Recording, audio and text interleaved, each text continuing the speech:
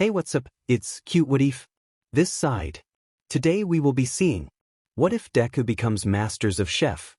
Now before we move ahead with the FIC, leave a like and subscribe to the channel for future what ifs like this. The talk show had been a lively event, with both pro heroes and other mundane celebrities like actors and singers. Its host was a bubbly young woman with frizzled red hair and a perennial friendly smile capable of easily putting people at ease. She was just finishing her latest interview by going through the section she knew her audience loved the most, 10 questions from the audience, and she was clearly pleased to see her current guest take part to this with honest interest, instead of the fake forced courtesy many VIPs before him had always used to keep their image safe, even when they were blatantly annoyed by most of those questions. Said guest was a tall, imposing man wearing a red and black-colored chef's uniform with striped designs on the middle front and shoulders, a black sash around his waist, a pair of knee-high black boots and a large puffed toque, chef's hat. He was also keeping his uniform's collar raised. He had very chiseled facial features, moderately long white hair which kept braided into a ponytail and a well-kept long pointy beard and mustache, even a faint trace of freckles that had survived his teenage years. But his green eyes held the purest gentleness compared to his otherwise austere aura. So you still practice every day? The woman asked, actually impressed. Oh, of course. No matter the age or experience, a professional never stops practicing. And I actually do enjoy it, it helps me feel just a tad younger. The old Amistar chef answered with a low chuckle. I visited your restaurant a couple times and I can testify to it, you are still dim and good, the host answered, chuckling to herself. Oh, I know that. Miso soup, pork belly cutlet and carriage. Or donburi, if you have something on your mind. The old man answered, looking at her like a grandfather looking at his favorite niece. Why, you remember, the woman said, shocked. Believe it or not, I remember every single order of my regular customers, the chef answered. Wow. But I want people at home to know that I don't eat all that at once, it's either one dish or the other. I do take care of my girlish figure. She countered with an ashamed expression. What's wrong with enjoying food? I am happy you ask for seconds whenever you come visiting my restaurant. Midoriya-san, the woman said with a long, embarrassed whine, and burying her face in her hands as the entire studio was immersed in the laughter of the live audience present. Sorry, my dear. I didn't mean to embarrass you. The other replied with a tiny smile surfacing from under his beard. You just did though. Again, I apologize. Fine. Ready for the 10th and last question. The host asked with a childish grumble. Ask anything you want. Good. This is a question from Miss Tekabana, Sakai Prefecture. She would like to know why you decided to become a chef, and when. The woman asked while reading the question on the giant screen behind them both. Ooh, that is a good question. You may be surprised to know I made that decision when I was 16, right after waking up from a year-long coma. For me, a lot of things changed during that year.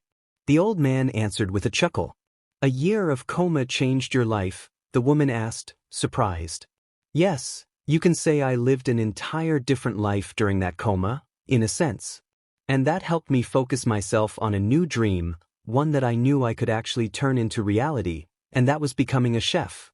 I believe I can say that I managed it quite well. I'd say, your restaurant is basically legend nowadays, even pro heroes swear high and low when they can't secure a table. But please tell us, do you want to share some details of that life you said you lived during that dreadful year? The interviewer asked, chuckling amicably. Not yet, maybe one day I will, but for now I won't steal more time from you. I risk looking like one of those grandpas that never shut up, otherwise. The chef answered, equally amused. It was a pleasure talking with you instead, sir. Time totally not wasted. So please, dear audience, let's give Mr. Midoriya a last applause as a thank you for being our guest today. Clap, clap, clap, clap. As asked, the audience went wild in their applause while saluting the retreating chef. Chef Midoriya, gentlemen. The world's greatest chef. The woman declared one last time before the show took a small pause for the ads to roll out and give time for the host to relax before the next guest's arrival. The world's greatest chef. That would be a nice story to tell. The old man thought in amusement as he walked out of the TV studio and towards the car awaiting for him, his mind returning to that fateful day when he woke up from his coma and his life changed forever. Several years ago, Izuku Midoriya, age 16, Muzuru Hospital, Inko was over the moon. Her precious baby boy was finally awake. Awake after a long year of coma after that bast. Son of a bit. After the Pugu brat blasted him away with his quirk in retaliation for Izuku daring to save his life from a villain. Inko really hated cursing, but what Mitsuki's spawn had done to her small ray of sunshine almost guaranteed Inko would have snapped the brat's neck with her bare hands. She didn't though, only because murder was still a crime, and she didn't want her precious Iken to one day wake up and learn his dear mother was in jail for putting down a rabid Pomeranian. Mitsuki had apologized for months about her son's behavior, but Inko and Hisashi, returned from his business trip as soon as he learned of the incident, still slapped her, the school and her psychotic son with a restraining order and the hospital bills and ruined almost any chance the boy had at entering UA University. Now even if the maniac managed to join the hero school, both Midoriya parents knew there wouldn't be a single breath or step Katsuki could take not under the constant watch and utmost scrutiny of the entire university staff. Assaulting somebody just because he believed that the quirkless useless nerd made him look bad in front of pro-heroes by saving him from being suffocated by a villain was not hero behavior, and many luckily thought the same. Pro-heroes especially since they still struggled every day to squash any rumor of there being an elitist quirkist mentality that many believed the profession was riddled with. But all of that was not important now. Now their beloved Izuku was finally awake after 1 year of coma. Hisashi and Inko were just finishing signing the last of the paperwork that would ensure their boy's release from the hospital as soon as the doctors declared that he was no longer in danger. You think he was serious when he asked us to remove all his hero merchandise from his room? Inko asked. I don't know, honestly. But when we mentioned how you kept everything clean and proper, he looked tired of it somehow. As if those had lost every magic they held for him. Hisashi answered, unsure. Knowing he was quirkless was a huge blow already, maybe seeing his friend attack him like that the one time he tried to be a hero himself simply smashed his dream. Inko answered. You said he looked depressed already, before that animal was attacked by the villain, maybe something happened even before that incident? He doesn't want to talk about it, he just says he understands he cannot be a hero. Inko answered, sighing. Maybe we can help him find a new dream. A new direction. He is a smart boy, maybe now that he no longer wants to be a hero he can become something else, like a doctor or a lawyer. Hisashi offered. The woman asked, shocked. I almost lost him, Inko. We almost lost him. The last time I saw my son he was a kid. To him I was just a voice on the phone until yesterday when he woke up. He almost did not recognize me. His dad. Hisashi answered, eyes overflowing in tears as he cried and hiccuped so hard his body shook. You always provided for us, darling. Inko answered, hugging her husband as tightly as she could. Yeah, with money, he spat bitterly. But I was not there when he entered high school. I was not there when the bullying started. What memories does he have of me? A voicemail and some pictures. The man said, my dad is overseas working. I can easily imagine all the bullshit they said to hurt him, like that I did not love him because of his quirklessness or that I cheated on you or who knows what else. It's okay, we know you love us. And we love you too. Inko assured him while gently caressing his back in small circles. I ask you just another year. Another year to finish this project, then I will be back for good. I will ask to be transferred back here to the Muzuru branch. Will be a proper family, promise? Hisashi promised. Oh, Hisashi. There's no need. Yes, there is. Hisashi insisted. Just give your best, it will be enough for us. No matter if you are far away. Inko said with a kind smile. Trust me, I will make it happen. I will return to you too. Hisashi answered, eyes ablaze in determination. At the same time, Izuku's room. The room had the same sterile white standardized decor of every other room, down to the exact same pictures hanging from the walls in the exact same positions, and Izuku's room was even more impersonal thanks to the total lack of flowers or get-well-soon cards, something that disturbed the nurses and doctors present so much they actually gave gifts to the boy to liven up the room when he woke. Your mom and dad are almost done signing everything, now we just need to make sure you are healthy enough and you will be able to get back home. The gentle nurse said with a kind smile. That's nice. Izuku answered, plainly. Listen, I know it must hurt to not see your classmates send you anything, but maybe they were waiting for you to wake up? The young woman offered. Her only answer was a half-lidded stare that made her face flush red in embarrassment. I know what you are thinking, I am quirkless so they don't care. And maybe it's true in their case, but not everybody out there is like that. Look at me. I am still here, and not just because it's my job. The woman said while showing the 4 arms her quirk gifted her with. Oh, there are good people out there, people that don't care if you have a quirk or not. People that will love and respect you all the same if you give them the chance. Having or not a quirk is not the be-all end-all. You can do amazing things if you set your mind to it. Humans did it before quirks even existed. Have faith in yourself. I bet you can find hundreds of friends both quirked and quirkless that will trust and love you just for who you are, not your powers. People you will be able to love and trust back with no fear. The nurse said while grabbing his hand in hers to give it a gentle squeeze.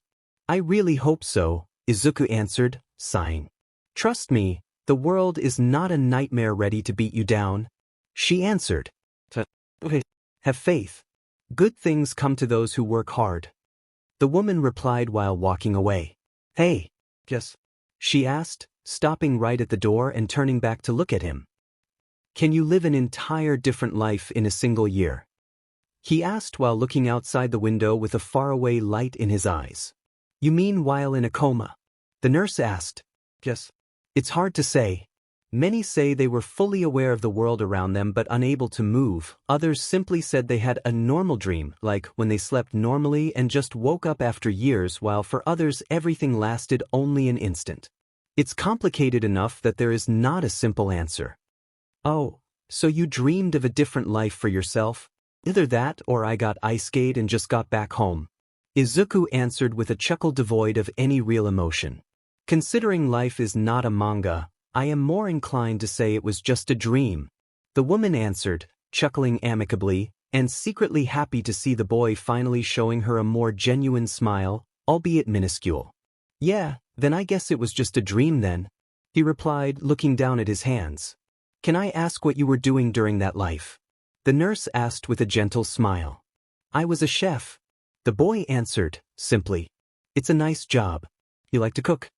I like food, especially katsudon. Yes, I can say I do like cooking. Maybe then it's a sign for a future career. It depends. It doesn't take a quirk to be a great chef. Just talent and the will to put in lots of hard work. You can try to see if you have what it takes. A chef.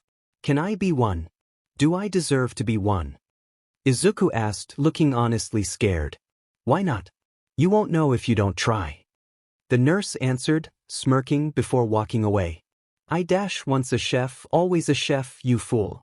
A voice echoed in the boy's ears like a faint whisper, making him jump in fright and look around himself wildly. That voice? He muttered with wide eyes. That night he would not sleep at all. Every time he tried the same disembodied voice of an old lady he was sure he knew personally would keep berating him. You and I are chefs.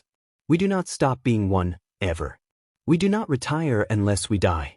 Our destiny is to die in front of a chopping board while cooking and only once the dish is ready, like Frozy-sama did. And you know it.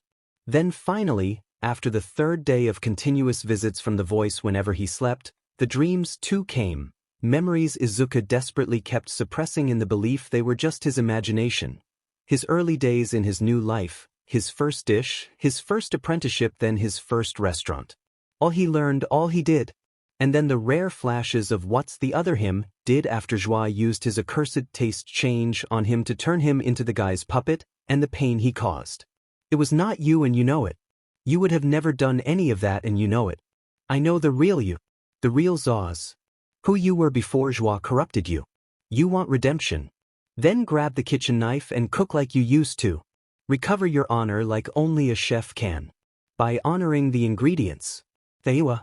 That night Izuku would wake up screaming, covered in cold sweat, and start crying immediately after while begging for forgiveness over and over. Setsuno.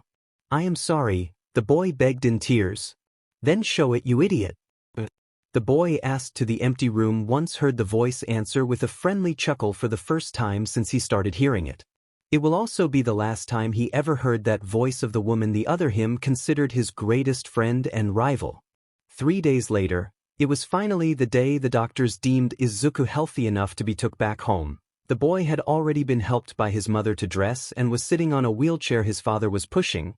The three of them were even chatting of few inane things when a loud cacophony of curses and screams started echoing in the corridors, coming from right in front of the hospital entrance.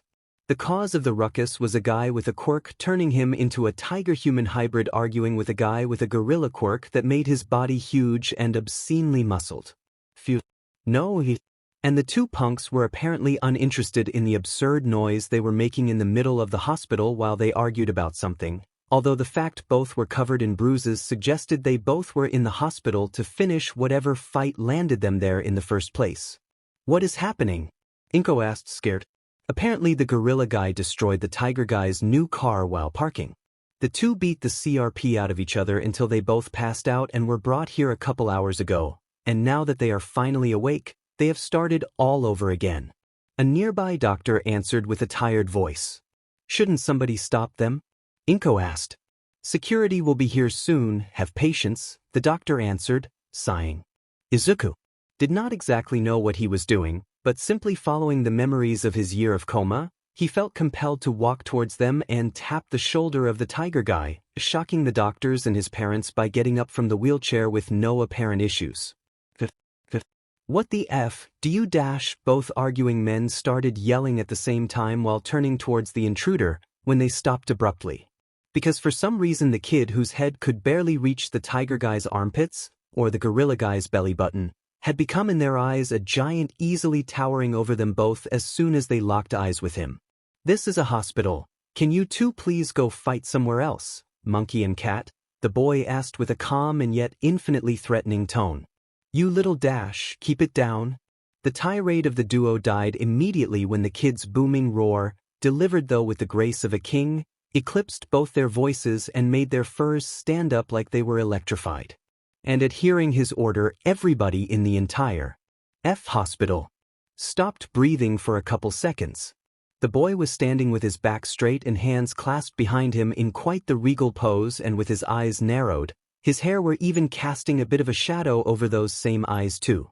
The most daring abnormality though was that many could swear they saw a glimpse of a giant red-furred gorilla of sort with big boar-like tusks, and enough muscles on its human-like torso and arms to shame a pack of bodybuilders, appear behind him for an instant with shining eyes and a red flaming aura of energy covering its entire body. Wow, it's cool, man. That's cool.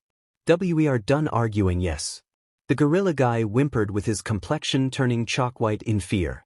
Why, we are sorry if we make a scene, sir. And no need to get violent, yes. This is a hospital after all.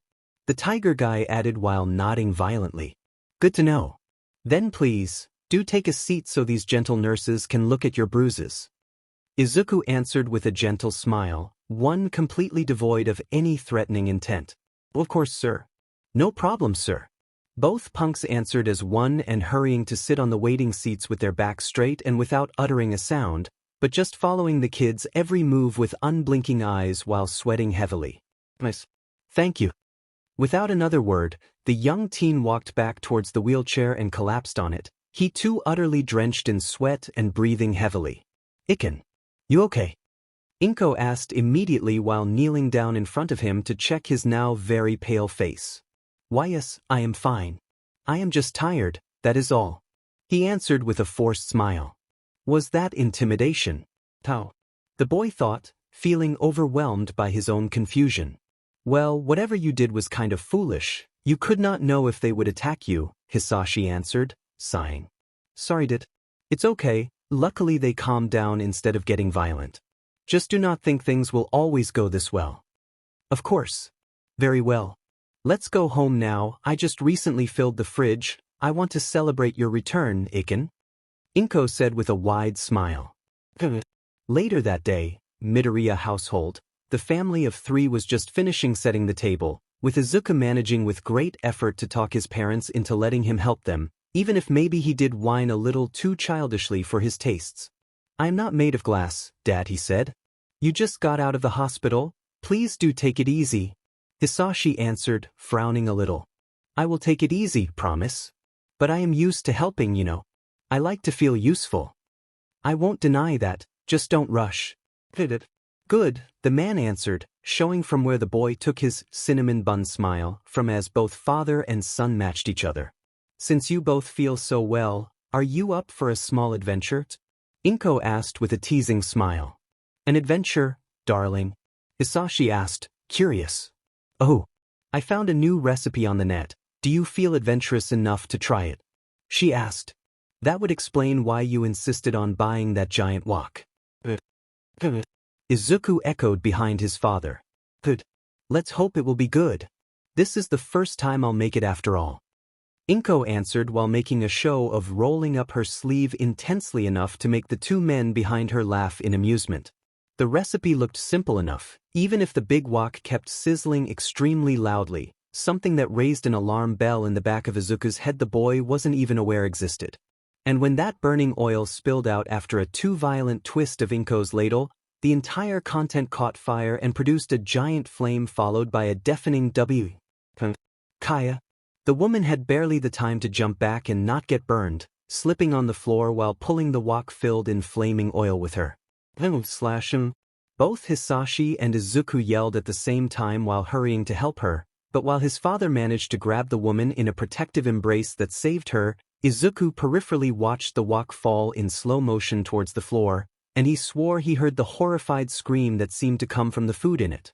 When the thing reached halfway to the floor, and once his instinct told him his mother was actually safe, the young teen moved with a burst of speed that surprised his parents and grabbed the wok's handles and rapidly lifted it to put it back on the fire to start stirring it with the same ladle he took from his mother's hand.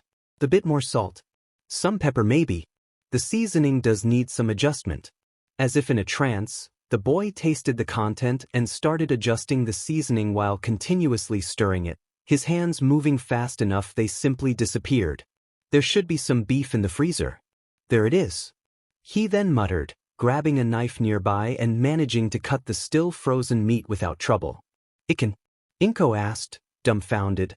"Potatoes. I need potatoes," the boy mumbled while preparing the tubers, then onions, peas, pepper grains and more at the same time at high speed. "Son." Hisashi tried again, just as shocked as his wife. "The beef stew is looking good. The mushrooms need to be cut thinner still, Ikan. The tenderloin needs braising. Drats, no red wine. I'll use sake. Are those strawberries? I know what to do for dessert." "Izuku. This knife is too and dull. I need to find a milk." "Here too, Ikan." Inko called out, raising her voice. "The stew is ready, so is the meat. Vegetables are ready too. So are appetizers, first course, salad, dessert and side dish. Everything is Izuku." Both his parents yelled at the same time as loud as they could. "W." The boy uttered while distractedly finishing putting everything in the respective plates. "How?" Hisashi asked with wide eyes. "How what?" "Uhu." The young teen asked back before finally noticing what he had done and how long he had actually zoned out. The kitchen table was now fully stacked in a full-course menu for 3, every dish worthy of a 5-star restaurant in appearance and preparation. The table itself seemed ready to collapse under the weight of the immense quantity of food on it while the scent permeating the house was unbelievably good. Did I do this?" he asked. "Me and your mother were kind of too overwhelmed to do it, so I guess it's a yes," the man answered, unnerved. "I was just thinking about how to help." Izuku tried saying. "Ikan, you were in a trance, your usual mumbling was there, but in the meantime your body moved. And it was unreal." Inko answered. "Did I do wrong?" he asked, unsure. "By nose and eyes I would say no. And since we did say we needed to celebrate your waking up and returning home, this would have been the final result all the same. I just did not think you would have been the one cooking." Hisashi answered. "Me neither." Izuku admitted. "So what's this?" Inko asked while pointing at the table. beef stew, mushroom salad, sweet and sour pork ribs, 3 meats hot pot with beef tenderloin, pork belly and chicken guts, tuna carpaccio, scallops in aromatic potage, and I put some strawberry sorbet in the freezer for a late snack. I think. The boy answered automatically, before growing puzzled by his own answer. Those were all leftovers, except the tuna. How did you do all this just with that? Inko asked. I don't know. Izuku answered. Well, let's see if it is good at least, Hisashi muttered while trying the stew. And develop a blissful expression food should not give to somebody. He actually looked frighteningly close at having an ahigo. Both mother and son gurgled out at the same time. It's good, Hisashi ummed in awe and with his mouth still full while shamelessly filling and refilling his plate over and over. Darling. Manners. Please contain yourself. Inko said, appalled while trying the pork ribs. Num. To then show utter hypocrisy by attacking the dish herself with the same lack of manners, like a starving animal. Che. Leave me something. Izuku yelled in horror at seeing the dishes apparently he made getting empty fast. Since when can he cook this well? Hisashi asked between mouthfuls. I have no idea, but I know I can't stop. Inko answered. Me neither. Izuku replied, just as entranced as they were by the taste. When the three finally stopped eating, almost 2 hours later, the family collapsed on the sofa, all 3 of them groaning because their bulging stomachs filled to the breaking point. Oh God, I am going to explode. Izuku admitted in agony, and yet not regretting a single morsel of what he ate. You said you wanted to become a chef? Hisashi asked. It was just an idea, Dad. I don't know if I have what it takes. My stomach says you have some solid bases to start from, Iken. Inko admitted before burping loudly, a thing that made her face burn red in shame. Sorry. If you say so, Mum. What I don't understand is how you became this good all of a sudden. Hisashi wondered. I have a theory. If you have an open mind and can actually help me make sense of this. Izuku answered. I can barely move, so it is not like I have no time to listen, his father admitted. Me too, Iken. Inko added. Well, I am not sure, but there is a chance my coma has something to do with it.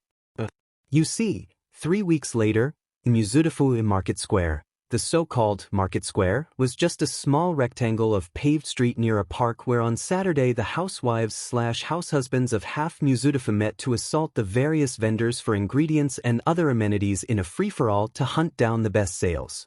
Today, though, the entire thing had been booked by a renowned school of cuisine for a small cooking showdown between some of their better students and 3 amateur chefs, the prize was a mere toaster, and everybody knew both challenge and prize were just an excuse to collect funds for the local association, making sure homeless people had a place to eat for free. So this is Dad's plan? Izuku asked in dread while watching the big stage the association built for the challenge. Hua. Before returning to his office, he said that if you really gained knowledge from your coma, and if you want to fully use this knowledge to become a great chef again, then you will need to catch the eyes of professionals so to gain entrance to a proper school for aspiring chefs.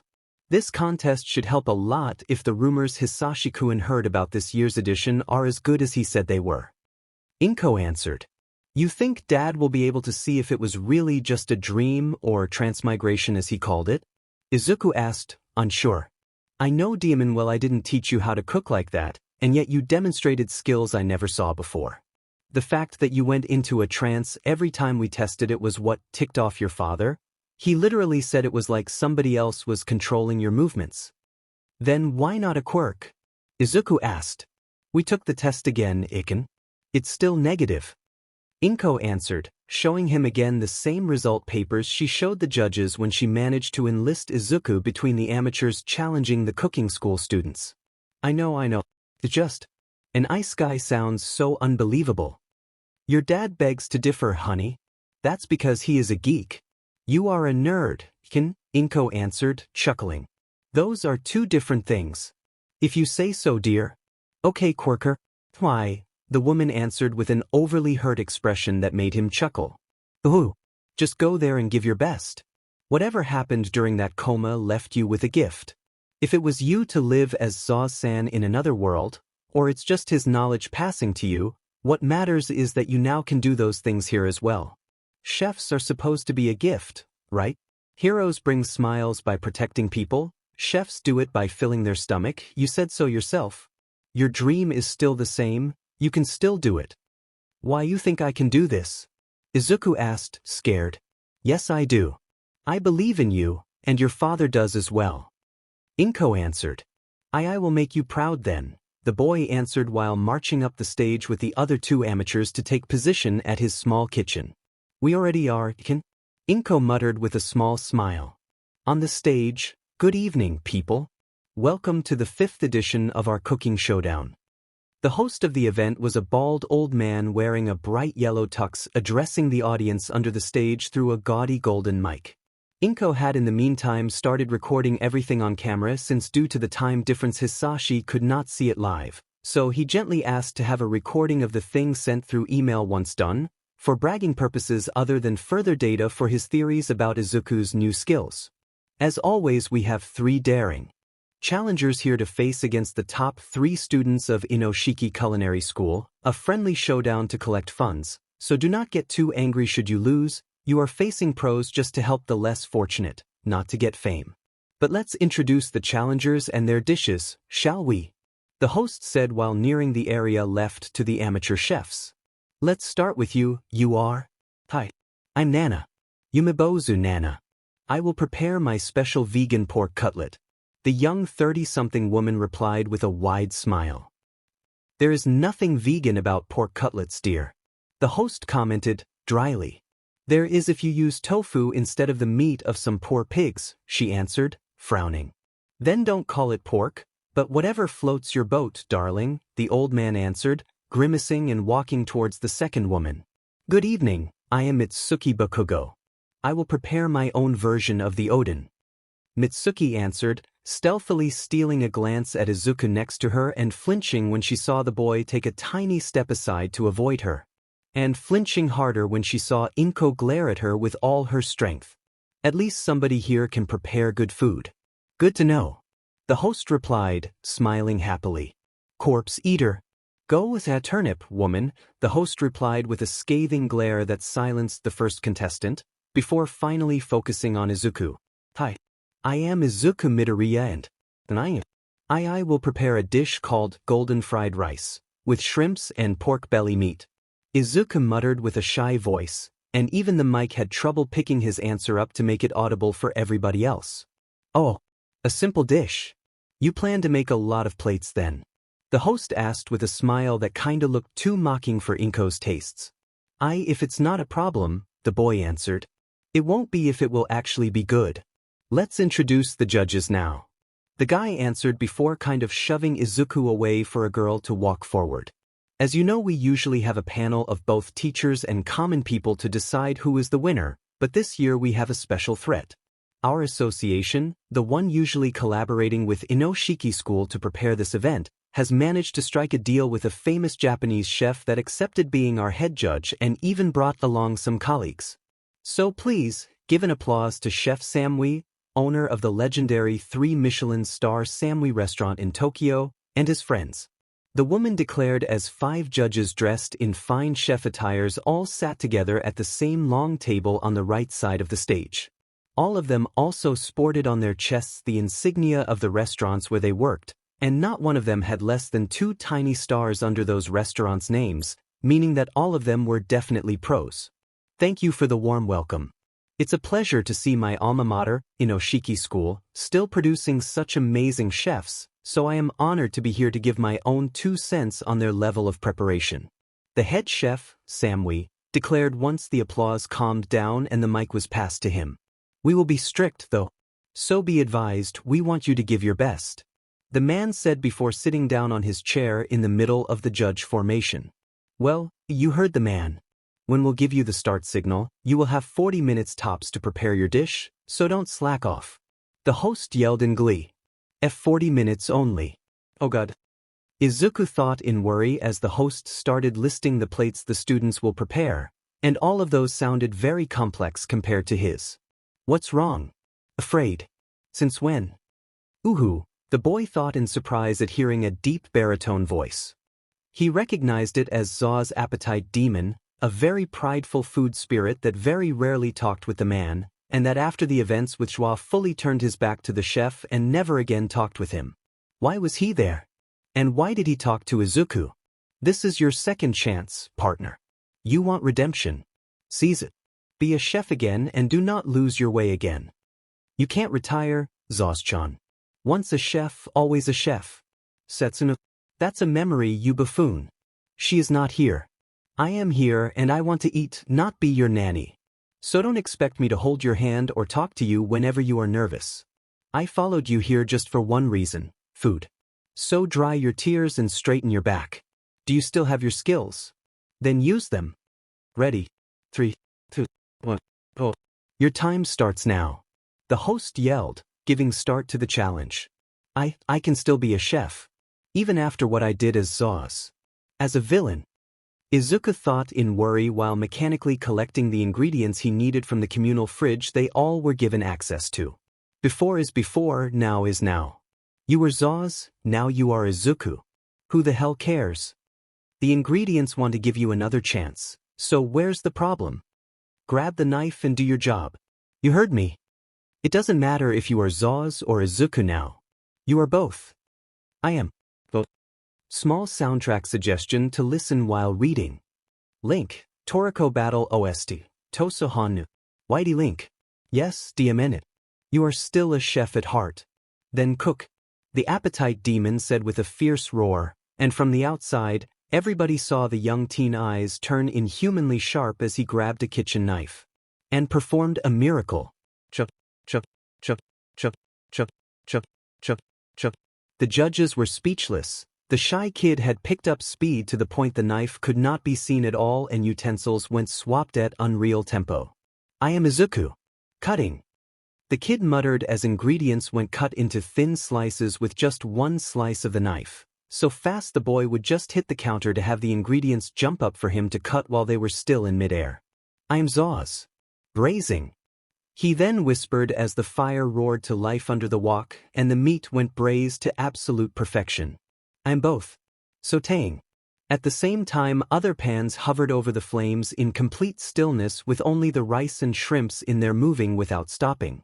The more he cooked the clearer Izuku's memories as Zaus became and his movements more precise. Everything then became his own skills instead of implants from reincarnation, until Izuku and Zaus became one and the same, a single being. And food honor was returned to the young chef. Plating.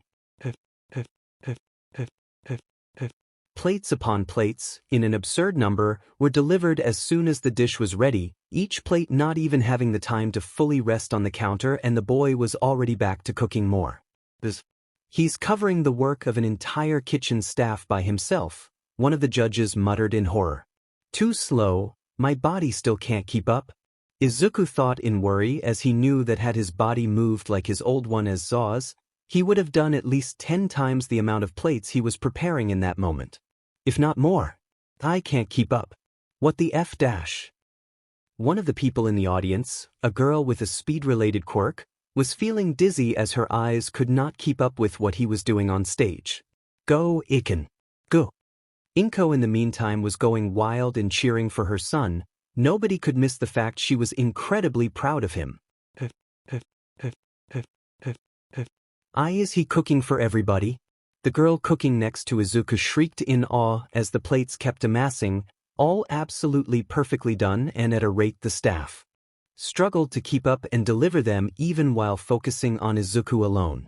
How? Mitsuki asked, horrified. Ichichoi. Slow down. The host asked, scared. No. You others hurry up.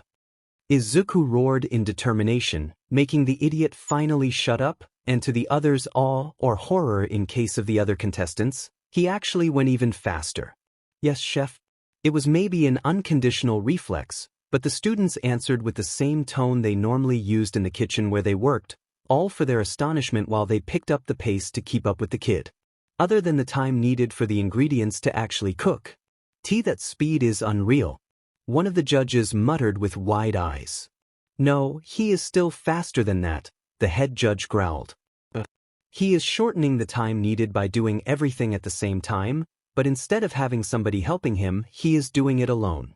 Is he using his quirk to speed up his movements?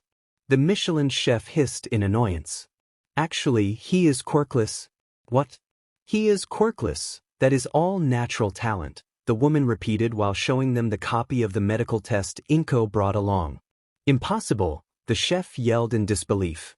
It was indeed impossible, because who was cooking was the second legendary chef of another world, second only to a woman with unfathomable skills called it National Treasure, but since there was no Setsuno in his original world, Izuku's abilities could really be called peerless. The skills of the king of chefs. 40 minutes later, preparation complete. Sorry for the wait, please enjoy your meal. Izuku declared with a bow a minute before the judges could actually stop the competition. In front of him there were lots of plates, other than the 5 for the judges, of gold-colored fried rice perfectly prepared, each plate a work of art finely decorated by an absurdly detailed drawing of a cherry blossom's branch made of soy sauce glacé and flowers of sweet and sour sauce, while on top of the rice stood a humble tiny patch of green leaves. How on God's green earth the boy actually got the time to also take care of decoration/presentation was anybody's guess, but every person present agreed on the fact that the smell was truly, literally divine. Holy shit, I am hungry, Katsuki muttered while swallowing down what felt like the 4th mouthful of saliva. Yeah, well, good fing job at alienating the family, now you won't be invited to dinner anytime soon. Neither will I, Mitsuki answered, bitterly, once walking down from the stage after delivering her dishes to the judges. God damn it, the young teen swore under his breath as no plate even just passed close to him and his mother, making the two of them part of the few that did not receive any. We will now proceed with our judgment of the dishes. Starting with Midoriya-san's rice. The judge's spokeswoman declared. Inko muttered while accepting the dish her son brought her himself. Please don't start, Mom. I am already a nervous wreck by myself. Izuku begged, shivering violently thanks to his nerves. Judge table. This looks very nice, one of the judges admitted while studying the plate and steadfastly ignoring the loud gurgling coming from his stomach. On top of the white porcelain plate stood the pearl-like rice grains, with every grain perfectly wrapped in the gold of the egg yolk the boy used like a sauce. The egg was not completely cooked either, but had been left slightly viscous to better hug the tongue once eaten. The egg dressing in it literally turned the rice golden as the dish name implied. It even left behind thin threads like molten gold when lifted by the chopsticks thanks to its semi-liquid consistency. It is shining like gold. Head Judge Samui exclaimed in wonder while studying his plate. Not one of them had ever thought that it would be possible for a plate of egg-fried rice to look like a piece of artwork, and when the judges actually tried it, the egg sauce fully mixed with the rice grains and solidified to create an explosion of taste that together with the tender and syrupy pork belly meat, the mix of skis and shrimps moved them to tears of awe. How? How did he do it? How? The Michelin chef kept asking himself between mouthfuls, as while the rice tasted godly, each bite of that heaven also felt like a stab to his honor as a chef, until tears started flowing from his eyes without control. He was weeping in defeat and yet he could not stop himself from eating more. Is he okay? One of the judges asked, shamelessly talking with her mouth full but unable to stop eating long enough to ask. I think, burp. I think the boy crushed his spirit with a plate of rice. And god damn it, this tastes amazing. Gotta ask him the recipe. Another judge answered while rudely liking his plate clean, uncaring of people seeing him doing that. I thought you hated rice. That's why you have none on your restaurant's menu. I may change my stand on rice after this. With Inko Iken.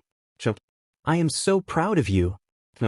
Damn it, this is amazing. Inko, between mouthfuls, complimented her kid and actually wolfed down the remaining rice so to then throw away the empty plate and hug him as hard as she could. Glad you like it, Mom.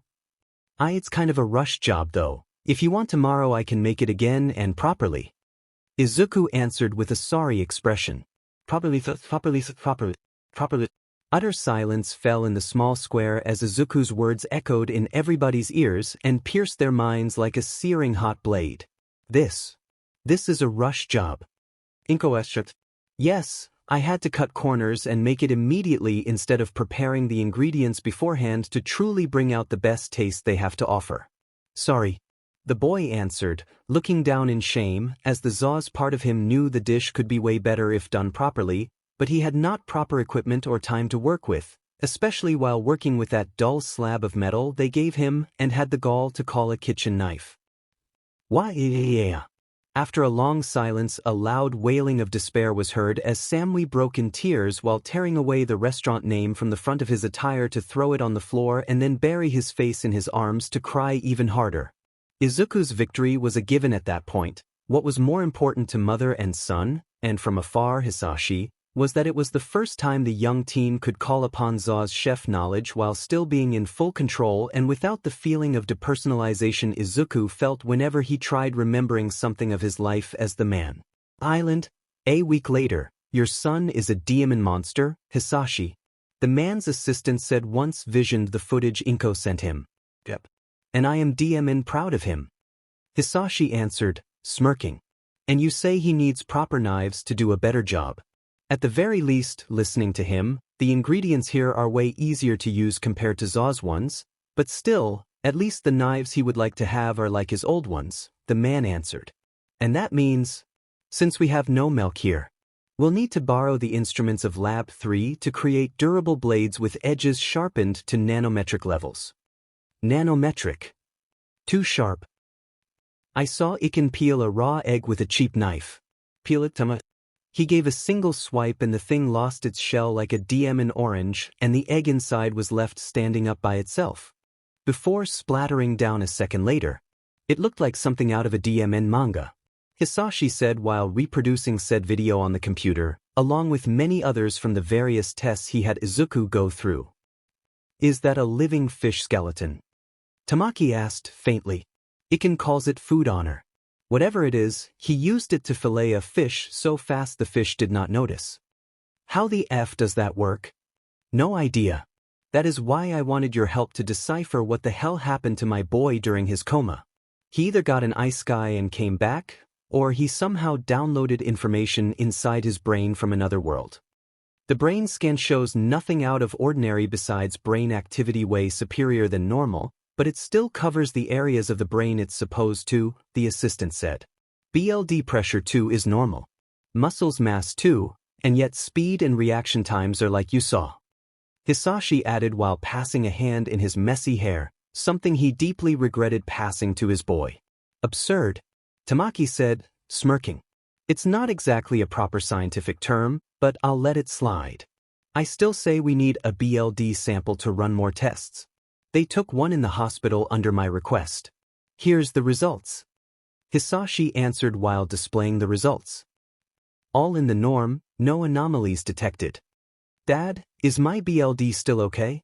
Izuku's voice echoed inside Hisashi's mind. Yes, Iken.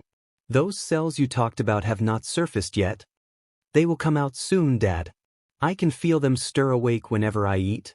We will keep them a secret, have no fear. Hisashi, the assistant asked once seen the man look deep in thought.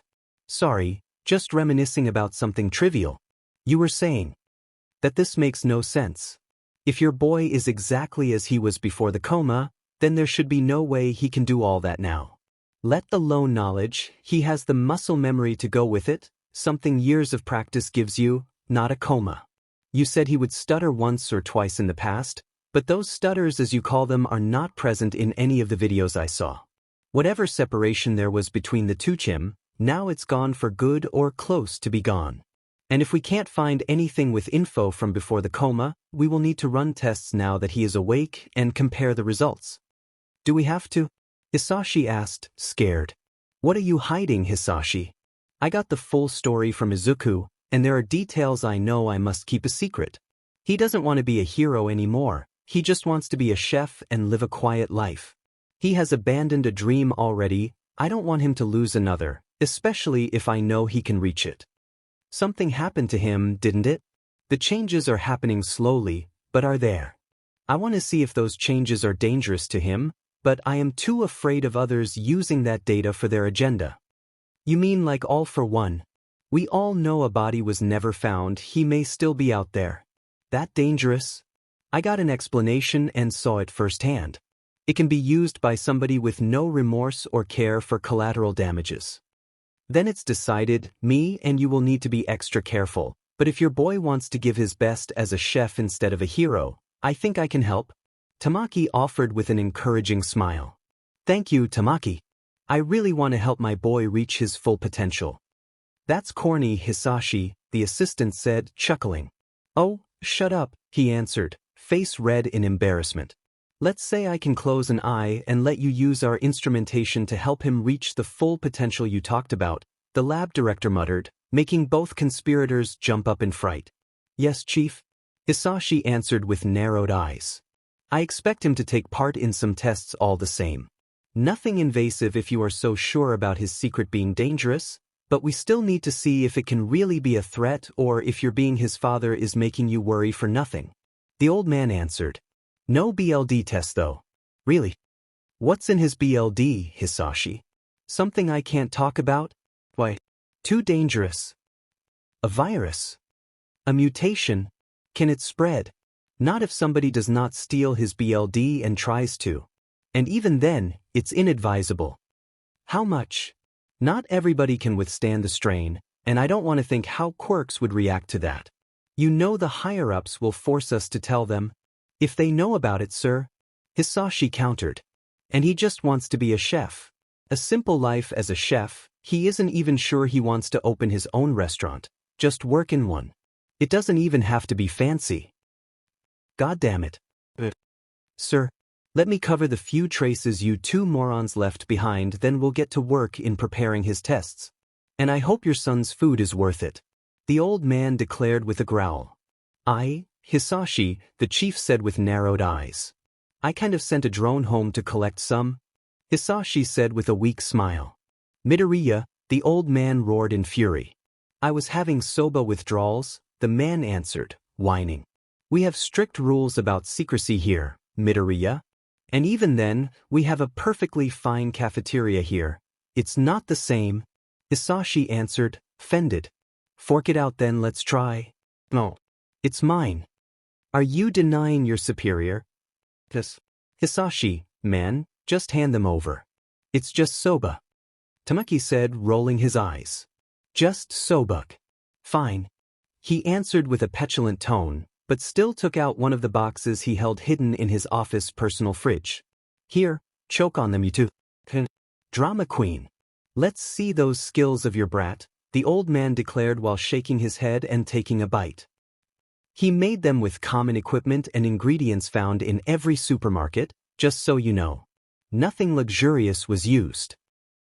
Say, how many knives do you reckon dear Iken needs to do his best?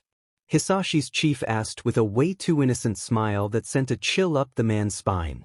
I think the guys in Lab 13 have a new super alloy that they did not know how to use. I bet they can make awesome pans with that as well. Tamaki added from the sidelines. We'll ask them to borrow some. Level 5 secrecy, of course. At the very least, sir.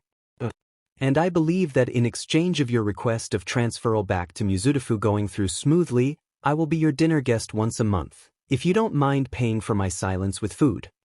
Me too. You will just stay quiet, Tamaki. Hey, sir. Damn it. Hey, sir. You'll have your bribe. Hisashi muttered in answer. Wonderful. Now share with me those tests you talked about. I want to see them myself. Oh God. What have I done? I am sorry, Iken. Hisashi thought in horror. He just hoped nobody else would notice his son's skill before securing his safety.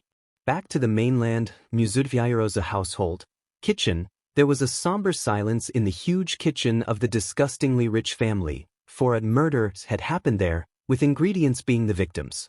It was a massacre. Some strange gelatinous green sludge was slowly dripping from the walls and smelling like dirty socks.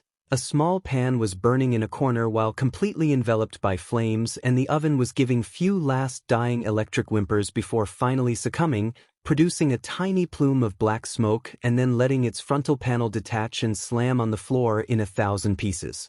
Why does this keep happening? I just want to be good at cooking. The lady of the house, Yoyoro, wailed in tears while burying her face in her husband's shoulder as he hugged her. I know, dear. But you are an amazing woman already. Maybe it's the universe balancing things out by giving you some bad luck. Otherwise you would be too perfect. The woman's husband, Saito Yaoyorozu, answered while patting her back in a comforting manner, and at the same time sending an apologetic look at their family personal chef. The guy was weeping at watching the sorry state the kitchen had been reduced to in merely 5 minutes. Tea too perfect? Ray asked with a hopeful tone, breaking her husband's heart by locking her now puffy red eyes with his. Of course, it is clearly a sick joke of the gods, pure jealousy, the man answered, shamelessly ramping up his compliments with zero hesitation. As for him, there was never enough simping if it meant having the love of his life smile. You are so good to me, Ray wailed while hugging him again. And so are you to me, dear. Come, while dear Takashi makes a list of what it will need to be changed near everything, sir, the chef interrupted him with a tone of horrified awe at the sheer destruction he was seeing. We will go watch some TV to relax. Saito growled out the rest of his words while nailing the man with a scathing glare and half dragging his wife away. Living room here, darling. We'll watch some silly videos and you'll see you will feel better, Saito said while turning on the giant TV and selecting the internet video app that for the sake of copyright we will call YouTube. I just wanted to be the one preparing lunch for you and Momo-chan for once, Ray admitted with a small, adorable voice. I know, dear, and one day you will, Saito said. I hope it will be soon. Can we watch that? The woman answered while pointing at the top 10 featured videos, at the very first video dominating the list in terms of visualizations to be precise. The Young Chef Competition. Why is it trending? It's a small channel with barely any followers too. The man said, confused. Maybe somebody screwed up badly, Ray asked hopeful. Schadenfreude. That will help her feel better.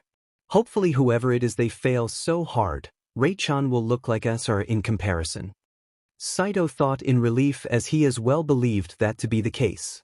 Yes, let's see that. A good laugh is always good for one's health, he said aloud while clicking on the video and already savoring the return of his wife's smile and laughter at the expenses of some unknown brat FNG up.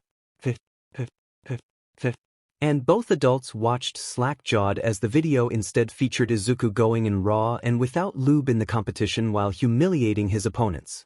Holy F-. He is culinary raping them. Is the video sped up? Behind them their chef was heard shrieking in awe after glancing from the kitchen door. No, Saito answered, shocked as the number of plates the boy made kept growing. Wow, even a kid cooks better than me. And he doesn't look older than Momo-chan. Ray in the meantime started crying again, not that Saito could actually blame her. I think I found your new cooking teacher instead. It was then that the man devised a new plan while looking at the screen with narrowed eyes. Really? Ray asked, still hiccuping. That boy, he seems prepared enough. No. Please don't fire me. I can get better. Even better than that. Their chef said immediately while falling on his knees. He will just teach Ray-chan how to cook better with weekly lessons. I am not firing you after years of loyal service. Saito answered while rolling his eyes. Okay then. Do you really think you can become better than that, though? Mr. Yaoyorozu asked, curious. Maybe, the chef tried answering with a forced smile. It was utter bullshit, and both men knew that, but chose to not comment on it all the same. 2 days later, Midoriya house. Ding. Coming. Inko yelled while opening the door to see a tall gentleman with clearly expensive clothes waiting for her on the other side. Good evening. Good evening. You are Inko Midoriya, I presume? The man asked. Yes. Saito Yaoyorozu, pleased to meet you. Pleasure is mutual. How do you know my name? I know a guy, or better, a guy knows you. Saito answered, smirking. Ooh. Samui, he is the head chef of my family's favorite restaurant. Or he was before his nervous breakdown. How's he? Inko asked with a sorry expression. He is doing okay, or so I heard. Saito answered, shrugging. At the same time, penthouse at the opposite side of the city, kitchen. It was mellower. And the taste was richer. The famous chef Samui yelled with insane eyes while throwing away another pot of rice behind him. Around him dozens of empty sacks of rice littered the floor, and by looking at him, it was clear he did nothing besides cooking ever since the challenge, not even sleeping or showering. How did he do that? Oh. Wahaha. A deranged laugh echoed in the penthouse before the man's assistant finally forced his way into the apartment by bursting down the door and accompanied by 3 burly doctors holding up a straitjacket. Back to Inko and Saito, I hope he recovers. But why did you ask him about me? Well, I needed a name to better find you and your son, Saito answered. Why were you looking for us? Inko asked with narrowed eyes. I heard your son is looking for a university to join while following his dream to be a chef, and for a restaurant where to work part-time so to have some actual experience. Why do you know all this? Because I can offer your son both in exchange for a favor, Saito answered. Ooh, may I come in? So we can talk details without others eavesdropping. We were about to have lunch actually. It's okay, Mom. I made more than enough for a guest. Who's your friend? Izuku said from inside. Not exactly a friend, Iken. Inko answered. Please, madam. I have no bad intentions, I am just offering my help to your son in exchange for him helping me. Get in. Inko answered with a sigh. Thank you, madam, Saito said while gesturing his chauffeur to just wait for him. What's on the menu? The man asked cheekily. I tried my hand at sushi, I hope you don't mind. Izuku answered, shyly, while presenting the colorful display of fish and rice. Amazing! Saito exclaimed in wonder. To my shame lately I have left cooking to Izuku since he says he wants to train in his skills. Inko admitted, blushing. I cannot blame you, madam. And it's kind of fun since my wife had tried to prepare a similar dish and failed, that was when I decided to look to your son for help. Saito answered. My help? Was her sushi that bad? I did not try it since she just destroyed the kitchen. And yes, I was wondering if you were open to come teaching my wife how to cook once a week. He answered. How did she destroy a kitchen while preparing raw fish and rice? Izuku asked, confused. I have no idea how she managed, and it honestly baffles me. Sometimes I wonder how it's possible that her bowl of cereal does not catch fire after she poured milk in it. I think the fact we are not in some crappy comedy manga for that not happening. Saito said, sighing. Then why asking me? You have skill, clearly, since the other guy I wanted to ask had a breakdown after eating your dish. Also, well, no offense meant, but you are a nobody. Hey. Inko growled, offended. I think he means I don't have any fame that may cloud my judgment, Mom. Izuku said. Precisely, I asked around, and you seem to be quite the soft-spoken, gentle boy from how people described you. So I thought that you would have been patient enough to help my precious Rei-chan become at least decent at cooking, Saito explained. I understand what you mean, but how bad is she actually? Izuku asked with narrowed eyes. On a scale from 1 to 10, the man asked back. Yes. Between Akane Tendu from Ranma and Odi from Gintama, the man answered, bluntly. Good God. Izuku whispered in horror. Quite.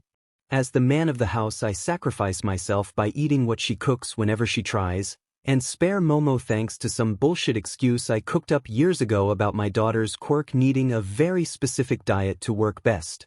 It's a thankless mission, but somebody has to do it. Saito explained with a proud voice. You must love her a lot?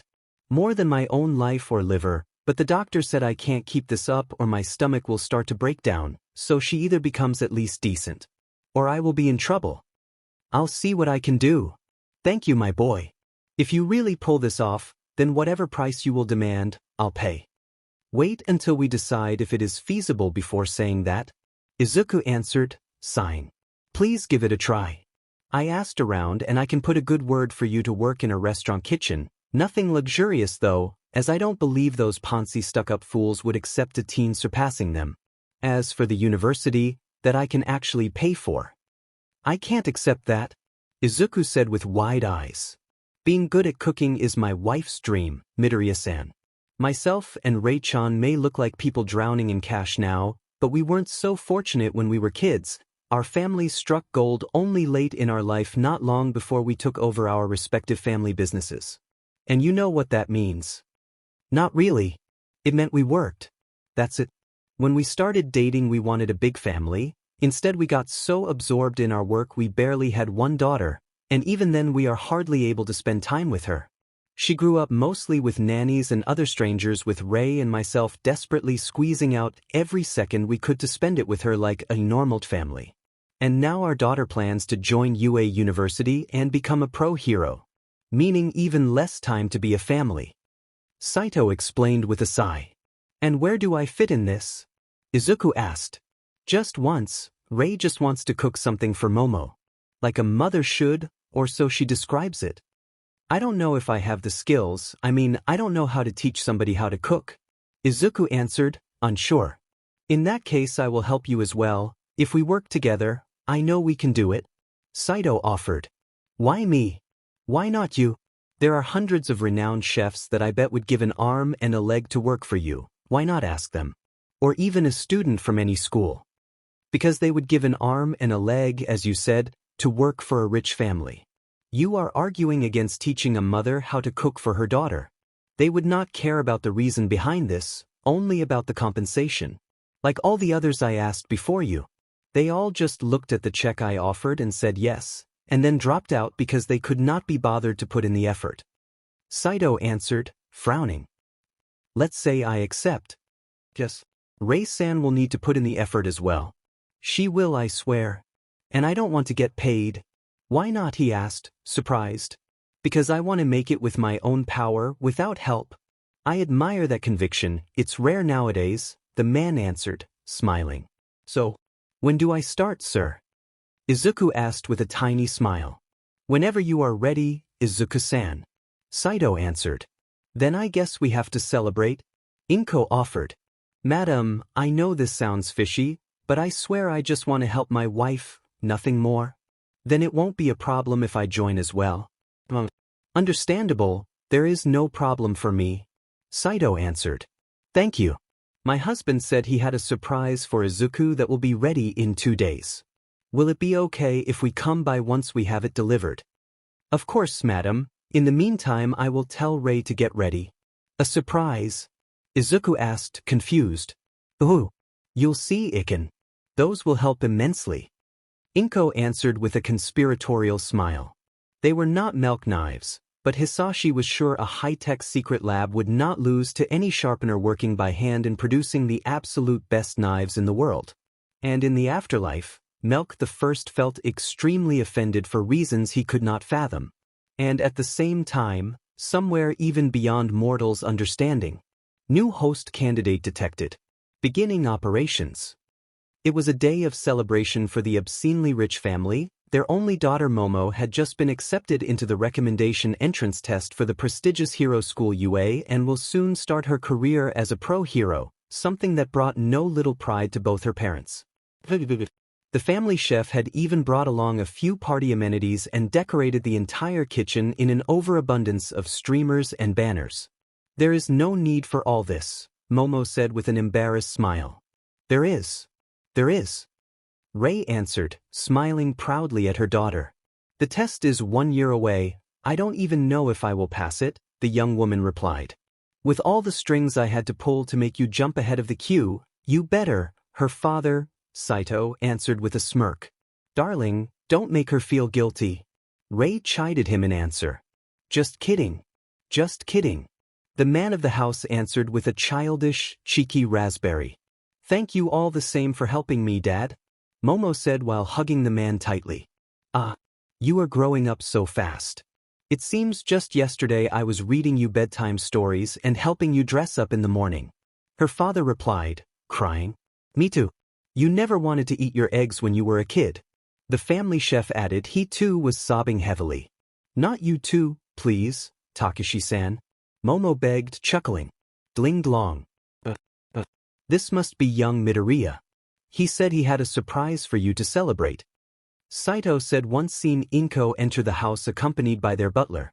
The short and adorably plump, don't you dare lewd her, woman was as always dressed perfectly whenever visiting the Yoyoro house, and this time she was bringing with her a carefully folded paper basket of some homemade confectionery. The strange thing was that for some reason her son was nowhere to be seen. Good evening, she offered with a small bow. Good evening, Inko. Ray answered, still giddy at her daughter's success.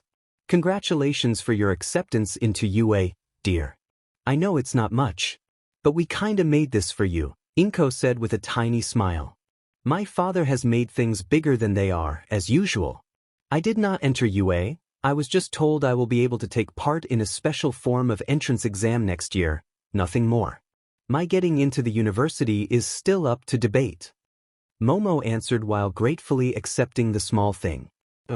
Well, it is still worth celebrating. Inko answered with a small chuckle.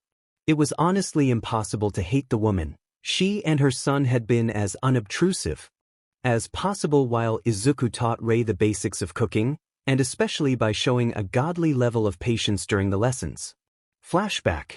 During the first lesson, let's start with the basics, shall we? Izuku asked with a gentle smile. Oh, Rei answered, and used the silent thumbs up of both Saito and Momo to steel her resolve.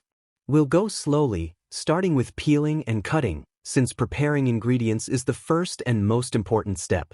And remember, until you feel secure about handling a knife, always use the cat paws while cutting. Cat paws? Rei asked, confused. Fingers folded, like a cat paw. You know, Nyan. Izuku answered, smiling sweetly while moving his hands up and down and even mewing a little. Good God, that's adorable. Saito thought in wonder while his wife and daughter turned beet red at the cutesy scene. Luckily beside that small incident things continued smoothly, and with how slow Izuku was forced to go to make sure Rei could not create another disaster of hers, as they all tragically discovered through trial and error, Saito was actually happy the lessons were free, because it was clear it will take a while before Rei would turn from a lethals to a decent chef. Present time, I don't see Izuku with you, though. Where is he? Is everything okay? Momo asked. Oh. He is still busy training in his chef skills, nothing wrong. He is actually sorry for not being here today. The family noticed how the woman stiffened a little before answering, but did not push the issue as a form of respect. He wants to become a great chef, so training is a must, isn't it? Rei asked. Please. Again, I apologize. Don't worry. Saito, recognizing the situation was making her uncomfortable, switched the focus on the small package the woman took along. What is it, he asked. Some Italian dessert. Tea tiramisu. Something. Tiramisu. Inko tried saying. Tiramisu. He knows you are a coffee freak, Momo-chan. So he made you a coffee-based dessert. Rei answered, amused. I am not a coffee freak, Mom.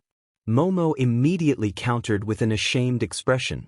You love 2 drinks, honey, tea and coffee. You have a caffeine dependency. Saito said with a wink.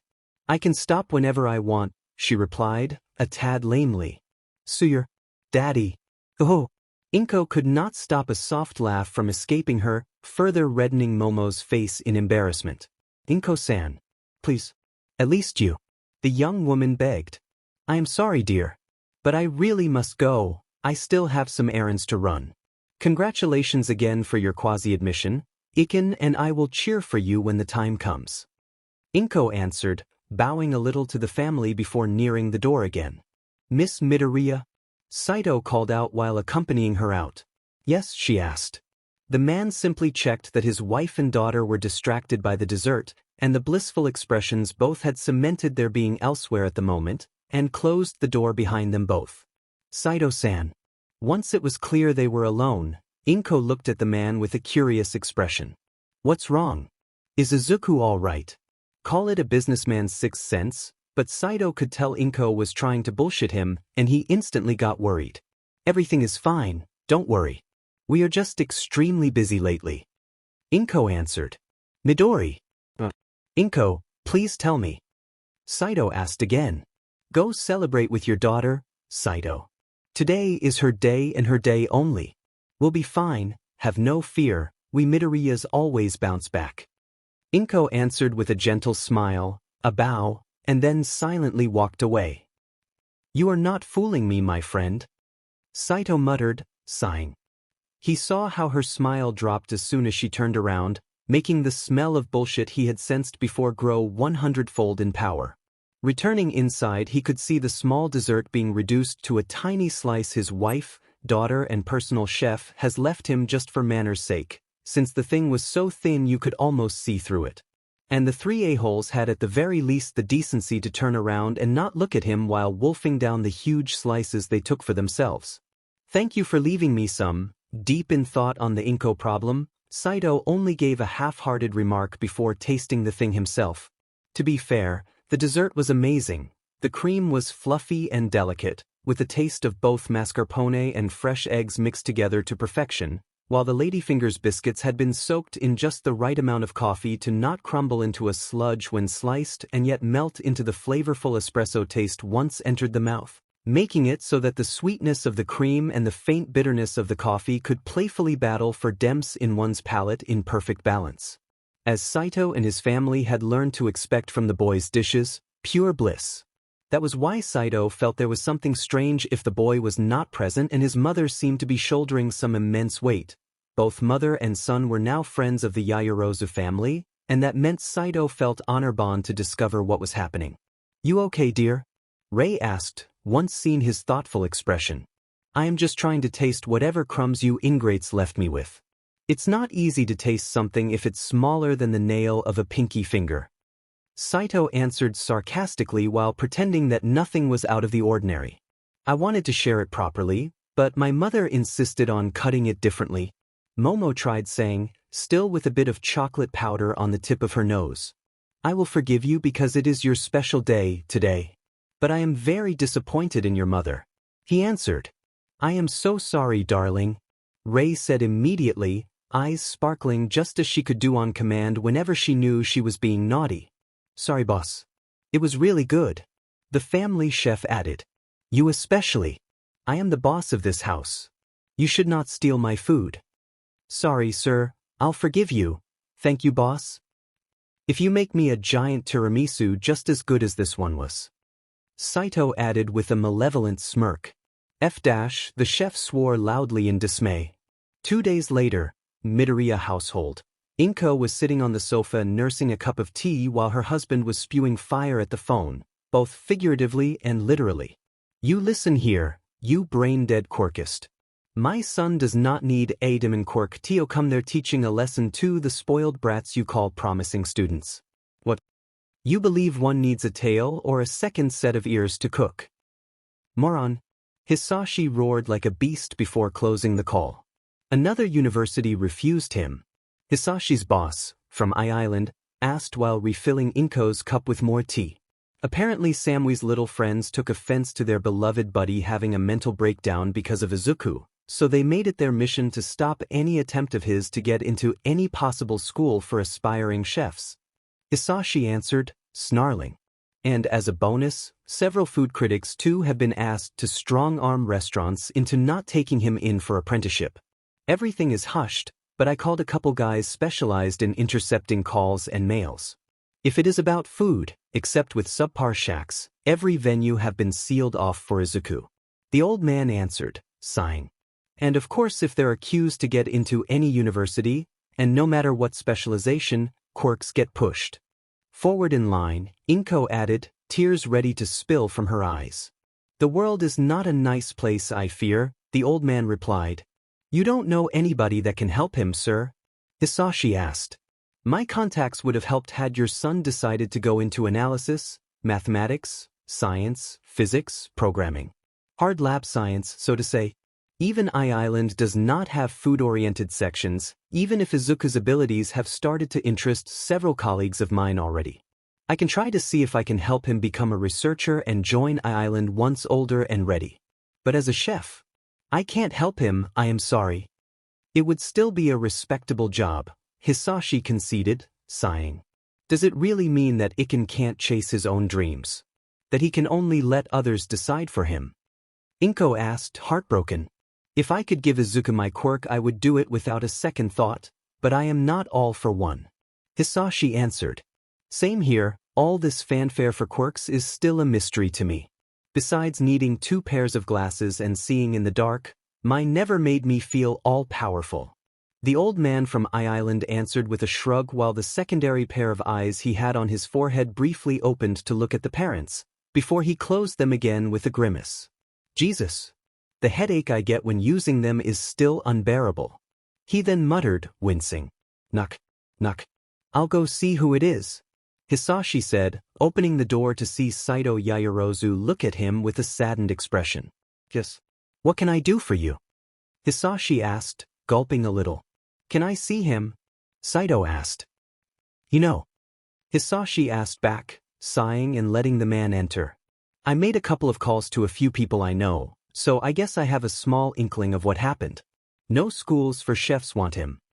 No schools, academia, private tutors, or even decent restaurants. And we suspect that should he try to open one himself, half the food critics of Japan will purposely destroy his reputation. Hisashi answered. Of course, heaven forbid somebody dares shake the pedestal the great Samui sits his arse on. Bloody morons. Saito answered, rolling his eyes. British ancestors? Hisashi asked with a weak smile. Oh. My father forced me to study in England. Few things stuck. The other replied with a scrunched nose. Good evening, Saito. Inko said with a small wave once both men walked back inside. Good evening. The old man also welcomed the new arrival. Hello, Inko, how's he? Honestly.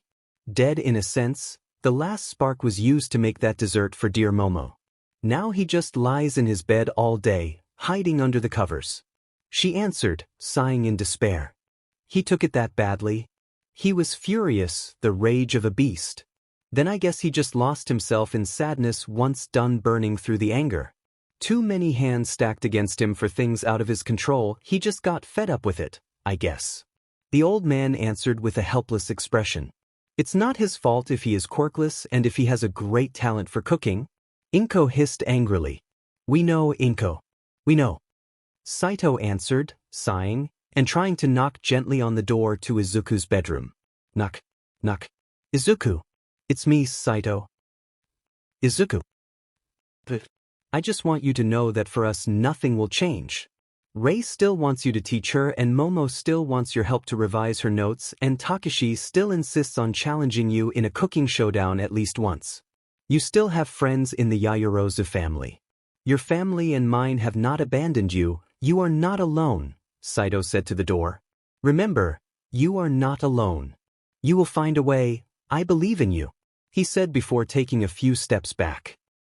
What not one of the adults in the living room could know was that the boy was not merely asleep, but actually going through what could be described as an out-of-body experience. Somewhere far away from Japan, Izuku had no idea when exactly he fell asleep, only that he found himself shifting from curling into a ball under his covers to standing in front of a small, unassuming restaurant hidden in a secluded, smallish alleyway in an ancient city he did not recognize. Fong Fong Little Store. He read aloud the store name with an unsure tone. With a sleepy grunt answering him, the boy finally noticed the slim and tall man slouching on a chair in front of the entrance and basking in the sun with his eyes closed. The very fat dog sleeping next to him instead just gave a guttural huff and briefly looked at the kid with only a single eye before returning to sleep. The guy sitting on the restaurant front slowly got up to lazily stretch while looking at Izuku with half-lidded eyes and a face utterly inexpressive. He just tied his long black hair in a ponytail with a silk rope and stood with his crossed arms looking at him. So. Izuku tried saying with a weak smile. So it's you. Come in. The tall man muttered with the corners of his mouth faintly pulling up in something resembling a smile before signaling him to follow inside the store. The restaurant was simple, neat, and tidy. With an area of 10 square meters and a few sets of tables and chairs, it was indeed a small, homely restaurant. Curiously, the plates listed on the wood tablets on the wall were priced in gold coins and crystals, but at the owner's imperious gesture, Izuku ignored it and sat at a table under a strange tree giving off a soft light. And if Izuku's ears were not malfunctioning, a very faint chime-like sound whenever the wind from outside made its luscious green leaves flutter a little. A strange woman with jade skin and extremely long, silky black hair and black dress was sitting on top of a small boat resting in a corner of the restaurant and looking at him with unfazed eyes while she dangled her feet back and forth. "WMI?" he finally asked. "My store," the owner answered, his voice coming from the small squared window connecting the kitchen to the main room. I am Bu Fong, the guy added after a long silence, as if too lazy to even introduce himself. Izuku mid-dash, I know, he cut him off. Busan. The system told me, the man answered. The system? This is the gourmet system. You have been chosen to become the system's host in the hero world and become the god of cooking of the hero world. A metallic voice resounded inside the store. What it said? Bu Fong added while delivering a plate of braised meat to the boy. What is the system? The system is the system. It will aid the new host in his mission to become the god of cooking of the hero world. You will be given a restaurant to manage, a training regimen to follow and missions to complete to further your growth. The closest similarity the host can use to help understanding is to follow the logic of what you called video games. Each yen you will gain will be translated into experience points. As you level up your body, spirit and senses will become stronger and you will be permitted to use better ingredients from other worlds and better equipment from one of the various god of cooking sets of other worlds. Host Bu Fong has already ascended to the title of God of Cooking of the fantasy world. It is now the turn of Host Izuku to ascend, the metallic, genderless voice of the system explained. And why me? Because the system deems you worthy and because every world needs a god of cooking. I see. Did you really say ingredients for other worlds? Izuku asked, shocked. The best ones? Bu answered while serving him the meat.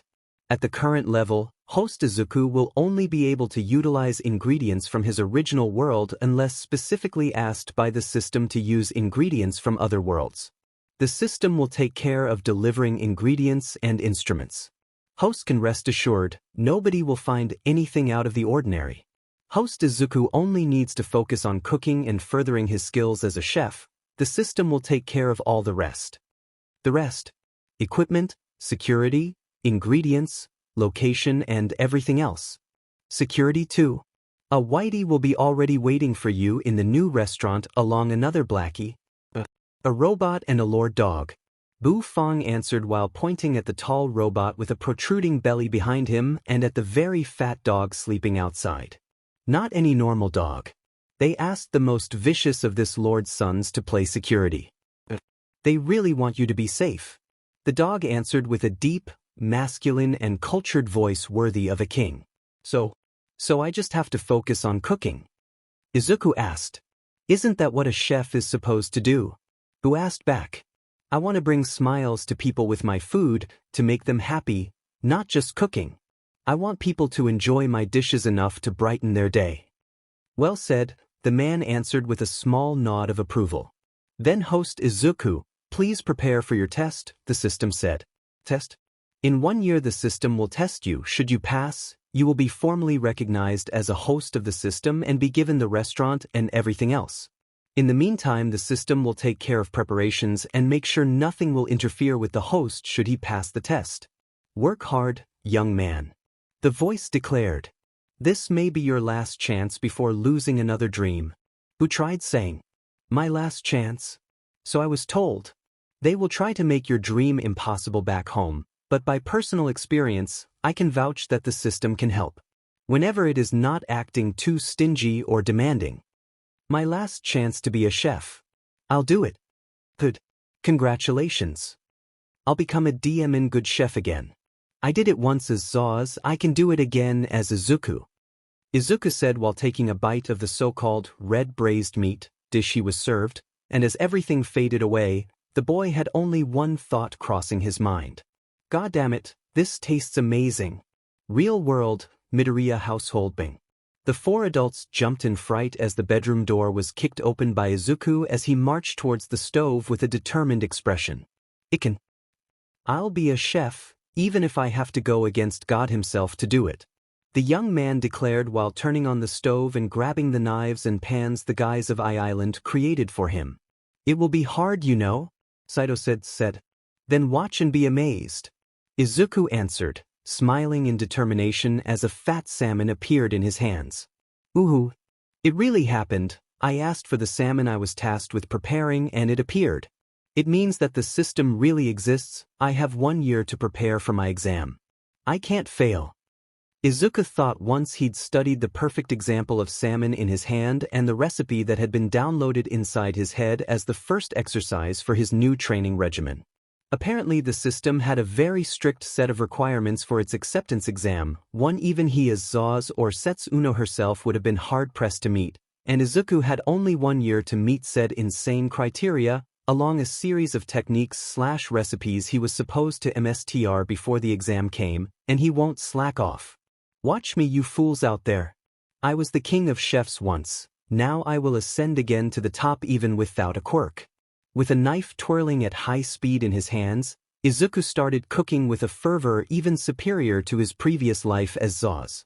Behind him, Saito, his parents and the old man watched in awe as ingredients kept appearing in his hands out of thin air for him to prepare, along dishes of insanely high quality being prepared at high speed by him. 1 year later, day of the recommendation exam for Momo and gourmet exam for Izuku Yoyoro's house, kitchen. It had been a tiring year for the boy, an insane year of sleepless nights where he would revisit whatever memory as his life as Zaus he could call upon together with the encyclopedia worth of basic knowledge the system pretended him to and memorize to prepare for his test. Izuku's life had thus been reduced to a very strict schedule: get up, breakfast, cutting training, high school, lunch, carving training, homework, cooking lessons with Rei Yoyorozu, if it was Monday, seasoning training, dinner, meditation to recover Zaus memories/special cooking techniques training, sleeping. Rinse and repeat every single day. And each and every training exercise came from the strict guidebook the system gave him, and every single exercise was always done in live streaming so that Hisashi and a couple of trusted pals his father's boss handpicked could study him, because apparently what were normal skills for a chef like Zaus, in Izuku's original world were absurd to say the least. The boy was unaware that Island had taken an unhealthy interest in him, and knew even less of how influential the guys in those secret labs actually were. Now we put the pie in the heated oven, and we wait. Izuku instructed while closing the oven front panel to look at the raw dessert bask in the angry red produced by the heat inside the thing. I am so nervous, Rei admitted while nervously patting the flour from the apron she was wearing. You were amazing during preparation, Rei. I never helped you, you did it all alone. The boy answered with an encouraging smile. Except when I almost used salt instead of sugar, the woman said, sighing. Beside that, Izuku conceded, sweat dropping. I will make the labels on the jars bigger still, don't worry. Takeshi, the personal chef of the Yoyorozu family, conceded while rolling his eyes. And I almost forgot to put the sliced apples in it, that too doesn't matter. And let's not focus on that. You made a wonderful pie to celebrate Momo's passing her test, and you did it all alone. When she comes back, she will find your very first dish waiting for her. Izuku forcefully cut the woman off before she could start a new downward spiral of depression about her lackluster cooking abilities. Are you sure she will pass? Takeshi asked, unsure. We are talking about Momo here. If she doesn't pass, who will? Izuku answered. You hold my daughter in high regard, don't you? Rei asked with a devious smile. She has a very CC brain, more I won't say. Izuku, overly focused on cleaning the kitchen top they worked on, answered without looking at the woman. Oh, only her brain is secretary. Rei pushed forward, her smile predatory. I won't confirm nor deny that your daughter is also a very gorgeous young woman. My lips are sealed and no amount of nagging will force me to talk, he answered, flashing her a challenging smile. Do not underestimate my nagging powers, boy. No secret remains, so if I, Rei Yoyorozu ne Katsuragi, want to know them. The woman replied haughtily. You are welcome to try. Izuku's answer faded into a whisper once he heard a genderless metallic voice ring inside his head. 1 year has passed. Host, please get through your initiation test right now. The system said. Right now, he asked. Izuku, you okay? Rei asked, worried at seeing him pale to unhealthy levels. Iken, what's wrong? Takeshi also asked, just as worried. Right now, host. Please move behind the counter and prepare the required dishes following the recipes provided. The system answered. I was wondering if I could prepare something myself to celebrate, Izuku asked with a forced smile. You forgot to get a present for Momo-chan, didn't it? Ray asked, smiling mischievous. Why, so I was wondering if I could prepare your dinner myself. As a present. As she will surely be very hungry after using her quirk to pass the test. Izuku answered. Do you mind, Takashi? Fridge is full to the point of bursting. If neither you or Mr. Saito mind, I can sit one dinner out for once. The family chef answered, shrugging. Thank you. Izuku answered with an overly elated expression that made both adults laugh. Tying a green bandana on his head, the young man started collecting ingredients from the giant fridge, although from his point of view, the stuff he was about to cook was far from normal.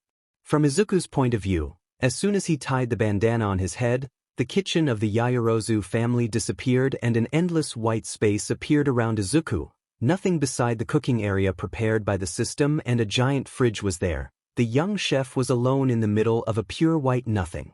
The test was simple. Prepare a full-course menu, meaning, hors d'oeuvre soup fish dish meat dish main course salad dessert. Please prepare the first dish. Hors d'oeuvre. Ingredient. Puffer whale, the system asked. Puffer whale.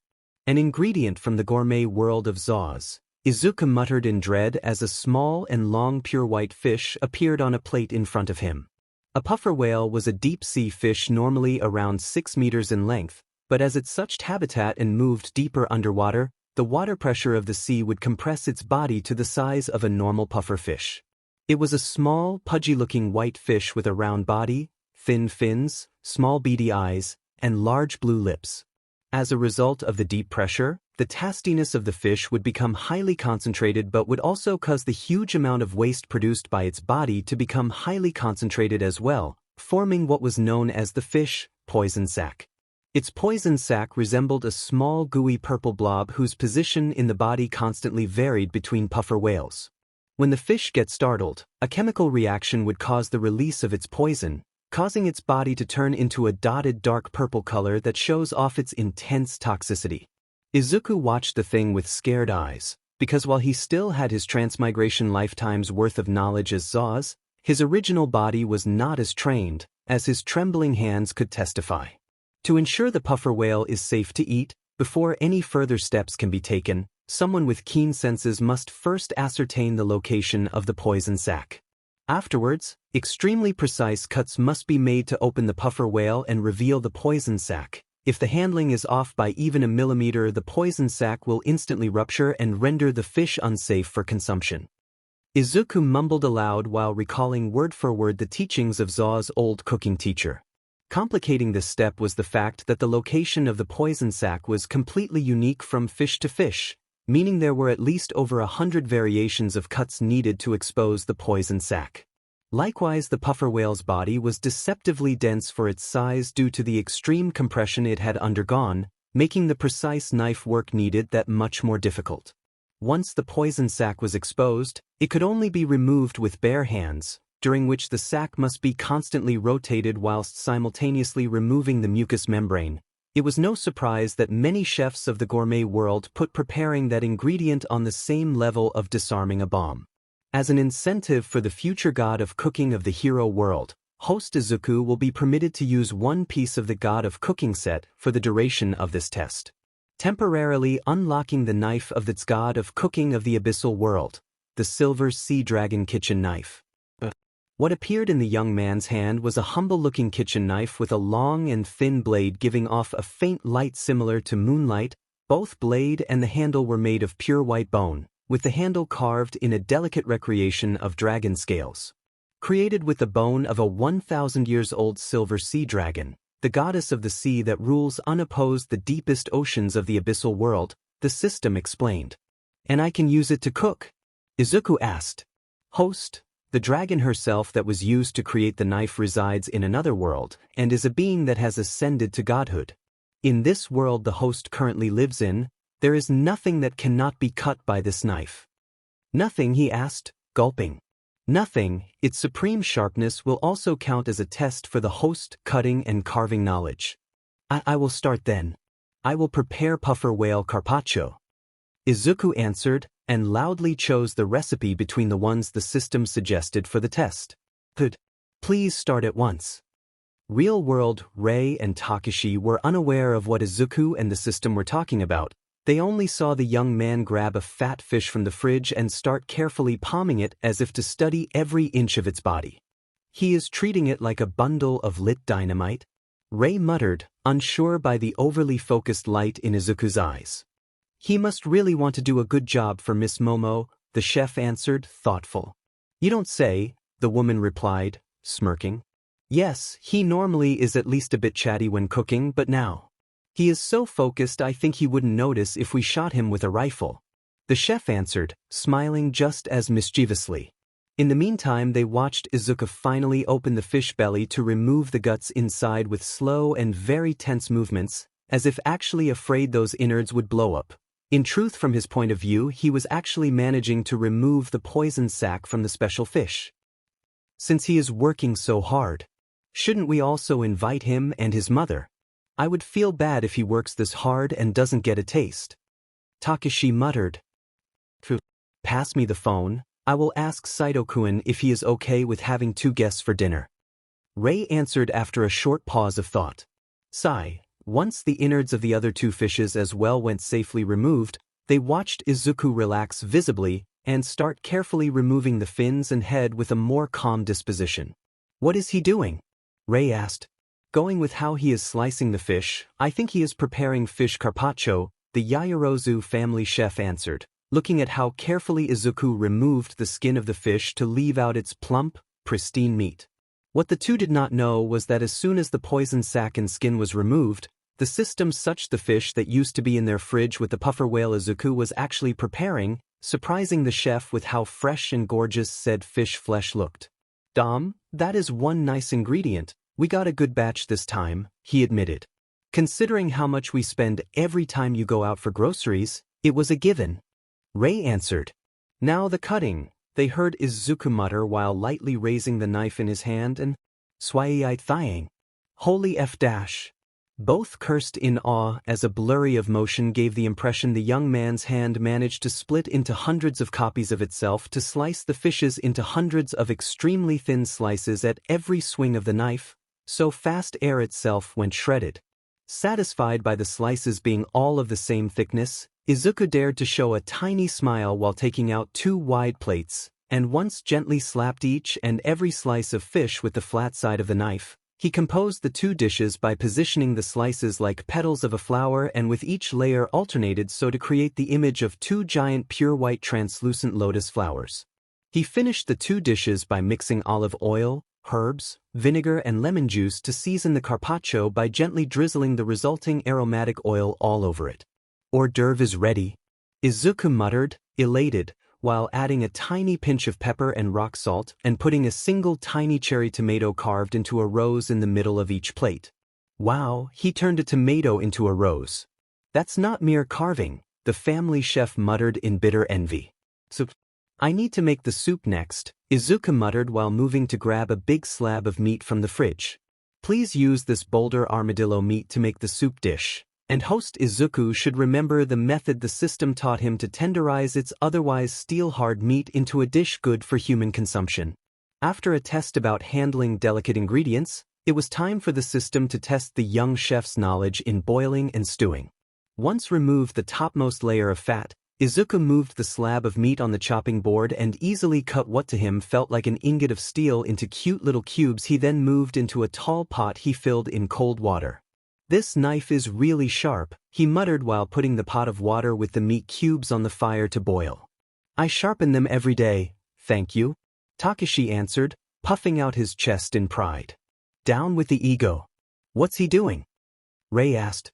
He is blanching the meat. He covered it in cold water and put it on the fire. As soon as it will boil, the meat scum will float to the surface like a foam. He will then skim that foam away, rinse the meat and use fresh water to repeat the blanching until all the scum is removed. Like that, the soup will have clearer broth, so it will be more pleasing to the eyes. Takashi answered. The woman answered, intrigued. In the meantime, the 2 watched how once blanched, the small cubes of marbled meat got seared in olive oil and then gently braised with garlic and onions to then be submerged in a wine-based broth before being moved in the oven, where the meat would become meltingly tender. 2 hours in the oven before it's done. I can move to the fish dish in the meantime, Izuku muttered, grimacing, as the next test was about steaming. The young man first squatted down and took out a few succulent fishes and various kinds of herbs and spices, along with a bottle of white wine from the fridge and a few sheets of parchment paper from a near cupboard. The scales have to go, Izuku muttered, and just like before, the kitchen knife in his hand moved at shocking speed to remove the scales on both sides of the fishes, bringing to light the pristine and unblemished meat under it. Just as with the puffer whale, every time Izuku started preparing a dish in the white nothingness that was the system's testing ground, in the real world the ingredients used were such with those special ingredients the system provided, everything without Rei or Takashi noticing. As the kitchen knife began to dance gracefully in Izuku's hands, the blade made a clean cut on the fat fish's bellies, and with a swoosh, their fillet was delicately removed and set aside. The bones, Izuku muttered as he grabbed a pair of pliers with one hand and used the other to gently slap on the fish meat with the flat side of the knife, and once heard whatever sound cue he needed, his hands started moving back and forth at high speed to remove each and every bone from the mound of fish meat in front of him and then separating its skin from its flesh once done. He placed the meat into a porcelain plate and covered it with thin slices of herbs and spices. Once the stir-fried sauce and other side ingredients were prepared, the young chef cut the various sheets of cooking paper into a heart shape. Oh look, a heart. What a surprise. Takashi muttered with a knowing look. I know, who would have guessed he would have used a heart shape to prepare a dish for Momo? Rei answered just as amused. Unaware of the two joking at his expenses, Izuku spread the paper wide open and went ahead to grab the skinned fish meat once finished, spreading a good spoonful of the stir-fried sauce on the hearts.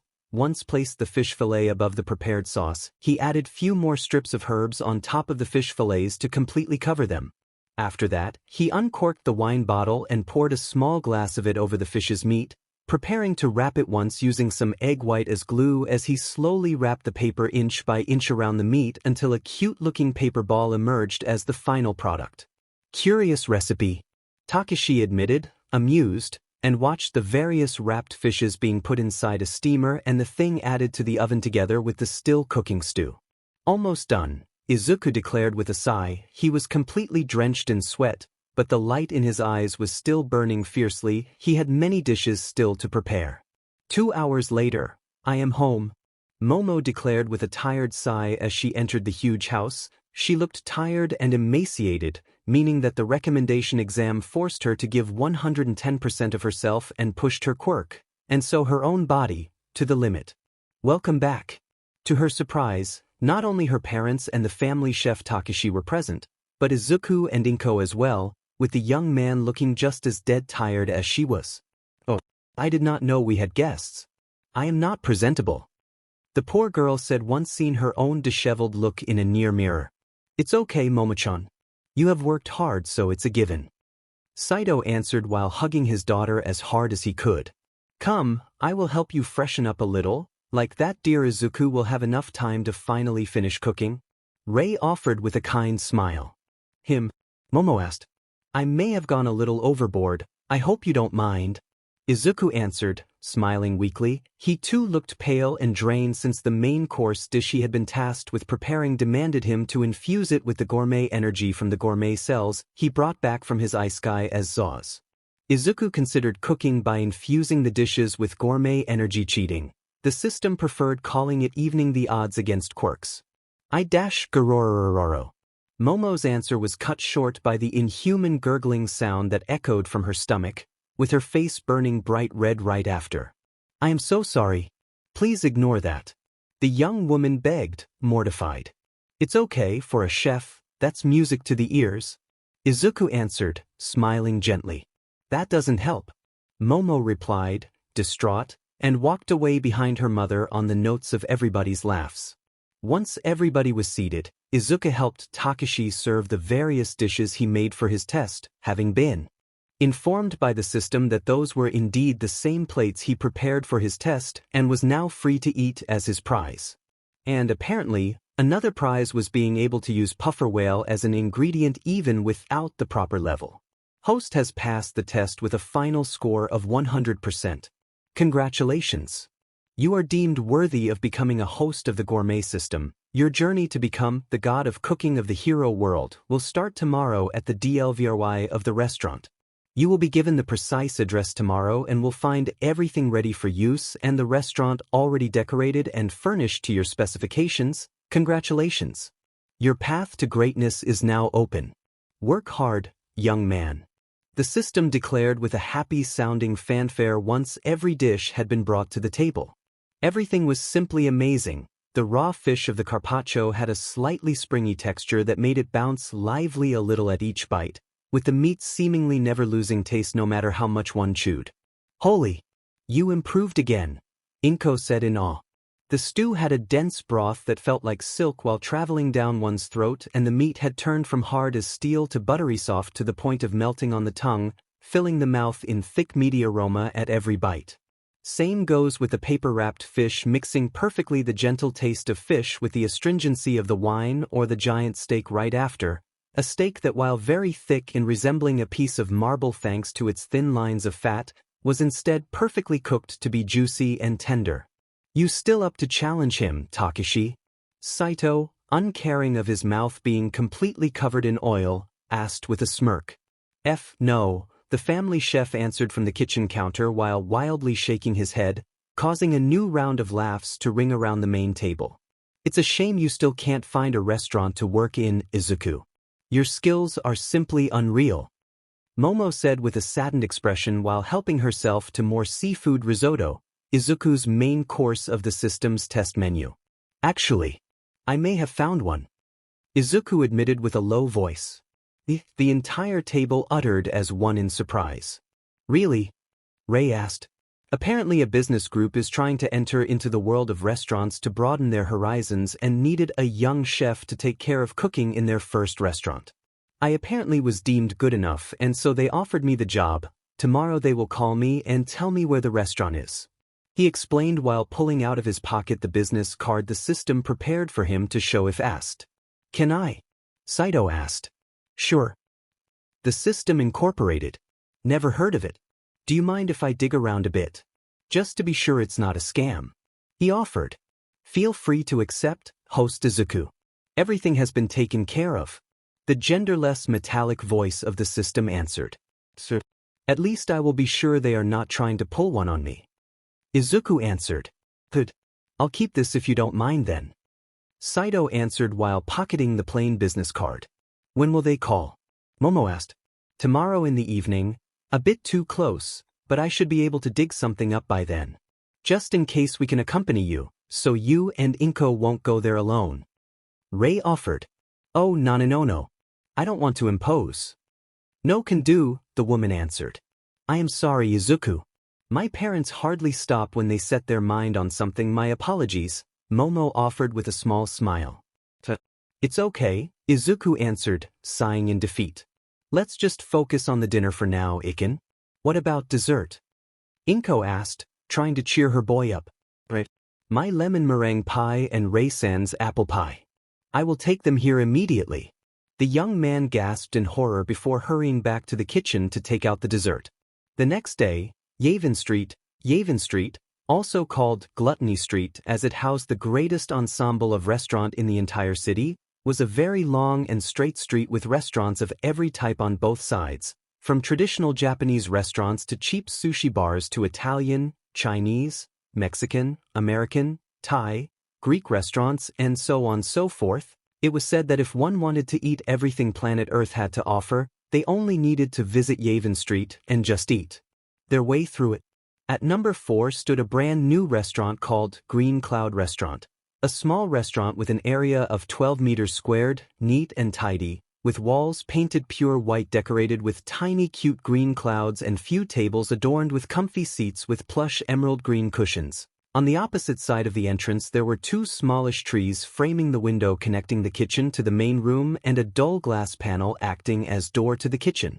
2 giant windows at both sides on the entrance made sure the people passing by on the street could see clearly everything that was happening inside. From outside nothing looked out of ordinary, and even the other restaurants around and in front of the small new one seemed to accept its existence without too much of a fuss, partly thanks to the chef being a well-mannered and friendly young man, but there were actually three strange things about the Green Cloud restaurant. Its chef was extremely young and talented. There was a strange tall robot with a plump belly and a shining bald head acting as security, and a big black dog with luscious fur could be seen asleep in front of the restaurant, right next to the entrance door, at every hour of the day no matter what happened. Ding, ding, ding. A tiny bell chimed happily from above the door as a new customer entered the small new restaurant. "Welcome. What can I do for you?" Izuku, wearing a green chef attire, asked while surfacing from the kitchen to welcome the new guest. The path towards becoming the king of chefs once again was long. Izuku knew that, but he was ready to do whatever it took to reach his goal. It has been a month since Izuku opened the restaurant the system provided for him, and even if the pool of customers was so thin many in his place would have fallen into despair, the young man instead treated it as a challenge to improve himself.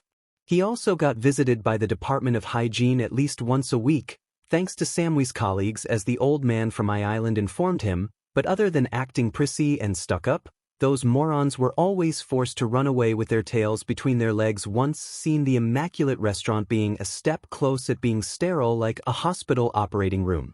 3 more cockroaches have been removed, the system alerted Izuku inside his head. Those guys sure are persistent. One would think that after 2 weeks they would have understood that strategy was just a waste of time. Izuku muttered with a sigh, by now aware that one of Samui's friends was using her quirk to manipulate cockroaches and other vermin into forcing their way in his restaurant. Those poor things though would last barely an instant before being disintegrated by the system itself, leaving nothing behind. There have also been 2 instances of crooks being sent to contaminate the restaurant's water pipes. Whitey has took care of them before they could manage. While the restaurant's water and electricity come from the system, the other restaurants around it shall not be damaged by brain-dead simpletons. The metallic voice added. Another thing Izuku learned was that his sponsor was a merciless entity that took its mission of aiding the boy's ascension to god of cooking of the hero world very seriously, more often than not forcing him to be the system to not overdo and show mercy. Giving the finishing touches to the udon noodles he was preparing, the young chef gave a last shook to the wok to make sure the thick meat broth would mix with the noodles before moving the content into a cute white porcelain bowl decorated in tiny green clouds. He then toppled with a spoonful of his homemade extra-strong chili sauce. "Blackie, time to eat?" Izuku said while moving the giant bowl of noodles in front of the big black dog sleeping in front of the restaurant, with the intense aroma of the dish catching the attention of the people passing by. "Good God! That dog eats better than me." A particularly sad man in a cheap business suit that had just ran by mentally whined as he saw the gorgeous dish being served to a dog. That was part of Izuku's new everyday life. Once finished high school, he had started working full-time in his new restaurant. He actually slept in the small flat above the restaurant as well. He would get up at dawn, get down to the restaurant kitchen to train his cutting and carving skills following the system's training regimen. Then he would prepare the noodles for the black dog outside, acting as secondary security measure, always serving them in the bowl with Blackie written on it so to not mix it with the bowls for his customers, and then finally opening the restaurant properly for his customers. The vast main menu was fixed and proudly displayed on a trio of wooden plaques carved with elegant calligraphy and hanging on the wall by the entrance. An extra and tiny blackboard next to them instead showed the 4 dishes of the day. Izuku was free to decide daily based on his fancy. He even offered a small breakfast menu. Although he had to wrangle with the system for days to do it, the entity was just as obnoxiously strict as he was warned about. "Good morning," an elderly voice said as a very short woman with long white hair passed by the restaurant while using a tall wooden staff like a pogo stick. "Good morning, Obasan," Izuku answered as he watched the tiny old lady open her own Chinese restaurant in front of his. "Buongiorno." "Good morning." Next came a plump boy dragging along his blonde-haired and thinner brother to open the Italian restaurant next to Izuku's. "Hi," the green-haired chef answered, waving at both and getting, as usual, a death glare from the blonde twin before both disappeared inside their store, Aldini's. "All this hatred just because I made pizza once as my dish of the day. That guy needs to learn how to chill like his brother does," the young man muttered while returning inside his kitchen to prepare for the new day. Sometime later, lunch break rush hour, Tensei Ida, also known as the Turbo Hero, Ingenium, was starving. Being a full-time pro hero meant that 9 times out of 10 he could not have a proper schedule to manage his private life, meaning that more often than not he had to sustain himself on sandwiches eaten in a rush, sometimes even eaten mid-chasing of a villain, or like what happened that day, skipping breakfast altogether because a moron decided to make a nuisance of himself at the crack of dawn and take a gas station hostage to show his woman he was not a loser. The pro hero still failed to wrap his head around the man's reasoning even after delivering him to the police force. Yoyoro. Life as a pro hero is hard, isn't it? One of the police officers nearby asked, chuckling, once heard the soft growling of Tensei's belly. Very time-consuming, Tsukachi-san, the pro hero admitted, sheepish. Well, I was about to have lunch, you can tag along if you want, the detective offered with a kind smile. Don't mind if I do, last night my dinner was some scraps of leftovers warmed in the microwave and today I skipped breakfast. It almost makes me regret moving out to live on my own. Tensei answered, sighing in dismay. It's the price to pay for independence. Come with me, I will take you to a small restaurant I know of, I have to be there for a small job as well, at least we'll grab a bite of something nice. Tsukachi answered, signaling at the other to follow him to his personal service car. A small job, the pro hero asked while sitting on the passenger seat.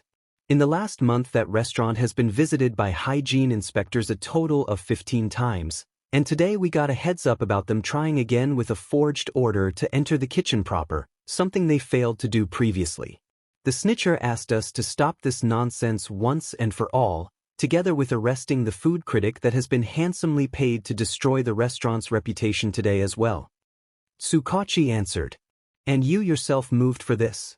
Tensei asked, surprised. Can you keep a secret? It comes with the job, detective. If it is an official mission of the police force, I will take the secret to my grave. The snitcher is at the head of one of the labs in Island, the secret ones. The other answered, making the pro-hero bristle in surprise. Whoever is behind that harassment is targeting one of the darlings of Island? Tensei asked in dread. So it seems, the detective answered with a grimace. The darlings of Island were a rumored tiny group of people that had caught the interest of the more secret side of the lone island very few in the hero business actually knew existed. The darlings were usually people with curious quirks or other strange abilities those scientists studied from afar and wanted nothing to interfere with, so to keep collecting data. Messing with a darling was just suicide, as the people studying them had lots of connections and were not afraid to use them to see the annoyances gone forever. We know full well who is behind this harassment. Several high-ranking chefs friends of that chef Samui that just recently recovered from his mental breakdown. After today we will make it clear that this kind of mobbing is illegal and that there will be consequences if they don't stop. Same goes for the food critics that won't be professional and just write what the best offer tells them to, instead of the truth. Tsukachi explained. And here I thought villains would only kidnap, steal or kill, Tensei muttered, surprised. You would be shocked to see how vicious the world of cooking is. Those guys would gladly stab each other in the back for an extra star on their restaurant. Here we are, we will have lunch there at number 4. The detective answered once parked the car and pointed at the restaurant not too far away from the parking lot. Green Cloud Restaurant, never heard of it? Tensei admitted, both walking leisurely towards the place with the pro-hero waving back at the odd kids they met along the way.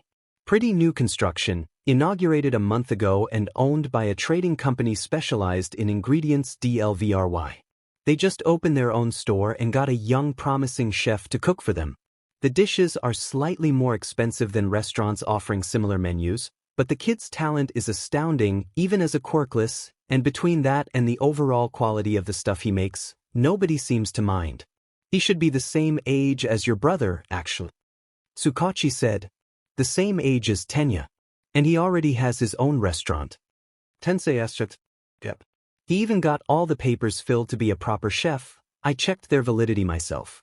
He is even a full-fledged Itami, the youngest registered. The detective answered. Itami, literally sushi chef, a title traditionally given to people that have certified mastery over the skills and knowledge needed to prepare proper sushi. What? I saw him in action for that. The kid's a monster. I showed the video to an old acquaintance of mine, and he himself certified the kid as worthy of the title and then some. Now I want to eat there then. Huh. Hard-working youths are always nice to see, Tensei answered, smiling pleased. Just like your little brother, maybe? Tsukachi asked, smirking.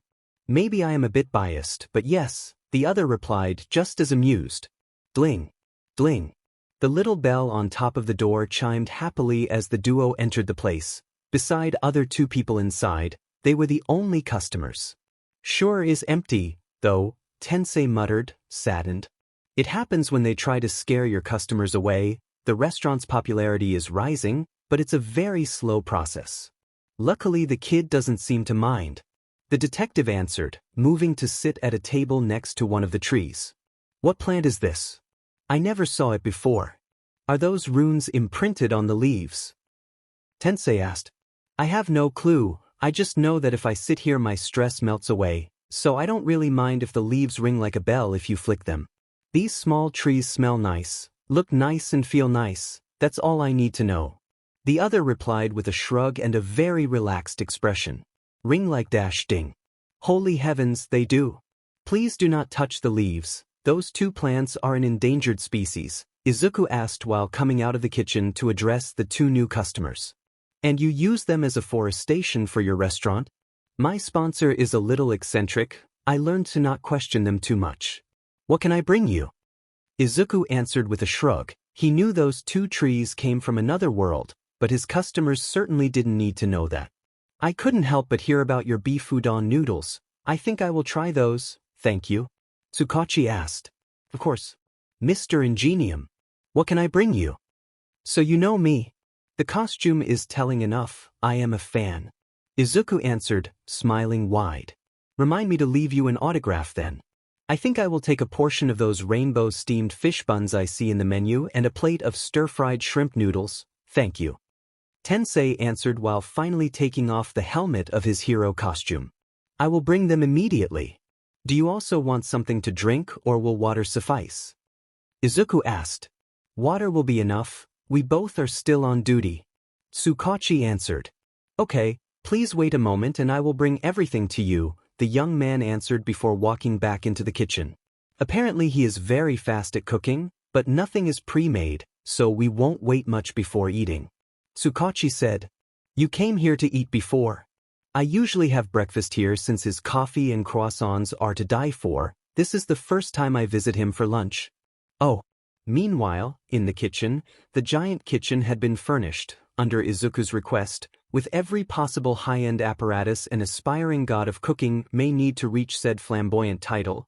But what the young man loved the most was the huge table in the middle of the room occupied by an exquisite-looking giant cutting board in reddish wood adorned by delicate carvings of ingredients of every kind framing it, that and the insane collection of knives of every possible shape waiting for him next to it. I miss that dragon knife, that thing could cut like a dream, Izuku muttered with a sigh of dismay, having taken a large, fat fish from the cold storage of his kitchen and the plain knife from the rack next to the chopping board.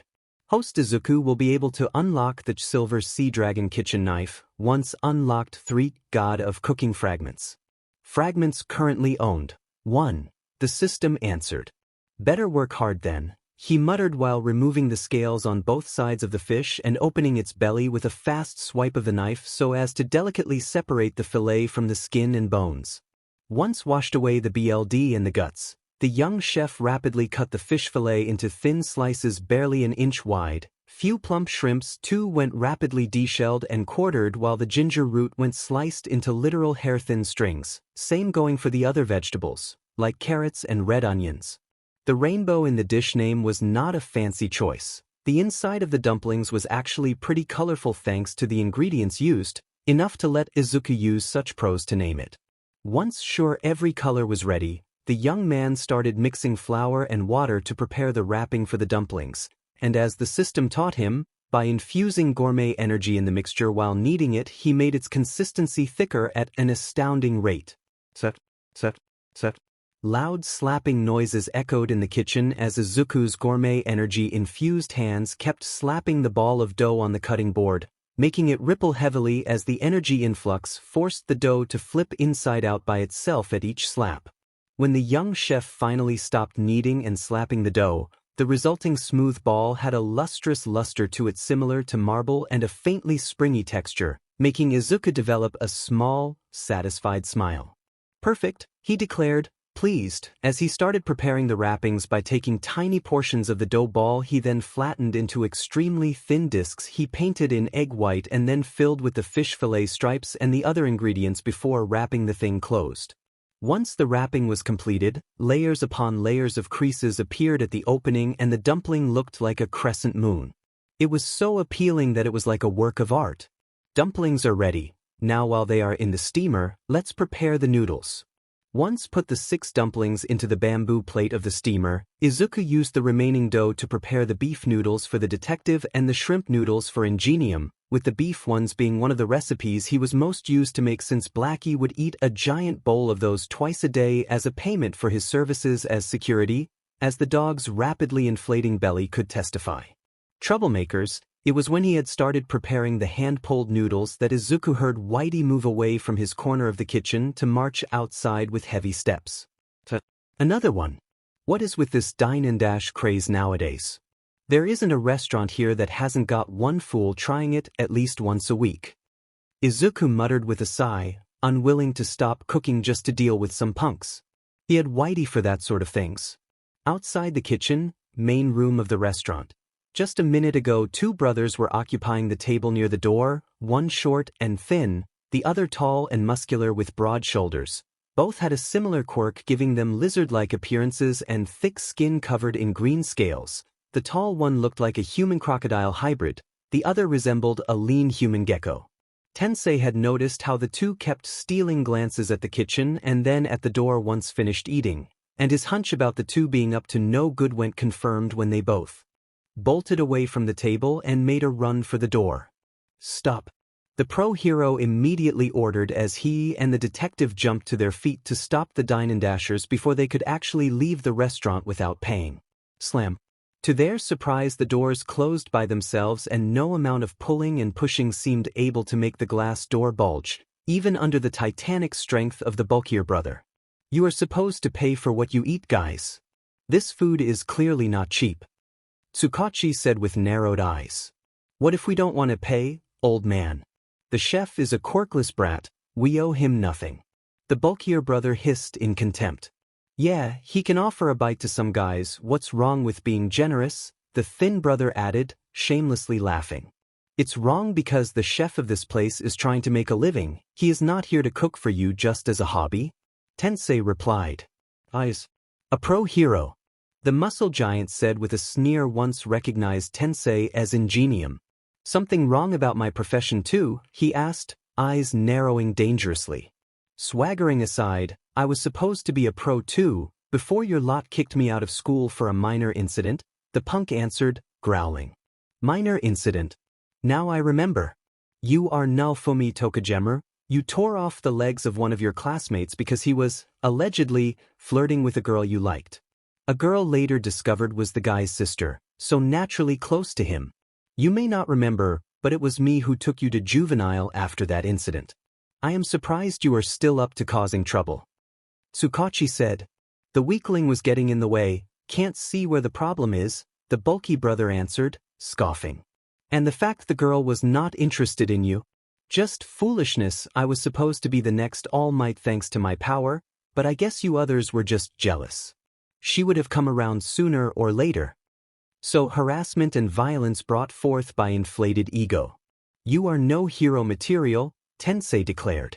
Bullshit, the giant said while punching the table next to him, but to his shock even with all the strength he used while striking it, the wood table did not crumble to splinters like he expected. On the contrary, not even the plates and glasses on it moved at all. What the F is that table made of? The thin brother blurted out. Troublemakers. From inside the kitchen the metallic voice of Whitey the robot rang in warning as the tall thing slowly made its way towards the twins. Measuring 2.5 meters in height, the chalk-white robot struck an imposing figure even with a bulging, soft round belly and a bald round head adorned just by 2 big round eyes shining in white light giving it a kind of cute appearance. The robot would normally just stand in a corner of the kitchen and peek out to the main room to keep everything under control. and only coming out when trouble arose inside the restaurant to forcefully evict the troublemakers. I heard rumors about the restaurant's bouncer. I guess it is taking action under the chef's orders. Tsukachi said while watching the thing move with heavy steps until it stood in front of the bulky brother and actually towering over the guy by a head. You don't scare me, in. Troublemaker, pay the bill before leaving, or you will be punished accordingly. Whitey ordered, eyes flashing from white to red at regular intervals. What if I don't want to pay? Your boss is a useless quirkless sheet. What will he do if I don't pay? What did you call me? Izuku's voice echoed in the room as he came out of the kitchen just long enough to glare at the twins. I called you a useless quirkless. So wadash, I hate being called useless. Deku. Whitey. If they insist on not paying, punish them. They are officially blacklisted from entering my restaurant. The young man ordered sharply, cutting off the guy so abruptly the punk painfully bit his own tongue. Never mistake Izuku's gentle disposition and good manners for weakness. After a lifetime as Zaus, he had learned to believe in himself enough to hate his old nickname as useless. He knew he wasn't and detested being wrongly labeled as such. Understood. Whitey nodded while the young chef merely returned inside the kitchen to finish cooking. I said I won't pay. Me neither, the thin brother added. Then you will need to come with me, Tsukachi said, sighing, as he really wanted to have lunch before any bullshit could fall on his lap. To his surprise though, Whitey gently moved a giant hand in front of him to stop the detective before addressing the twins again. Troublemakers, pay the bill, it said, again with his robotic monotonous voice. F you, the tall brother said, spitting on the robot's face. Then you shall be stripped as an example to others, Whitey declared. The four men present exclaimed as one in shock. Clang! Faster than he could react, the bulky brother got his entire head grabbed by Whitey's big hand, with the robot effortlessly lifting him up from the ground until his legs dangled from the floor. Let me go! Smash! Smash! Smash! Tensei was actually surprised. Just judging by the loud sounds of the guy's punches landing on Whitey's face, he could tell a common human would at best last 2 blows before being knocked unconscious thanks to the monstrous strength behind each hit, but the robot was unfazed as his head wasn't moving of an inch whenever a punch landed on it. Troublemaker is unwilling to comply. Beginning stripping. Whitey declared without mercy as his other hand grabbed the front of the guy's clothes. Strawa. The buff lizard guy whimpered in shock as every shred of clothing on his person went torn away in a single motion, something that also showed that other than his biceps, down there nothing was actually big or imposing. What happened to the respect between people? To the respect of the bro code? The tall guy mentally whimpered while fat tears of shame fell from his eyes. His spirit had been shattered under such a shameless attack. No. That's a stripping monster. The robot is a maniac. The thin brother in the meantime ran back towards the door to slam his fists on it begging to be let out. Clink, clink. The sound of Izuku bringing a small tray of freshly baked bread and the cold bottle of water to the pro-hero/detective duo's table rang loudly inside the restaurant, catching the full attention of everybody present. My sponsor seems to have a twisted sense of humor. To them, stripping troublemakers is an adequate answer and a good way to teach humility, and so they programmed Whitey accordingly, and it isn't even against the law thanks to an old incident with a pro-hero mistakenly stripping the villain she was fighting against. Her avoiding being sued created a precedent I can use to defend myself, so I suggest you pay the bill. Or you'll be next. Izuku explained with a calm tone. Sadly true. Laws against public NDTY have become pretty lax nowadays, especially since a few pro-heroes of both genders do need to show some skin to use their quirks. Even if women are expected to show some modesty still. So unless he cripples you, he can actually get away with stripping you.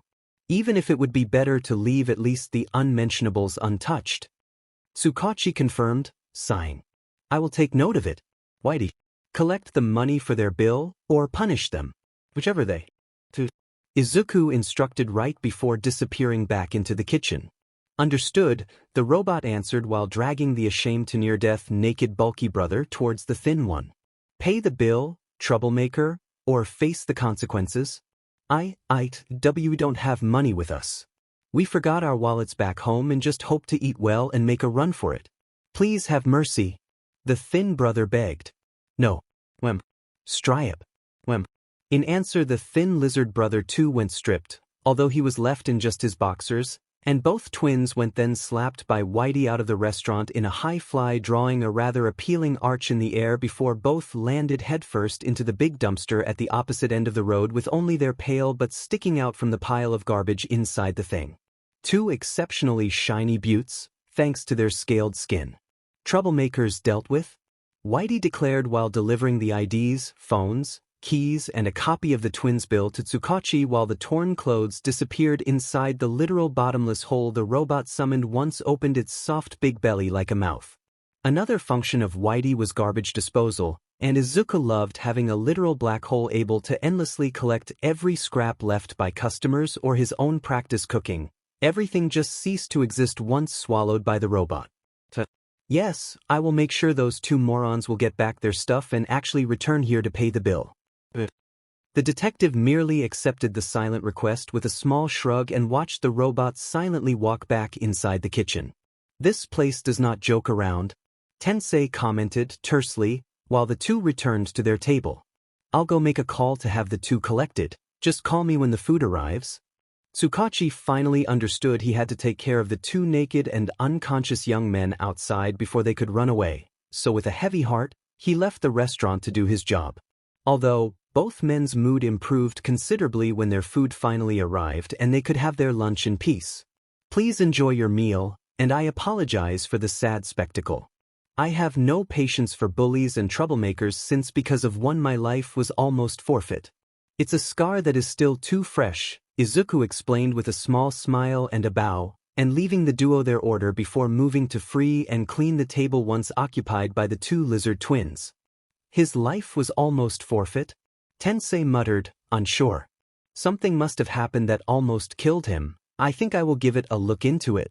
Tsukachi answered while grabbing a hold of the noodles with his chopsticks to give them a tentative bite.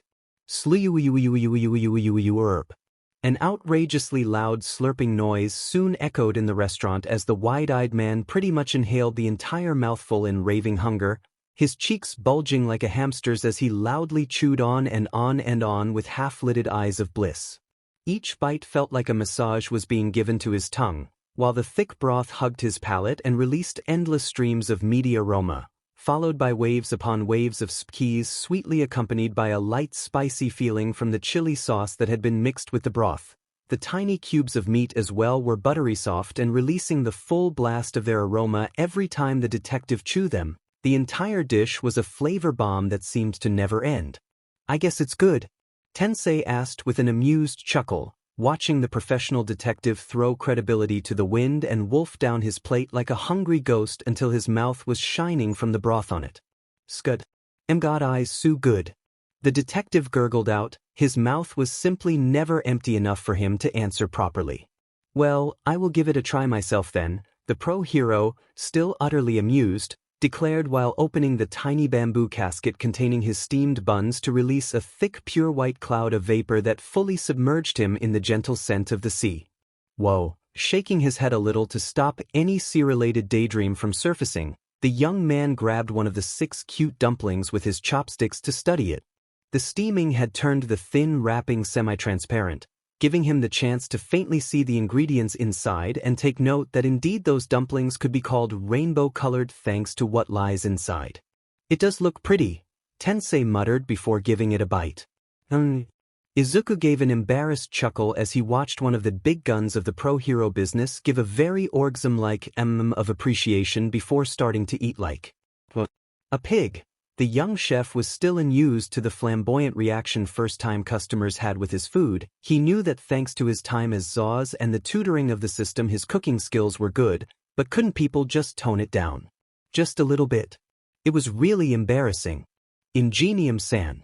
There are people watching. Izuku thought with a shy blush as few people that were passing in front of the restaurant had stopped dead in their tracks to watch a pro-hero and a detective of the police force gorge themselves in abandon. And while it was very good publicity, it didn't make Izuku feel any less embarrassed. With Tensei and Tsuki, the young pro-hero was in heaven. His empty stomach was crying in joy as bites after bites of pure happiness were rapidly filling it. The fish of the dumplings had pretty much melted into his mouth as soon as he had bitten through the thin dumplings, thus creating a soup-like broth once mixed with the other ingredients inside the tiny thing that kept rushing down his throat like a raging river of flavor at each bite. Amazing! Tensei muttered, immediately falling in love with that delicate taste that warmed his heart. His new favorite dish was then soon followed by the stir-fried noodles adorned with shrimps so fat and juicy that they bounced between his teeth at each bite. Sheet! Empty already. Tsukachi gasped in horror once seeing his empty bowl, and barely caught himself from liking the plate clean, something he hadn't done since he was 5 years old. I know. The plates are big but they finish so fast. Tensei answered, just as sorrowful at seeing his own empty plates. Should we order something else? The detective asked, unsure. He seems to have a nice selection of meat dishes. And it has been a while since I had some steak, Tensei muttered in answer. I got some nice Argentine beef, if you want.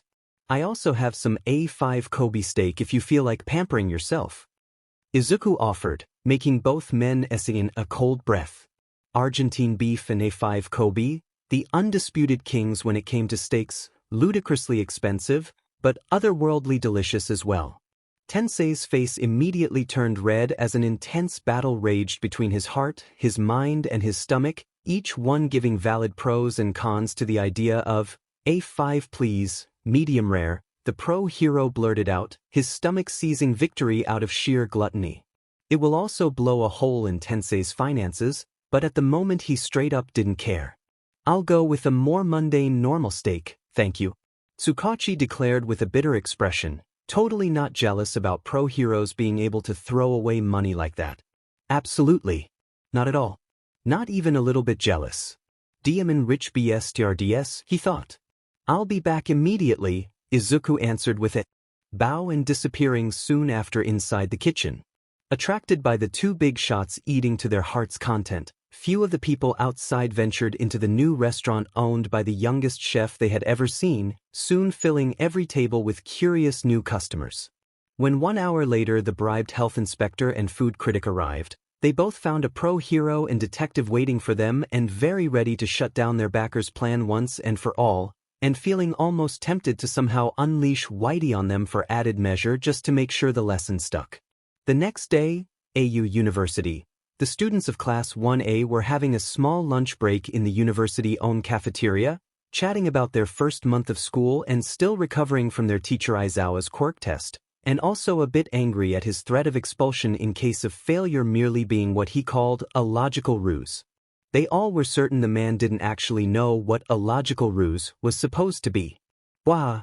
It was then that a loud guffaw shook the cafeteria as a girl from Class 1B with a bunny quirk went overcome by a gut-wrenching laughing fit. Rumi-chan. Please don't make a scene. Pony Tsunatori begged with a red face.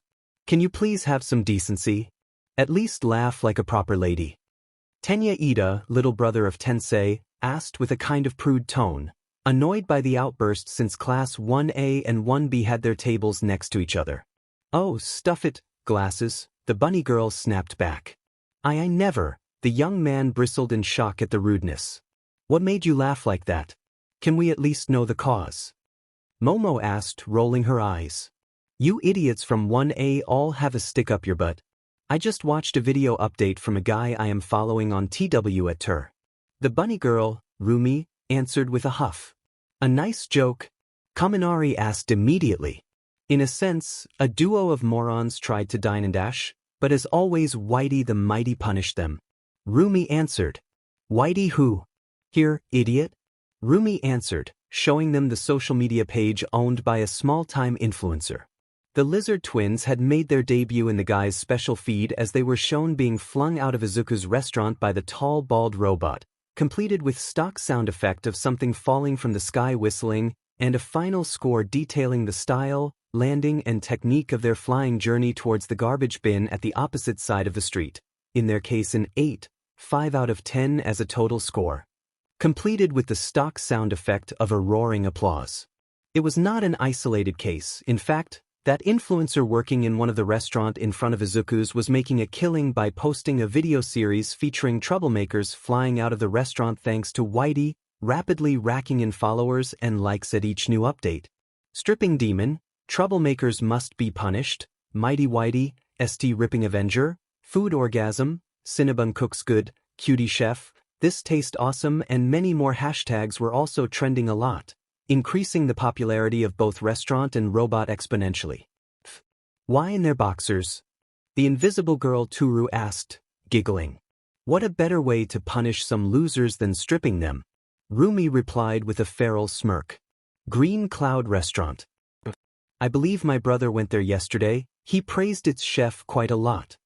Tenya admitted, unsure.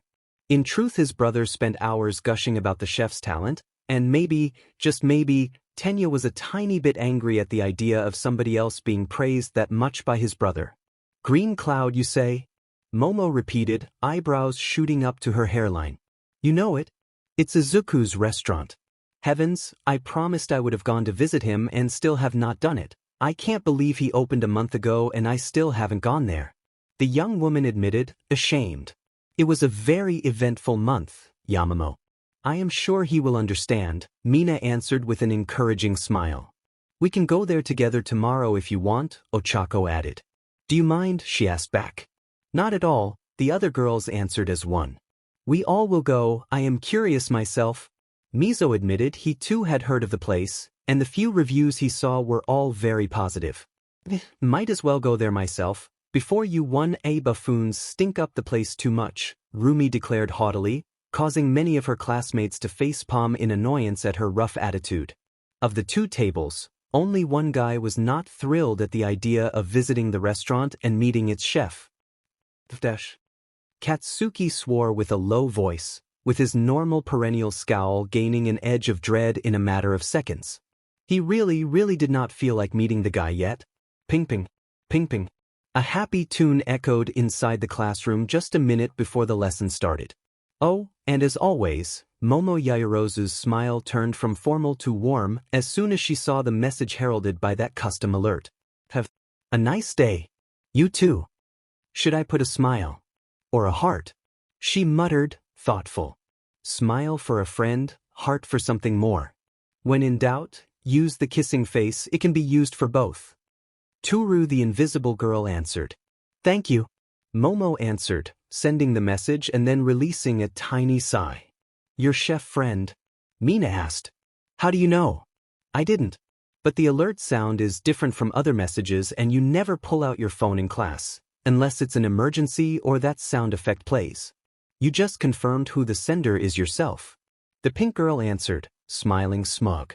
Oh, Momo muttered, looking a bit guilty. Don't be sad. He's just a good friend. Tourist. Took too long to answer. You would like him to be something more? Jiro asked with a smirk. Me and Aizu. She replied, face burning red. Liar. Jiro answered with her earjacks jokingly poking Momo's cheeks. I am not. You still up for a visit to his restaurant then? I checked, it's in Yavin Street. Kind of fancy location to open his place, and it's not too far from here either.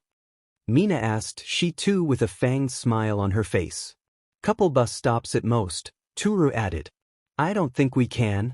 Actually, I believe it will be possible. Tomorrow there will be that mysterious outdoor visit Professor Aizawa didn't want to give us details about.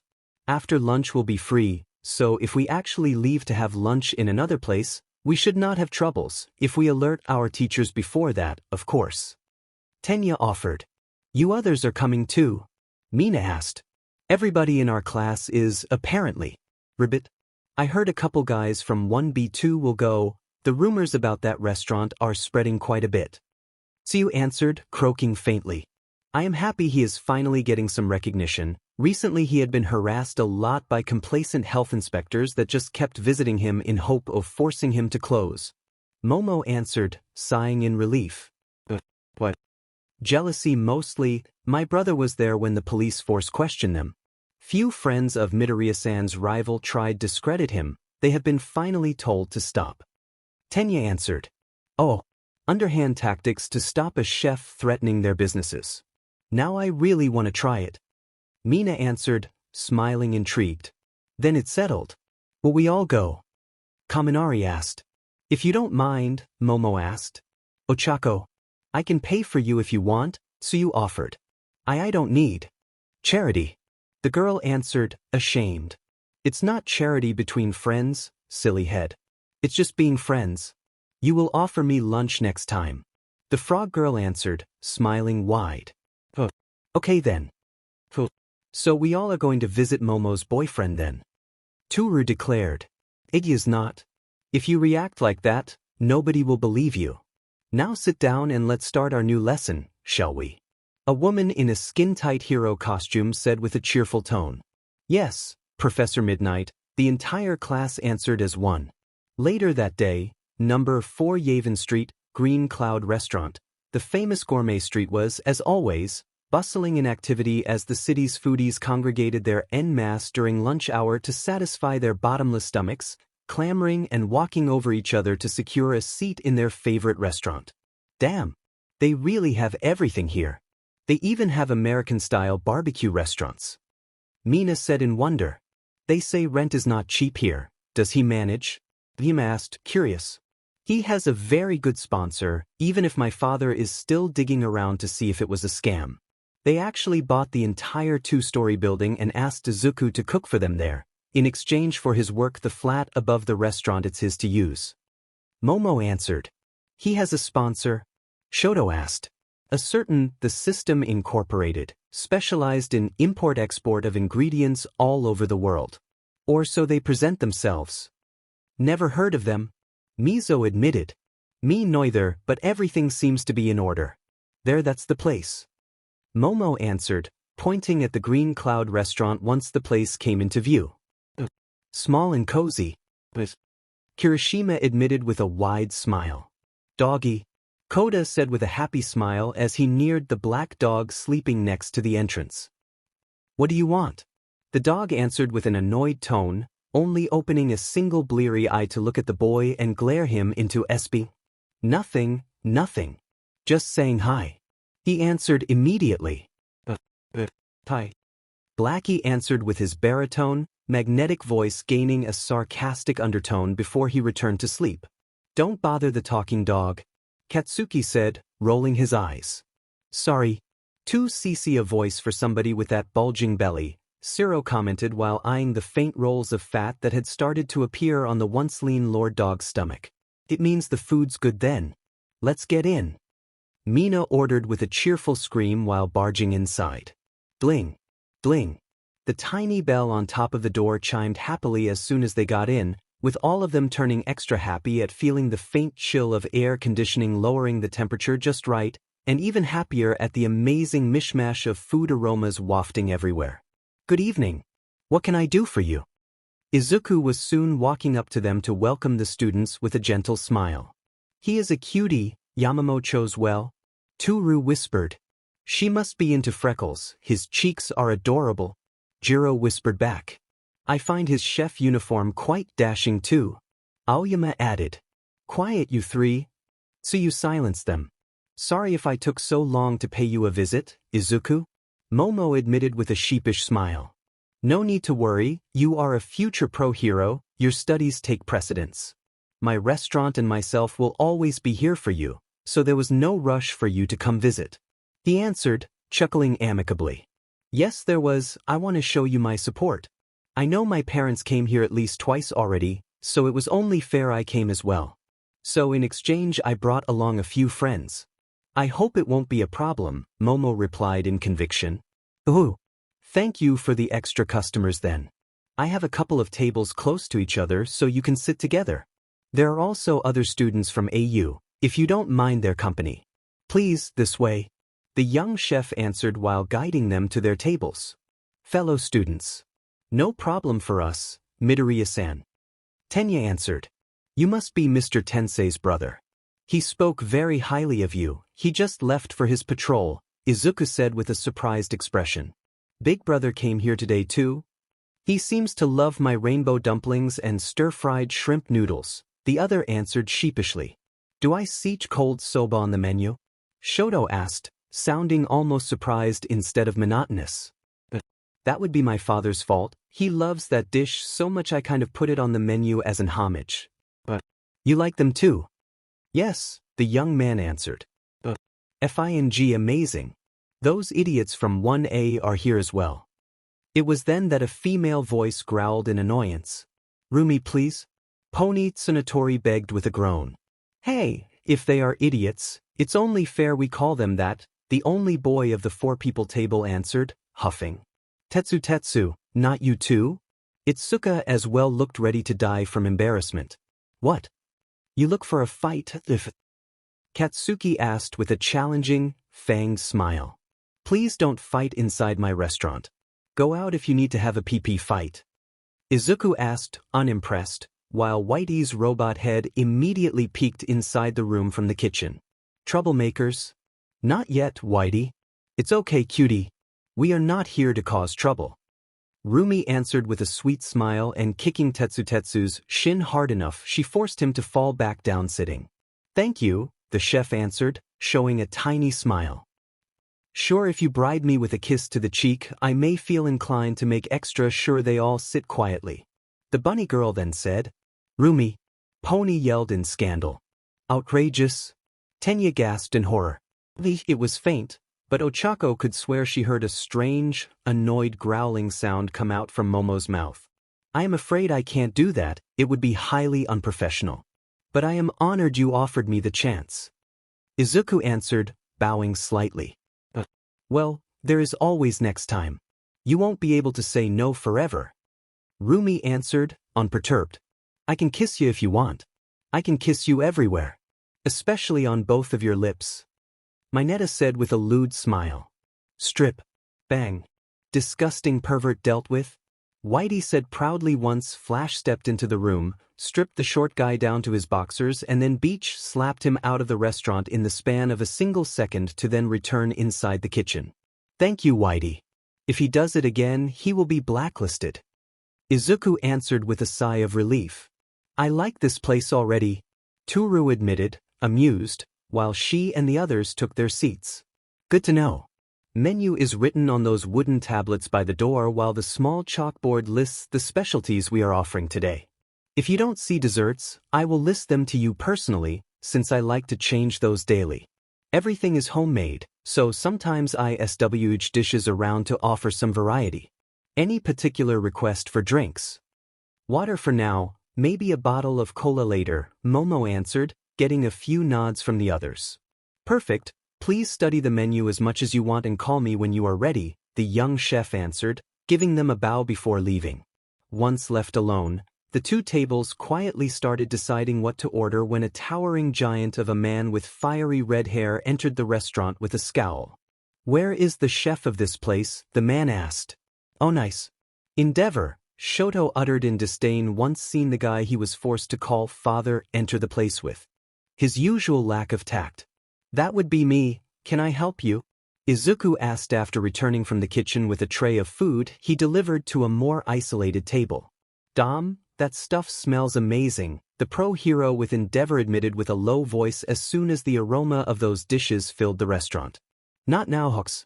Is it you that kicked out my assistant, boy? Enji demanded. If you mean that unpleasant hag that was making a nuisance of herself just because a quirkless cooked her food. Yes, it was me. She was bothering my customers and stinking up my restaurant with her misplaced, overblown ego. As the owner of this place, I have every right to evict an eyesore like her. Izuku answered, still remembering the insults she gleefully hurled at him and at the man's son that was apparently at fault for not being perfect, like Endeavor himself. The very same son that Izuku was certain was the boy with red and white hair at the moment glaring at Enji in barely concealed hatred. She is a pro-hero boy. Show some respect. Respect is earned, not a fancy gadget you get because you are obnoxious and have some superpowers. Izuku replied, unfazed. You dare, the man roared with a booming voice that rattled everybody's ears while fire covered his body. In answer, the young chef took a huge breath as a fiery red flaming aura of energy enveloped his entire being. Like the clap of thunder, the short scream the small young man produced assaulted Enji and snuffed off the flames of his quirk, The sheer volume also almost blew up his eardrums, just like it almost deafened everybody else, while outside cars were heard come to a screeching halt as their windows exploded. Not a single piece of glass inside the restaurant got damaged, though. Wanna see who can scream the loudest? Izuku hissed in contempt as the towering figure of his old appetite demon he took back from his ice guy, a gorilla with blonde red fur and boar-like tusks, briefly appeared behind him. What's that? A stand? Kaminari asked. You can't make a JoJo reference in 2160, Katsuki answered, groaning. But it looks like one. With NG, you dare raise your voice against Dash, you dare. You dare. You dare. Who are you, exactly? A pro he Dash, second place under that moron of All Might. Let it be clear, I am the last guy you can wow with the title of pro hero. I treat everybody equally, male or female, quirked or quirkless, pro hero or civilian. As long as one is a customer, they can rest assured I will treat them with the utmost respect and deliver them the food they asked for. Posturing idiots, bullies and troublemakers instead are neither needed nor will be missed. Your secretary, that I am starting to think you have an affair with, was bothering everybody, and between her and my customers are more important. Ergo she had to go. Her doing it willingly was not an issue. Izuku answered. She is a pro-hero boy. He is a useful member of society, contrary to you, chef. NG hissed in contempt, and spitting chef like an insult. A tense silence fell into the restaurant as Izuku bristled in blatant fury. An ignorant fool dared to insult the category of chefs. Host Izuku must avenge his honor and teach this buffoon the true horror of an angry chef. Abrupt mission, teach endeavor humility. Reward, 10% bonus on your experience points total and unlocking the wine cabinet of wonders. The system's voice echoed inside Izuku's head soon after. What's that cabinet, he asked, slightly surprised. Host Izuku will gain the ability to add to the menu a selection of wines offered by the system. At the increase of Host Izuku's level, the number and quality of wines offered will also rise. When the host level will rise to the third step, Host Izuku will be permitted to produce his own wine. The voice answered. And Izuku found it a good incentive to shut the moron up. So you think we chefs are nothing? Izuku asked with a low, dangerous tone accompanied by the growl of the demon behind him. Seriously, what the hell is that? Siro whispered. Looks a bit like Dark Shadows. Only solid. You people can barely cook a decent meal, nothing more? NG answered, scoffing. Let's put that to the test then. Izuku said with narrowed eyes. Last week I offered a small challenge to my customers, eating an entire bowl of spicy mapo tofu. The prize was a free meal ticket for 2 people and not one of them managed to last and win. I will prepare for you the exact same dish, and if you can eat it whole without a single problem, I will personally kneel in front of you and beg for forgiveness. But if you admit it's too hot, or even just gasp for air or show discomfort, you will cover the bill for everybody here. You feel up for it, pro-hero? The young chef asked while imitating the same scornful tone of endeavor. That's it. Then just kneel and be done with it. I am not one of those losers that eat here. You are not dealing with a sissy that can't handle some chili sauce. Endeavor declared haughtily, unknowingly losing any chance at sympathy from the customers present. If you feel so sure of yourself, then you won't have problems going through this bet, right? I will humor you, kid. Bring it on, eating for free is always welcomed. NG answered, taking a table together with Hawks. I have a bad feeling about this. The winged pro-hero muttered in dread once the young chef disappeared inside his kitchen. Endeavor challenged the wrong chef. Momo declared. You sure? Shoto asked. Izuku's talent is more vast than what you may believe. I have full trust in his abilities, she answered. Inside the kitchen, system, I need my special chili sauce. Is it ready? The new batch has finished fermenting and it's ready to be used. Thanks to the devil peppers that had been added, spiciness has increased by 70%. The system answered as a side cabinet opened to show dozens of unlabeled glass jars containing homemade chili sauce. Good. Izuku answered with a chilling smile as he took out a jar to study its BLD red content. Izuku's own creation, a blend of chili peppers and other spices mixed together to create a diabolical mixture that can only be described as agony in sauce form that the young chef created in his lifetime as Zaus to appease his newfound love for spicy food. And to make Setsuno's life hell when he was younger, as even he had trouble withstanding its power. One drop would make normal people sweat as if they ran a marathon. Normal dosage, 2 drops could melt through a normal human tongue. Challenge dosage, a spoonful could cause vivid hallucinations. Blackie's requested dosage, 2 spoonfuls were literally lethal for normal humans. Izuku's own lunch/dinner dosage, Izuku in a bout of edginess had called the first version Satan sauce. But to be fair, once he'd seen its effects the name became surprisingly apartment. The young chef had decided to use 1 spoonful only of the thing, though he almost went for 2, but even the system could not reassure him Enji would have survived that, so he opted for a single spoon. And 5 drops. Mapo tofu was a fairly easy recipe of Chinese tradition, and actually born to be spicy, thus Izuku's first choice when he wanted to have his Satan sauce take center stage to show both its divine taste and its world-ending spiciness. Let's see what the number 2 hero of Japan is made of, the young chef declared while taking a wide walk and putting it on the fire with some fresh oil. Already inside. Once stir-fried a mixture of spices until they became fragrant and tasteful, Izuku then poured in the same wok few ladles of chicken broth to simmer it in the spice mixture. Once done, he delicately added the pure white cute cubes of tofu he personally cut and infused in gourmet energy. Each one of those cubes trembled heavily at every faint movement of the wok as he gently turned them around in the sauce. And after adding some scallions, he toppled everything with his chili sauce, soon turning the harmless cubes fiery red and making them almost shine in the room's lights like pieces of ruby. Finally ready, Izuku declared, smirking, once moved the finished dish into a big white bowl decorated with tiny and cute green clouds. Main room. Everybody watched as the young chef calmly walked out of the kitchen while holding with both hands the bowl of mapo tofu for his bet against the pro hero. Here he comes, Hawks muttered, his feelings of dread increasing tenfold at each step of Izuku. Let's see what you got, boy. Endeavor said with a feral smirk that faltered a little when the bowl was actually put on the table in front of him. As he took a deep breath and perceived the aroma surging out of the dish, his eyes widened. It was arguably a really spicy dish, and from its aroma, it was obvious that its spiciness was not just intense, but ferocious. This is my prized Hellfire Mapo Tofu. It's a variation of the traditional Mapo Tofu recipe I only make for this chili challenge. It's extremely spicy and intense. You can still back down from the challenge if you don't feel able. Izuku explained while pointing at the big bowl in front of Endeavor. Are you looking down on me, boy? The pro hero asked, growling.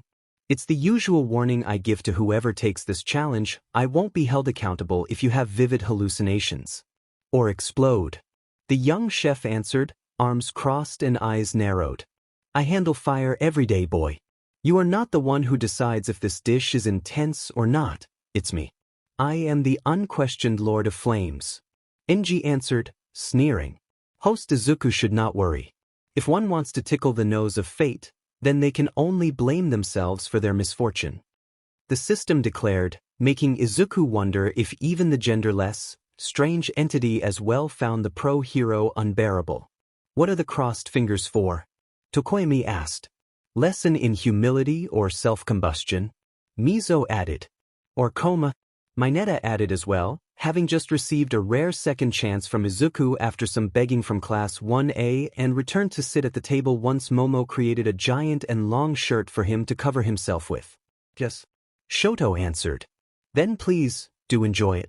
And also remember the terms of our bet should you lose.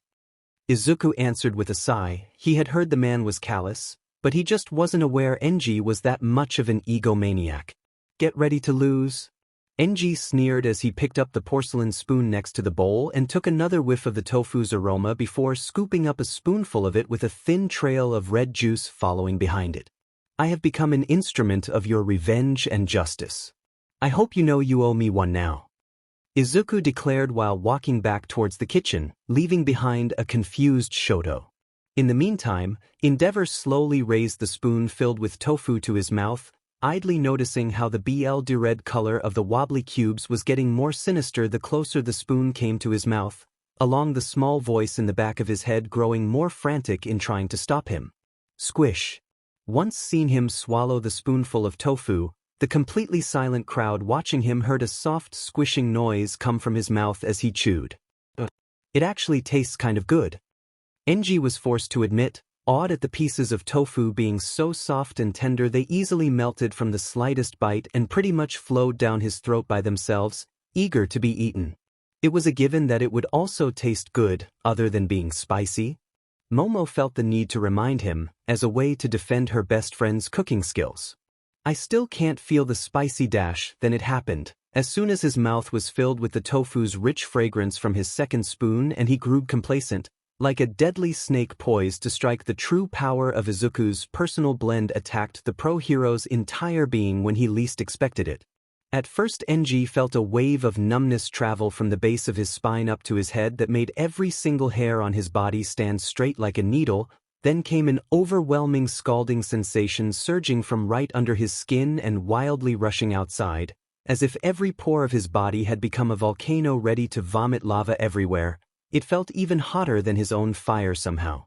Ah, the man gurgled out pitifully, soon regretting his believing that thanks to his fire quirk, he could not get scalded by a dish.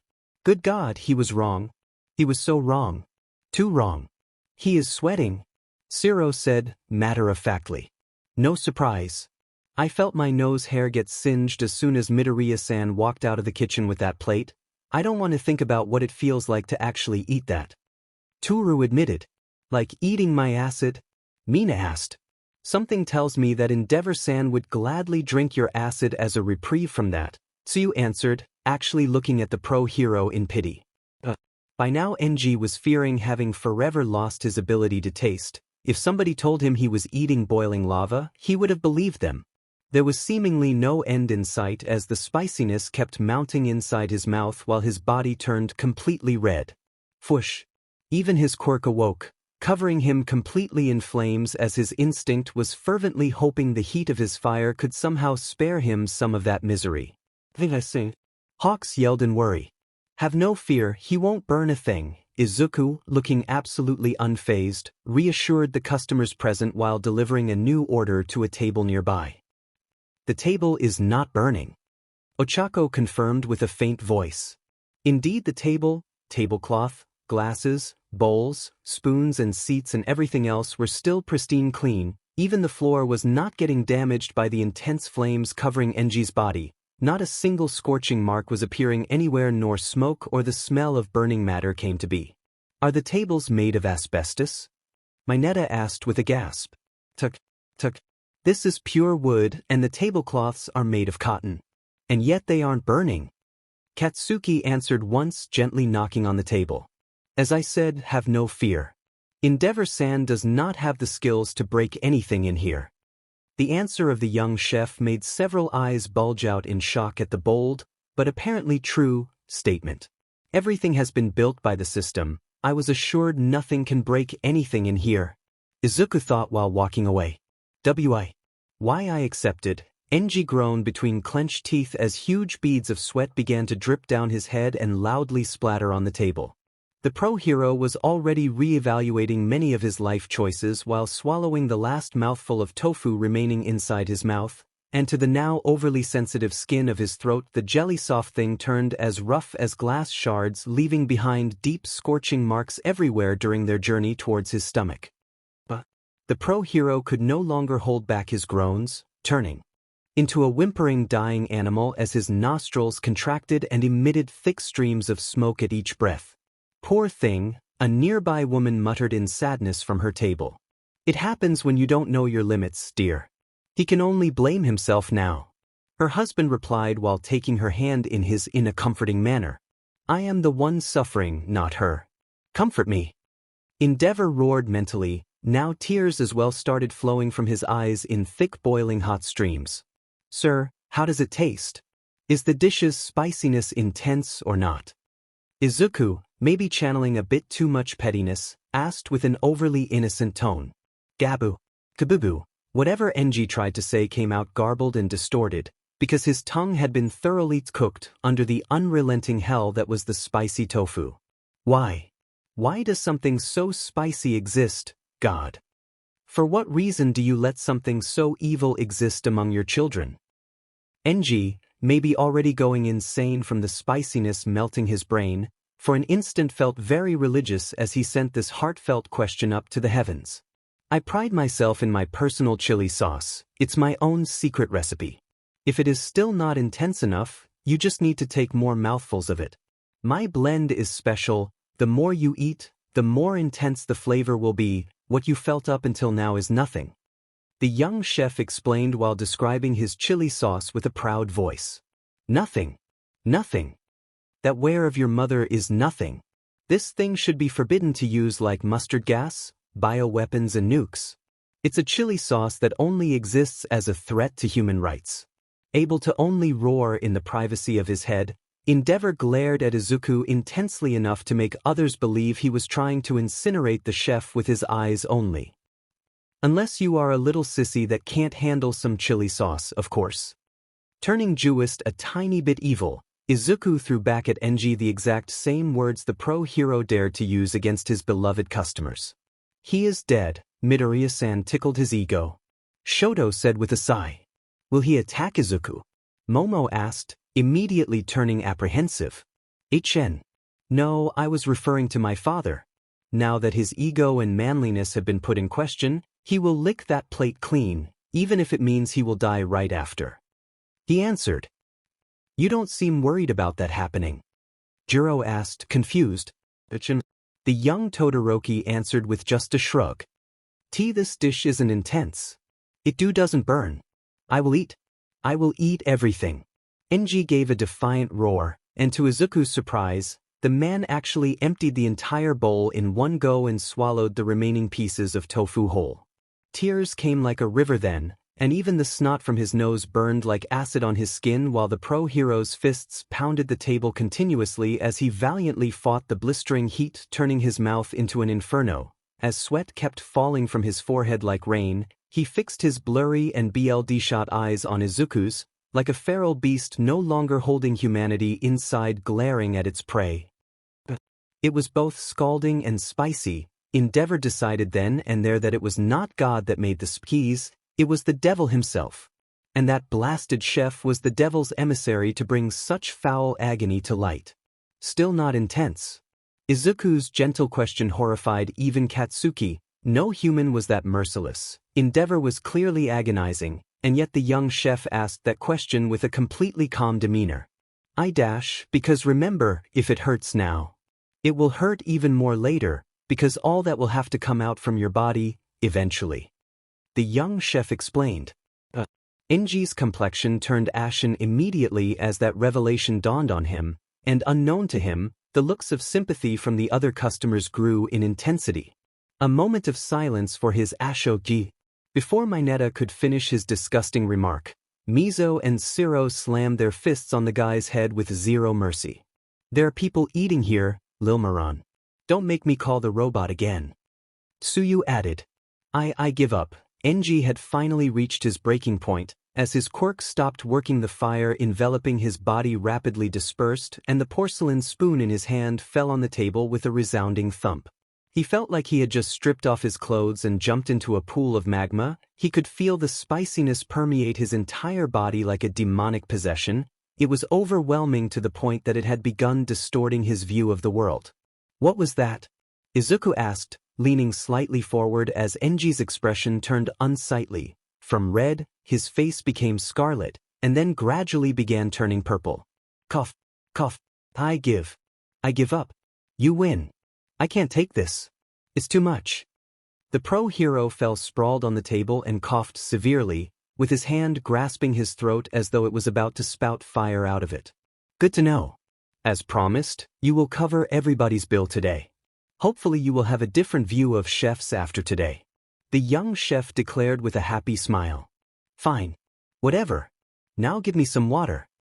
Tears dripped down to Endeavor's cheeks nonstop, and the heat emitted by his cheeks made the tears seem like they'd evaporate any second.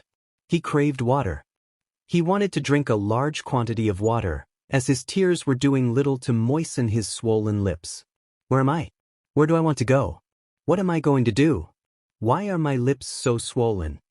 The pro-hero's thoughts were a mess now, raving like a victim of high fever.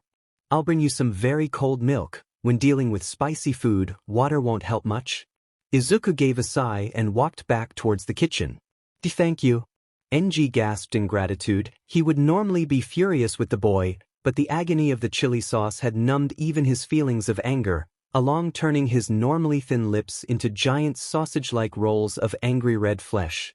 As the pro-hero and Hawks moved to sit in a more isolated corner, the students from 1A and 1B were finally able to order their food in peace. I would have preferred watching Whitey strip him, but I take what I can get, Rumi admitted, grinning in amusement at watching NG empty the giant bottle of chilled milk Izuku brought him in merely 3 gulps and then developing an elated expression. You already gave a sad spectacle, Anjisen. That's enough for today.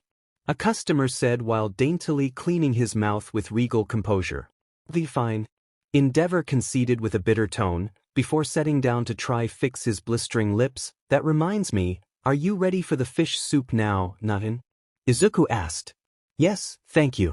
And congratulations, everything up until now has been delicious. The man answered while adjusting his glasses, having lost not an iota of composure while eating, to Izuku's relief. Absolutely amazing. Gunhead, sitting with Sir Night Eye, added with a thumbs up. Genist at Night Eye's other side as well gave a nod of praise. I aim to please. Are you others too ready for the next dishes you ordered? Yes. You bet. I will be with you in a second then, please give me a moment, the young chef answered, bowing before addressing the tables of the students. Feeling the pressure of a full restaurant, Mina asked with a teasing smile as soon as he stopped at their table. I really need to find a waiter or waitress, but I can't seem to find a good one, Izuku admitted. With a defeated sigh. Why so? Momo asked. Various things. The last 3 were especially awful. One had such a bad memory she could not remember the customer's orders long enough to reach the kitchen window and tell me. The second was a stuck-up fool that wanted to tell me how to run my restaurant, and the last one left as soon as he learned I am quirkless. Apparently he found working for me an insult to his pride. He answered, I am sure you will find somebody good enough, you just have to have faith. Momo answered, smiling gently. I really hope so. But please, tell me what I should bring you. This small issue with Endeavor-san already made you waste enough time. Izuku asked with a sweet smile, although that same smile turned very stiff once he looked at Katsuki to take his order. You two know each other? Tenya asked once the young chef disappeared inside his kitchen. Between them and the guys of 1B, the ensemble of orders was extremely varied, enough so that the students did feel kind of bad since each one of them ordered something different. Sort of. Katsuki answered. You put him into a coma, Katsuki-sen? Momo explained with a cold tone, way colder than usual as her sharp eyes drilled a hole in the blonde's head. What? How do you know? His mother and mine are close friends. Izuku comes to my house weekly to give cooking lessons to my mother, and often Inko-san accompanies him so that our mothers can have tea together after the lessons. My mother managed to have Inko-san explain what happened to her son that made him choose the path as a chef. Your almost killing him was one of the key factors. She answered. I did not dash. Please don't make a scene. Izuku cut him off while delivering water and a few appetizers to the table. Today I have edamame and pickled cucumber as an appetizer. Feel free to ask for refills if you want. The first refill is free, he explained before walking towards the table of the students of Class 1B to deliver the same small dishes. I did not try to kill him, it was an incident. Katsuki said again, this time with a normal tone of voice. What part of blasting him away after he saved you was an incident? She asked. The blasting part, he hissed between clenched teeth.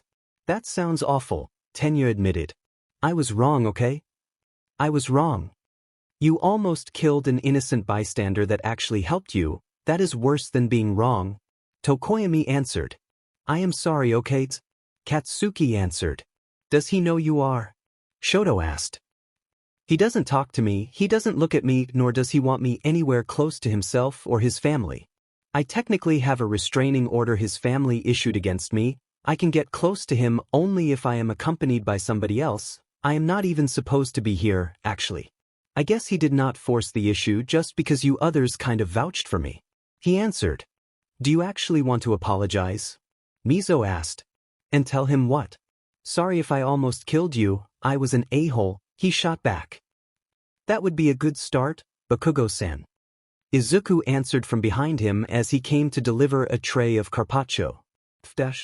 Your appetizer, Momo, he then said, smiling gently and delivering the big plate of white puffer whale carpaccio he prepared for her. He passed that ingredient for common puffer fish whenever somebody asked, but it was actually the reward the system bestowed on him for passing his test. Just like the one you made when I got into UA, she asked, sounding very hopeful. The very same. Please enjoy your meal, he answered before walking away. Thank you, the girl replied, taking a couple of pieces with her chopsticks and swallowing them whole. And developing a blissful expression of pleasure while chewing. Sheet. He heard me, Katsuki swore again. At least you know where to start. Shut up, birdhead. Can I try it? Tsuyu asked. Here, looking a bit reluctant, Momo moved her plate a bit towards the frog girl, who had the brainwave of taking just a single piece once seen the tall girl turn frantic at her chopsticks grabbing too. Curious, she muttered while studying the small piece of fish fillet and then trying it, going wide-eyed right after once tasted it. Mine. Momo, maybe sensing danger, immediately said while pulling the plate closer to herself. How's it? Ochako asked as she watched her friend chewing rapidly and without any intention of stopping. Holy sheet, does it mean it's good? Jiro asked, smirking. Holy ribbit. Sheet, I take that as in it's very good. Mina answered, chuckling. Izuku-san. I want a plate too. Tsuyu asked as soon as she saw the young chef come out from the kitchen to deliver a few dishes. To the others' surprise, she sounded extremely needy. Now I am curious, Aoyama admitted. Me too. Midoriya-san. Can we have some as well? Toru called out as well. Puffer carpaccio. How many of you want it? Izuku asked. All of us. We want some too. Itsuka asked. Very well. Can I eat it while using your abs as a plate, though? Rumi added with a feral smirk. Titi, that is impossible at the moment. Poi. Poi. Enji shrieked in horror once seeing the price of the dish they all asked for. You lost the bet. If you did not want to pay for all this, you should have won. Shoto answered, merciless. Tiu Kwokwi. The pro-hero bellowed with an expression of pure betrayal. What happened to the bond between father and son? To the love between family members? The man thought in misery. After that, more and more plates went amassed on the tables of the students of Class 1A and 1B, with the young men and women there gorging themselves, and looking at the young chef in awe for the sublime taste of the food, all at the pro-hero's expenses. 2 hours later, sheet. I am about to explode. Katsuki said with a strained voice while massaging his bulging belly. It was all so amazing. Kaminari muttered in awe. We have to come here again, Toru said, groaning in fatigue. I want to eat more, but while the spirit is willing, the flesh is weak and ready to burst. Tenya added while looking in sadness at all the dishes on the menu he had not tried yet. That tiramisu was orgasmic? Mina admitted. Yes, it was delicious. Momo confirmed, having taken a few very, very generous portions of said dessert once she'd heard Izuku made it just that morning. The table with the 4 students from Class 1B were similarly stuffed to the breaking point, and from afar, Endeavor's soft sobbing was heard in all its misery. Those greedy students tried to eat him into poverty. Monsters. I take everything was to your liking.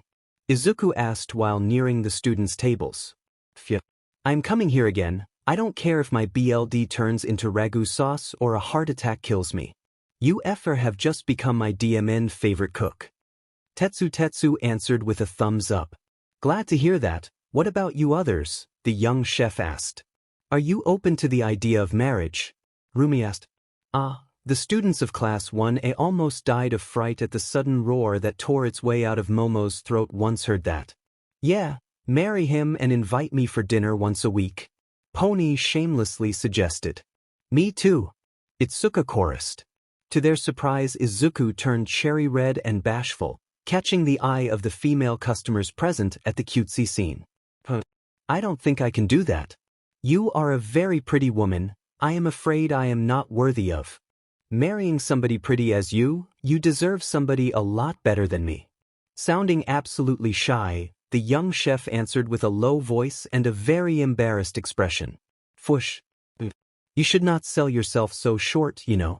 You have plenty of good qualities yourself. Plenty to attract any girl.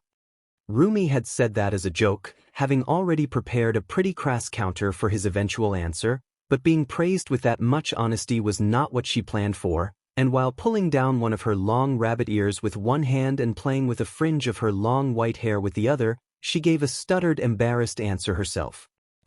They look so cute, isn't that right, Yamamo? Toru asked, both playful and actually gushing. Yamamo. Is she okay? Mineta asked, scared. She is not blinking, Tokoyami whispered, sounding afraid. You there, big melons, baby.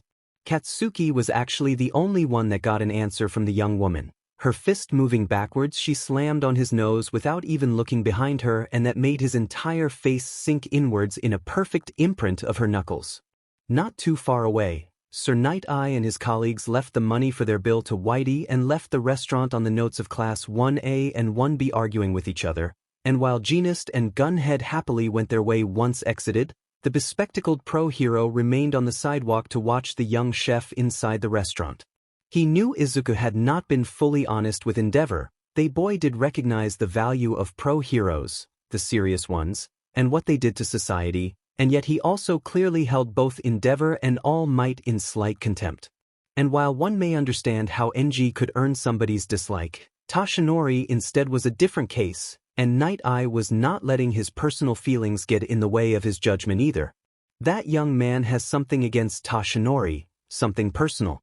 You don't use that much distaste while calling somebody a moron just because you are not a fan. That is a feeling with deep roots. He muttered, thoughtful. Whatever it was the boy's own personal affairs, something the pro-hero did not want to intrude upon, even if it did make him curious as to why that was the case. He calls himself a quirkless, and yet he could scream that loud and summon that avatar behind himself. And he doesn't like Tashinori. It was then that a theory faintly formed inside his head. Another quirkless asked me if he can become a hero even without powers. I might have been a bit too blunt in telling him it was not possible. He looked exceptionally hurt. There had been a moment, right after Tashinori had passed his quirk to Night Eye's pupil Mirio, that he saw the blonde man turn sad all of a sudden and deliver that line with a regretful tone. If I heard correctly, Midoriya-san has been put into a coma by one of those students around the same PRD of time. Could it be? Night Eye muttered as he studied the young chef as he momentarily stopped by the table occupied by the students from Class 1A, and whatever he said, it seemed Ochako found it especially hilarious. Or at the very least, she seemed to find him personally endearing. Night Eye decided that he needed to check a couple hospital reports to see where and when the young man had been brought to them, along remembering the date Mirio had his second quirk injected, because the last thing they needed was another villain acting on his hatred for heroes because the #1 hero of Japan destroyed his dreams before he could actually manifest his powers. There were many villains that turned to evil for far less. If that is the case, he may have manifested his dormant quirk thanks to the coma. If we get him soon enough, we can still teach him how to use his powers for good. Whatever those powers actually are. Night Eye muttered, thoughtful. Just to be sure, he then muttered as he managed to lock eyes with Izuku. He had exchanged a polite handshake with the boy before leaving, meaning that he could actually use his quirk foresight to peek into the young chef's future to see if they could actually avoid him turning into a villain.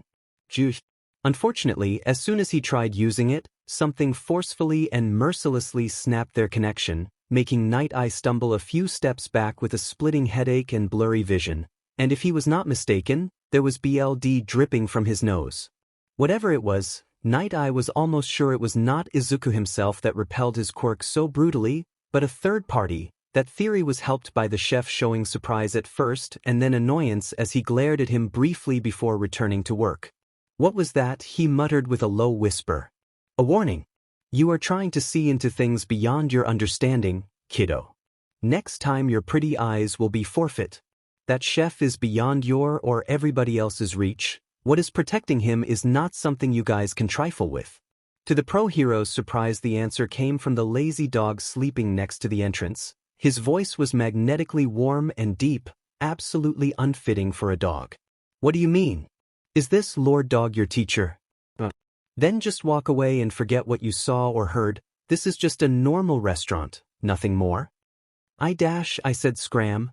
Blackie muttered with a tone of finality, and as dog and man locked eyes, a deep sense of primal terror washed over Night Eye for a brief instant, before the dog returned to sleep. This doesn't make any sense. The pro hero muttered while walking away, dozens upon dozens of questions piling up in his mind instead of going away. He felt there was something wrong about that restaurant, and he felt the need to see deeper into it and possibly save the young man working there from whatever nightmare was hiding behind its doors. Later that night, after closing hour, once the last customer was gone, Izuku could finally close the restaurant, tidy up the place, and spend a good 2 hours talking to the phone with his parents about how his day went, since Inko and Hayashi were apparently not happy enough to just be able to visit Izuku's restaurant whenever they wanted. Not that Izuku minded, he loved his parents too much to refuse their visits or calls. Once everything was done, the young chef washed himself and prepared to go to bed, only for the system's voice to suddenly ring in his head, followed by a happy fanfare. Congratulations to host Izuku for reaching the 100 dishes served goal in the month time limit. An extra 2 bottles have been added to the wine cabinet as a prize. The voice said. The wine cabinet Izuku unlocked thanks to Endeavor willingly destroying his bowels for their bet was a tall fridge-sized glass cabinet completely transparent and big enough to contain 40 bottles of wine, 5 for each row. It now contained 6 different kinds of white wine and 6 reds, counting the extra ones he was just gifted with, and while only middle range in quality, they were still the sort of stuff wine lovers would love to see on the menu. Speaking of Endeavor, Izuku found himself idly wondering what the pro hero was doing at the moment. With NG, his personal office inside his hero agency, a miserable shriek of agony echoed everywhere inside the office as the pro hero Endeavor was still blocked sitting on his personal toilet trying to not defecate his own organs out of his body. His underlings could only listen powerless as their boss and favorite hero sobbed uncontrollably while trumpeting sounds kept exploding out of his behind, bringing his shame to new heights as a result. No more. No more. I'll respect chefs, I swear. Just put an end to this torment. The man whispered while crying fat tears of sorrow.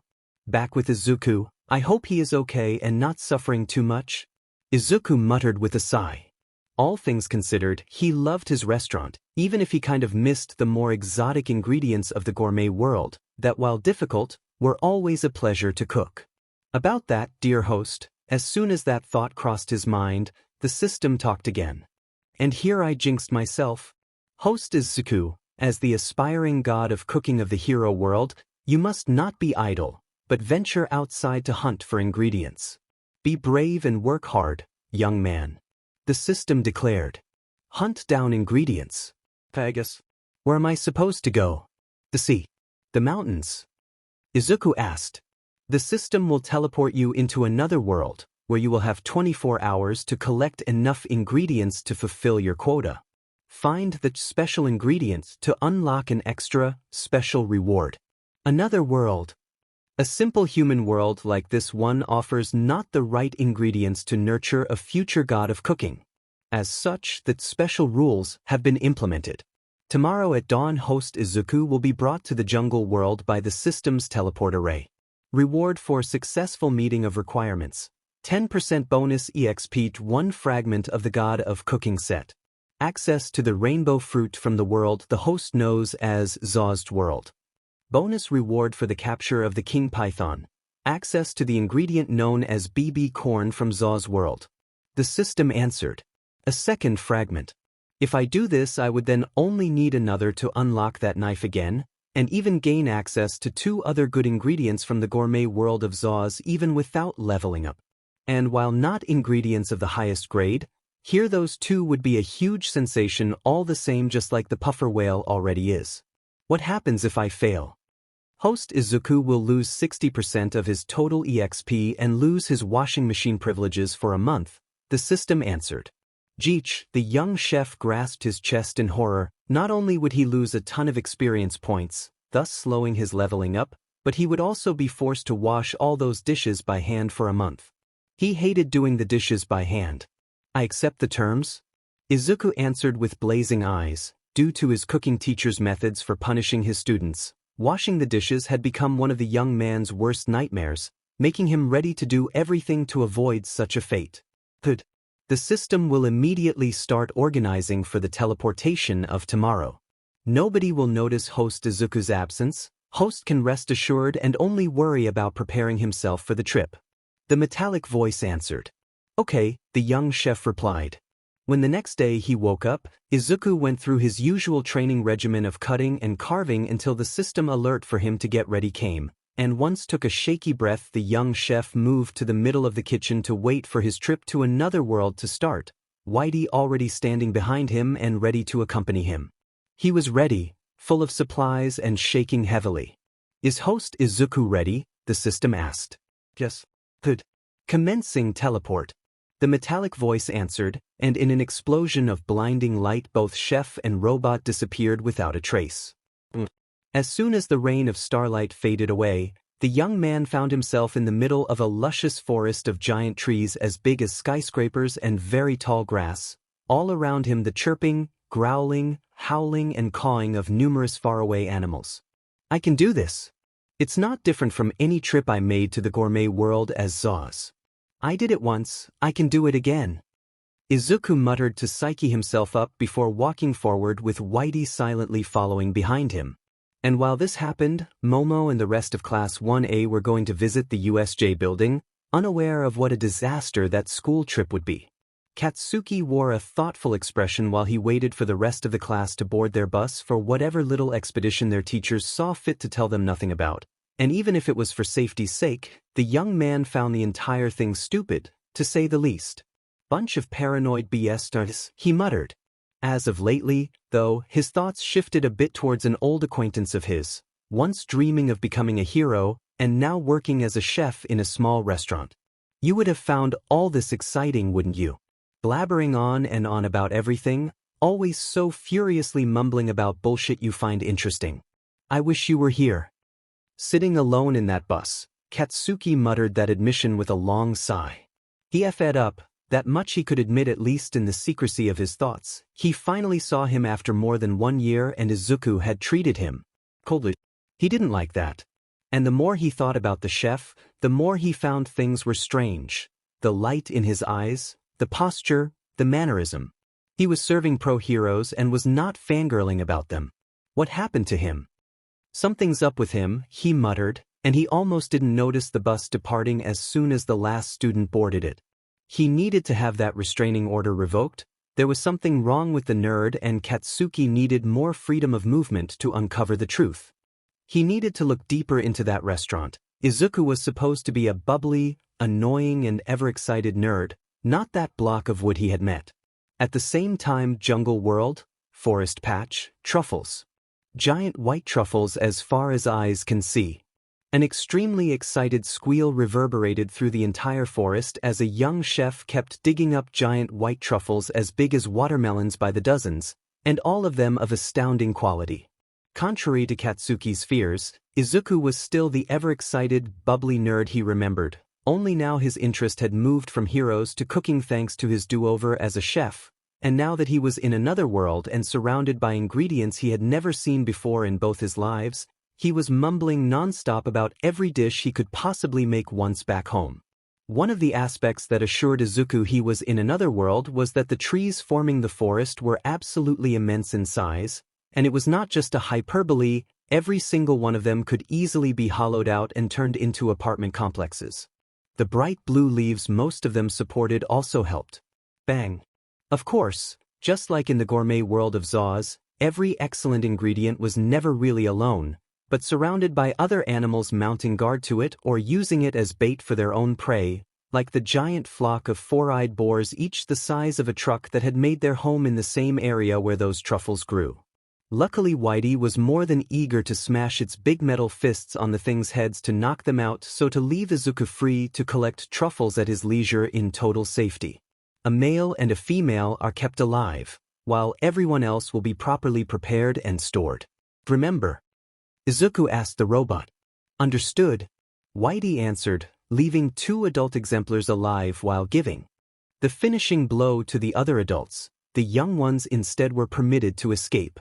With this, I have collected enough ingredients to cover the 1-star and 2-star level, plus extras to have some reserves that will last me until the breeding program back home is stable, the young chef said, sighing, while moving to clean the dead boars, removing the skin, separating the meat in its various cuts and so on.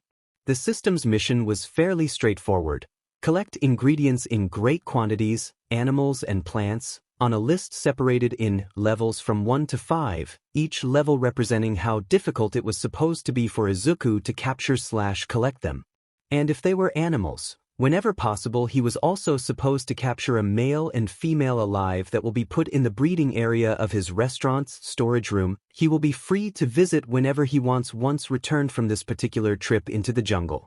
20 different 1-star ingredients, 20 different 2-stars ingredients, 10 different 3-stars ingredients, 10 different 4-stars ingredients, 5 different 5-stars ingredients. Luckily plants and animals were not counted separately. Izuku feared how long it would have taken him otherwise, but with how hyped he felt, he was not exactly as worried as he felt he was supposed to be. Okay. All of a sudden a loud storm of angry howls echoed all around Izuku, and the source was a crowd of furious monkey-like beings with bright yellow fur and goat horns on their heads appearing from their hiding spot on the tree's foliage. They all glared downwards at the chef with their purple eyes narrowed into slits while showing their drooling maws in a threatening manner. Each fang of theirs was dagger-long and very sharp. That should be, Izuku, unfazed, muttered while perusing the small booklet the system gave him and detailing the ingredients he could ideally find in that world, all neatly separated by level and deliciousness. Monkeys. A 3 stars ingredient with tough but delicious meat. That means they will be a good ingredient for stewing, steaming and much more. And the higher level is all just because they always attack in big packs. Izuku said, amazed, while opening a small box he took from a pocket to recover a thin and long needle. Knocking. The favorite hunting method of the people from Zaus world. Good for capturing ingredients non-lethally by striking the nerves or pressure points that controlled the movement of living creatures with the use of specialized techniques or the use of biodegradable needles fired from various implements, known as knocking guns. If that any beast could be transported alive at the hunter's leisure, however, the location of these nerves was different in every species, so a great amount of knowledge and experience was required to use knocking techniques or knocking guns effectively. As a possessor already of a knocking patent, Izuku had more than an inkling about how to use it on himself or other beings for an insane variety of offensive, defensive, support and healing effects. Like he just did by STMLTNG the pressure points of both his own arms, and especially his fists, to make them grow exponentially in size until both arms turn giant and full of enormous bulging muscles. Let's capture them all, he yelled in glee. Understood, Whitey answered, eyes flashing red. The monkey's eyes too turned bloodshot red out of rage, angry at the small furless thing not finding them scary at all. Yes, they were small compared to the boars, but they were many. And their heads were harder than rock while their claws and fangs were super sharp. Was it so hard to get some fear from their prey? They were monkeys with ambitions. Not some food. Oh. With a very battle cry-like roar, the pack leader initiated the assault himself, by showing that their ornate twisty horns weren't there just for show as the male used its strong legs to shoot forward like a bullet to headbutt the new prey to death. Bang, bang, bang, bang.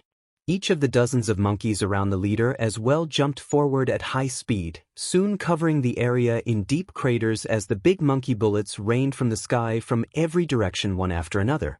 Feisty. I like it, Izuku declared happily, having dodged the first salvo with a forward burst of speed that brought him right in the middle of the monkey group. Bodhi Pestle, giving him the needed opening to nail the second in command of the pack with a bone-shattering right hook that cracked heavily the monkey's skull and sent it flying. Bodhi, from Buddhist terminology, enlightenment. So, pestle of enlightenment, punch, oh. The outrageous act apparently launched the pack leader, and every other monkey, in a BLD thirsty frenzy that resulted in all of them attacking both chef and robot at the same time. All 45 of them. Izuku couldn't help but shriek as the horde rained on him.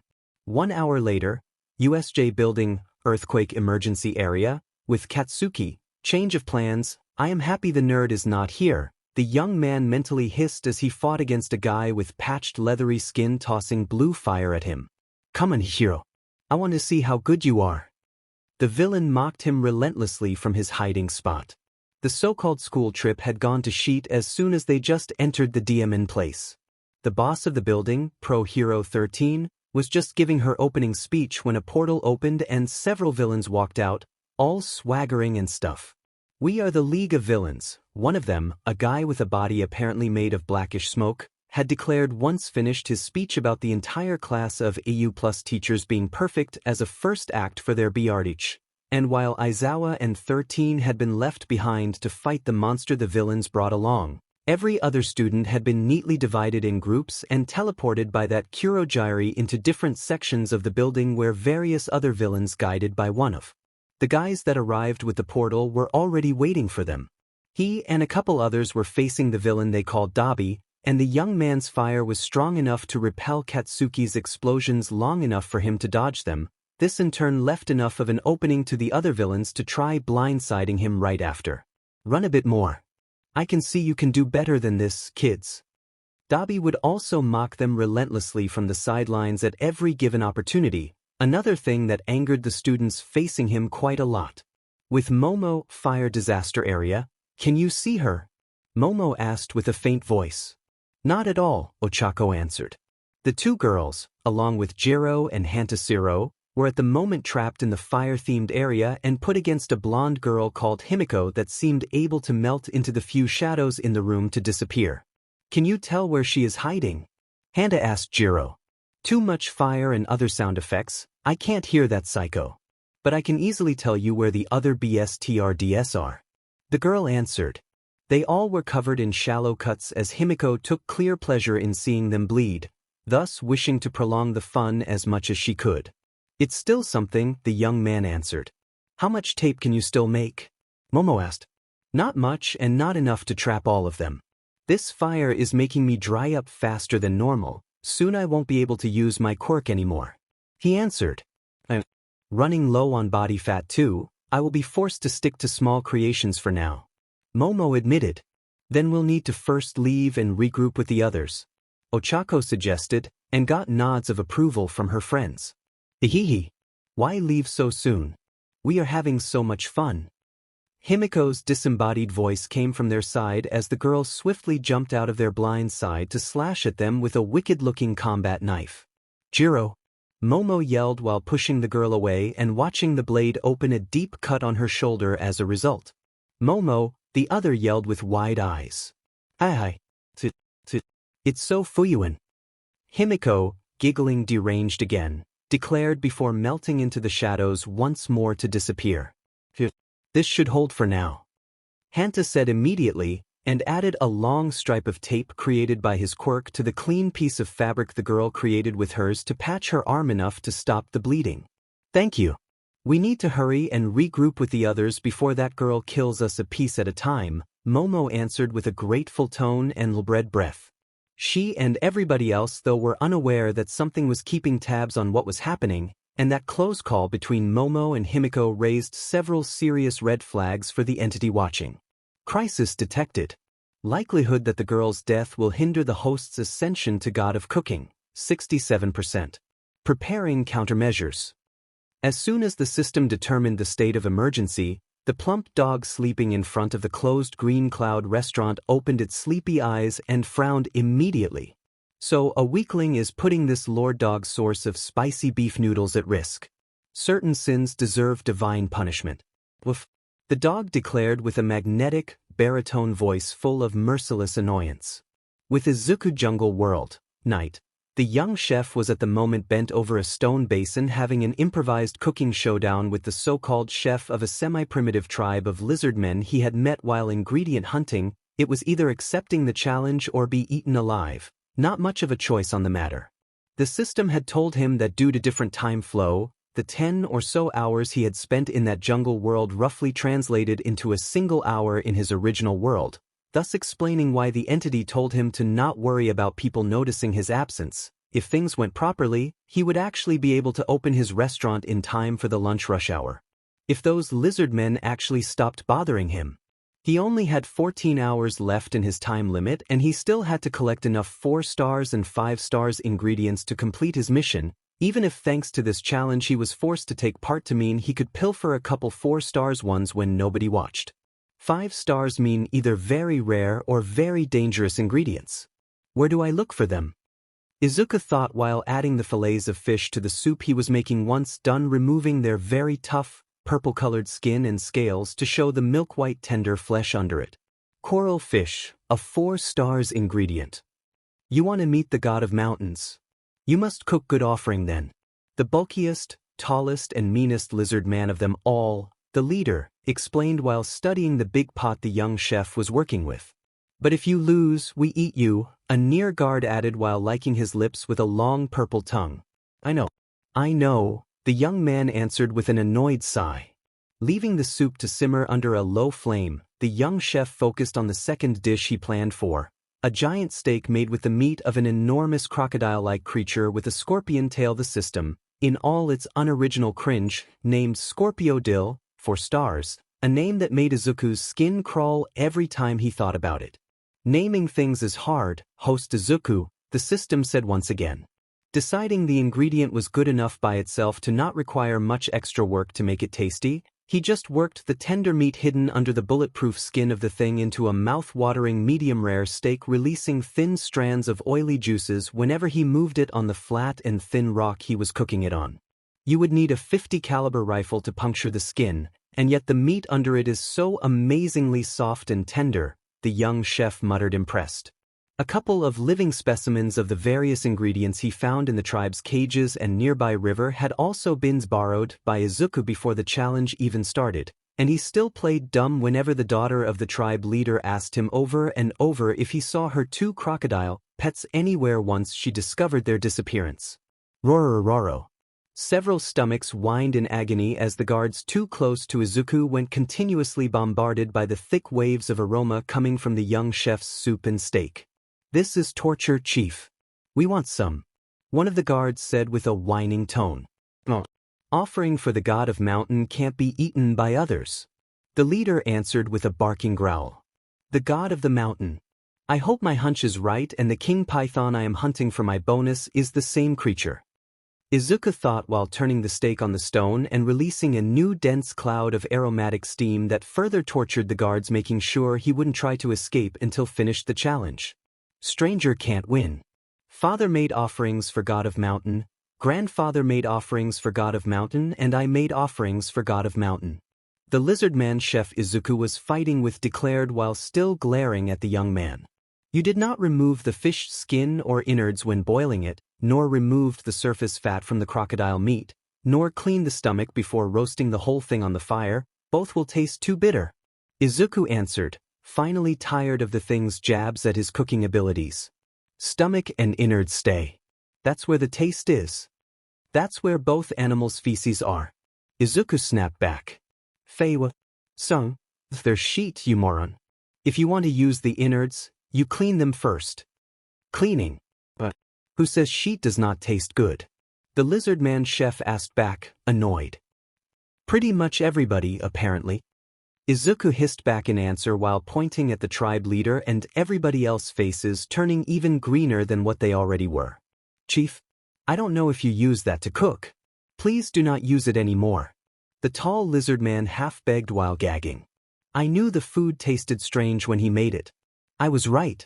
One of the guards was heard muttering right after. You others know nothing of good food, the lizard man chef replied, huffing haughtily. Neither do you, one of the elders countered. Your mother is a breaker. Boy. You wash tongue when talking about my mother. The elder shrieked back. Enough. The leader of the tribe gave a loud roar that immediately silenced the argument, before looking at both chefs' dishes. Your food is ready. Yes, both said. Good. Bring them to God's voice, she will tell who is the winner. The God's voice was an extremely old-looking female lizard woman with gray-green scaled skin and only one eye working, the other was dull and devoid of life. She walked while leaning on a tall wooden stick and smelled of burnt herbs. This is offering for the god of mountains, the old lizard asked with a whisper of voice. Yes, voice of God. Stranger wants to meet the god of mountain, so he must prepare a better offering than tribe chef. Then the voice of God will judge, the old female answered while nearing Izuku. Your future is mist to me. How so? She said once studied him for several minutes. I don't know, voice, the young chef answered, unsure. Great power helps you, scary great power. This is your offering. Yes. Soup made with the fishes of your grand river and steak made with crocodile meat. Please, let this weak one taste for you, your offering, great god of mountain, the old lizard said before taking a sip of the soup and a tiny bite of the steak. And the thing's only working eye widened slightly at the taste of both. As Izuku expected, the fish soup he made with those 5 different fishes offered a delicate taste, further enriched by the various peas he added to the stock to create a slightly dense soup bringing forth the full flavor of the fishes and perfectly framing their tender and flavorful meat, but without the unpleasant smell usually accompanying fish meat in general. The steak was soft and fragrant instead, with a strong meaty aroma that filled the mouth and tickled the nose at each bite while bouncing between the teeth and caressing the palate whenever one chewed. The stranger wins. You did not try my offering, the lizard man chef yelled in outrage. You always prepare the same food, day after day after day. Offering is just the same every time too. No need to try it. The old lizard answered, waving him off, before calling the chief closer to her to whisper in his ears. Yes, he asked. Kick more on to big wolves and keep the stranger. Good food is a blessing. She said. You sure?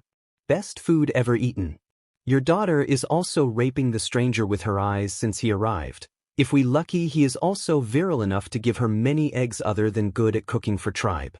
I want to be a great-grandmother soon. She answered. EGGS. I am too young to be a grandfather. The tribe leader shrieked in horror. In answer, the old lizard whacked him on the head with her wooden staff. I say keep him. But, the chief said with a long whine, and getting a second whack on his head from the old lizard. I am old and want great-grandbabies, and she clearly wants to have his eggs too. She still looks at him in need when he doesn't see her. Keep him in here.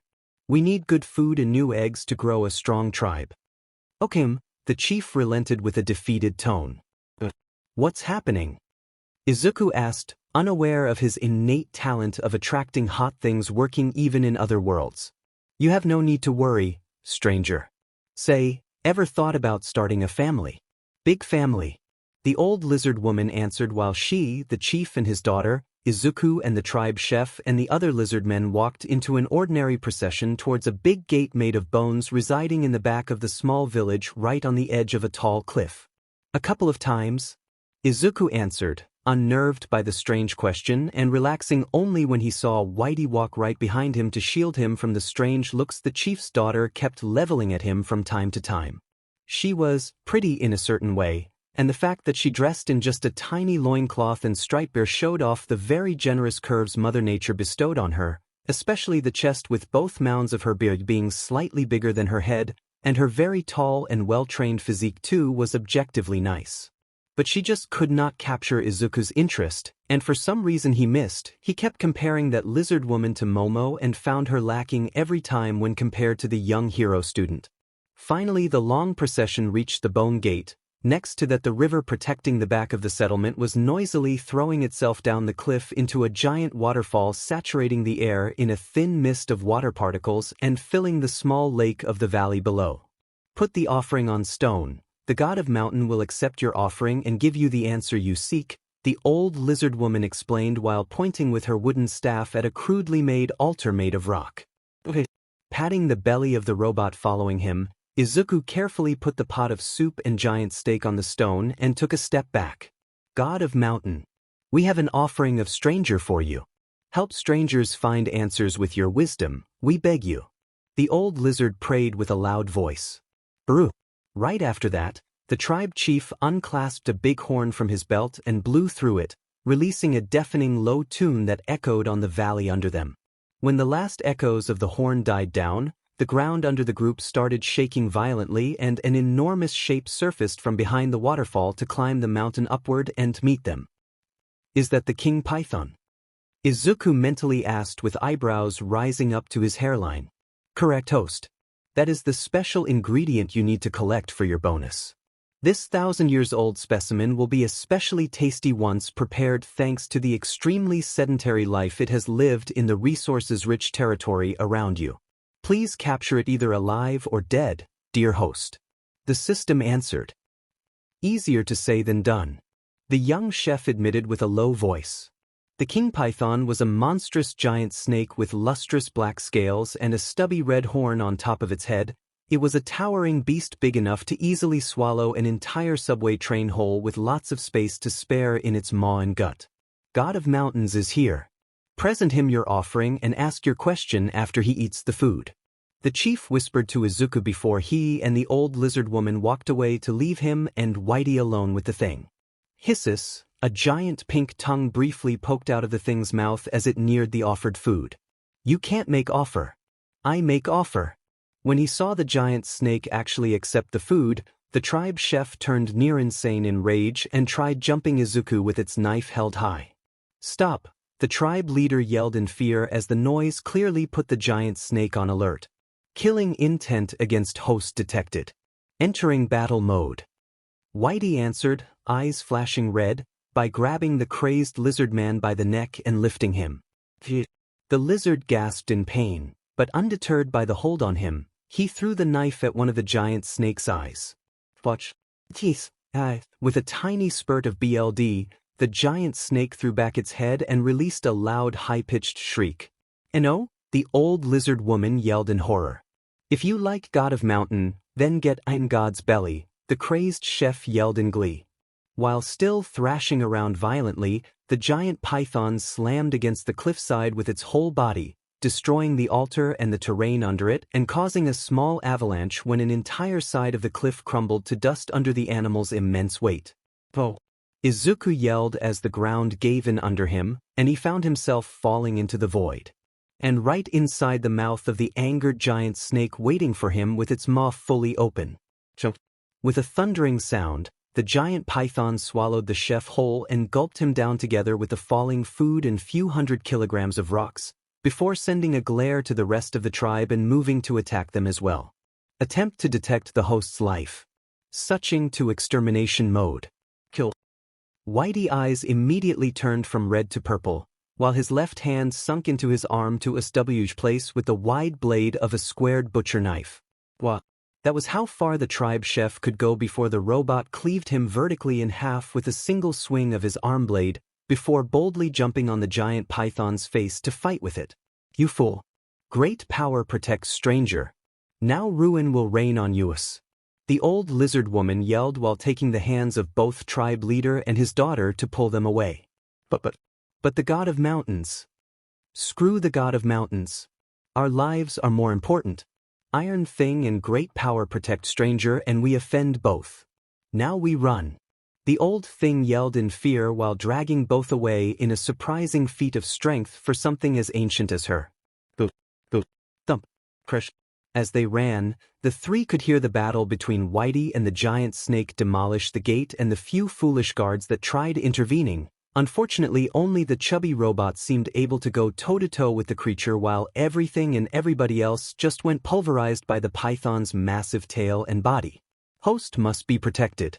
Kill. Whitey would roar from time to time while either smashing his big fist on the python's head or hacking away pieces of its body with the arm blade, soon turning the giant snake head into a mess of broken scales and flesh dripping BLD in astounding quantity. Badu.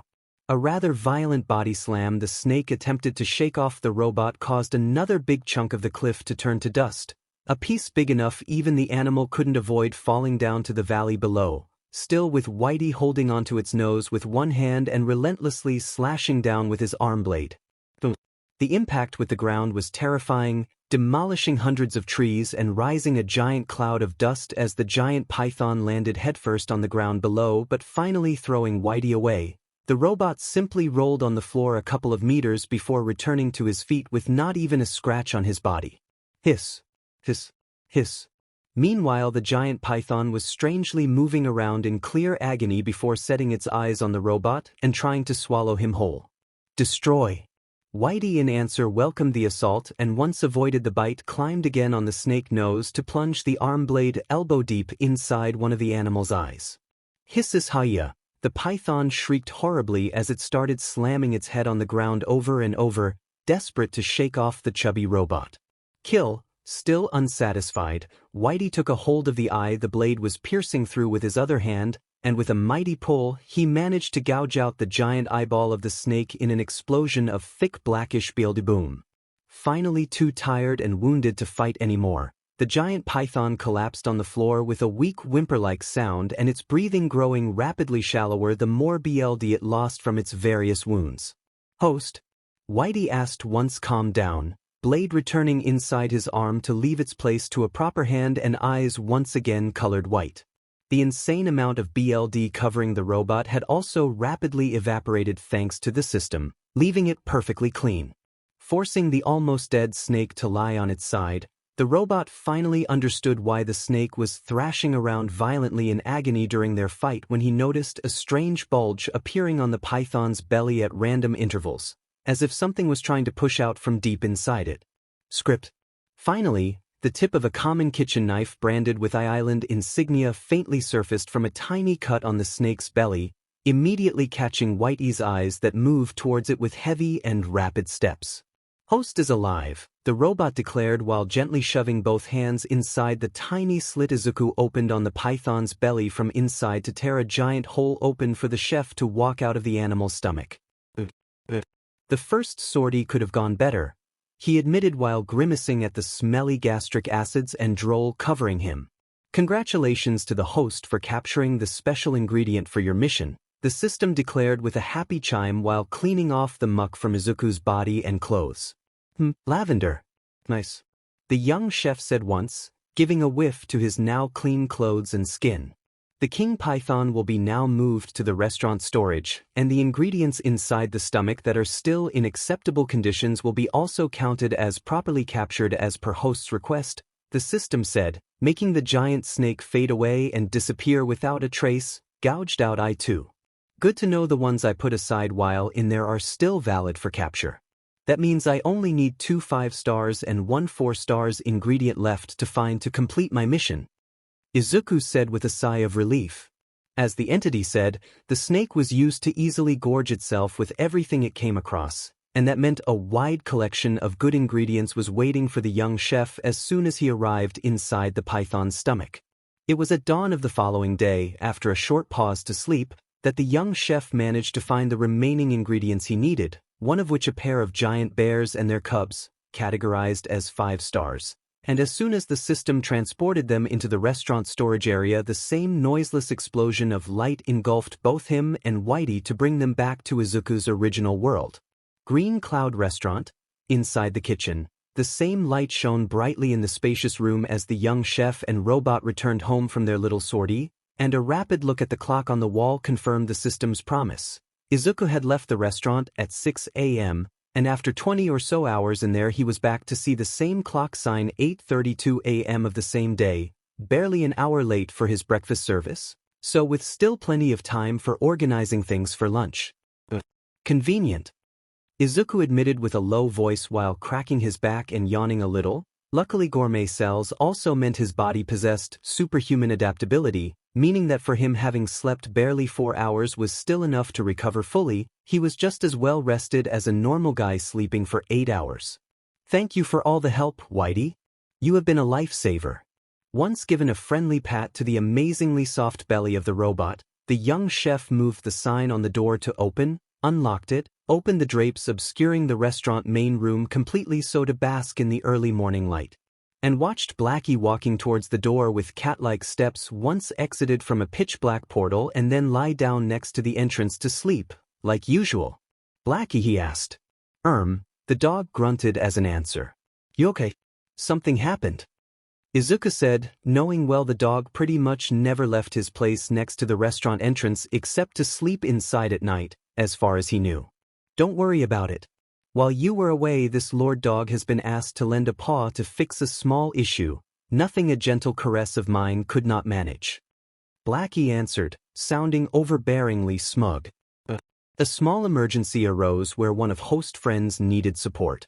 Since Host was occupied elsewhere, the system simply assured no harm to come to the girl known as Momo by sending Blackie on site. "'Tis now safe and unharmed," the system explained. Momo. What happened? Izuku asked immediately. The system will offer a small debrief to the host while he prepares the breakfast for the approaching customers and initiates the preparations for the lunch dishes. Rest assured no tragedy happened. The entity answered. But you need to tell me everything. If it will help host calm down, the system will. Thank you. Izuku answered, grateful, before welcoming with his usual gentle smile the small group of customers coming in for breakfast. While he prepared the pastries and croissants and the coffee and cappuccinos for the customers, he was enraptured by what happened in the few hours he left to visit another world. Main hall?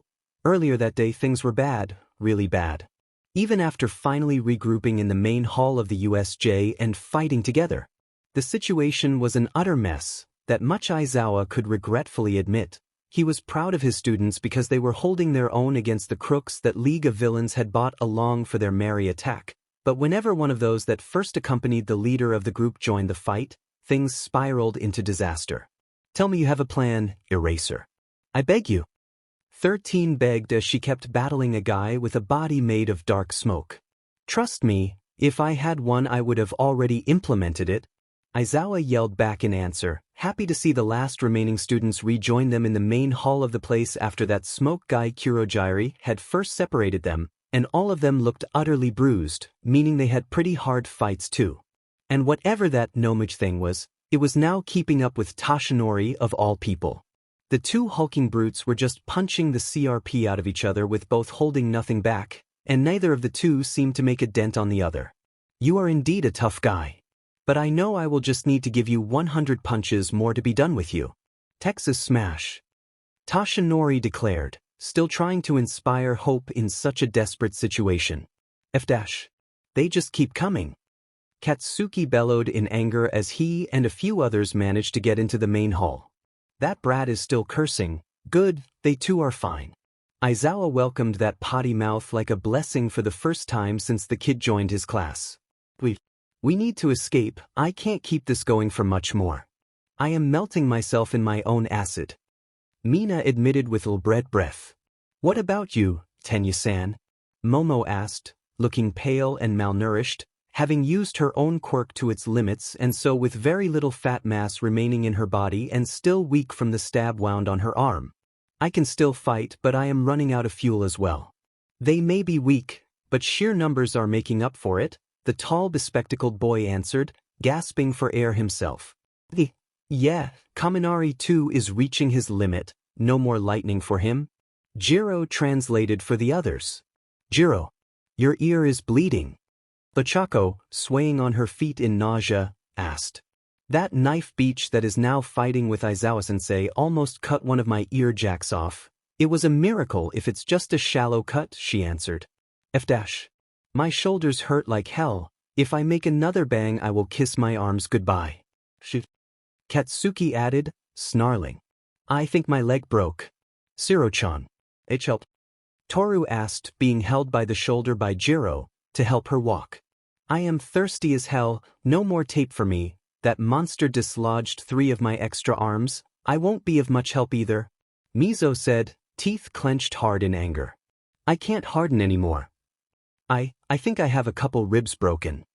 Kirishima added. Me too. Ribbit. Have no fear, reinforcements are coming. Aizawa yelled while dodging another fast swipe of the crazed blonde girl he was fighting with. This is taking too long. I am getting bored. Shigaraki declared with a bored sigh as he too finally joined the battle. Don't let him touch you.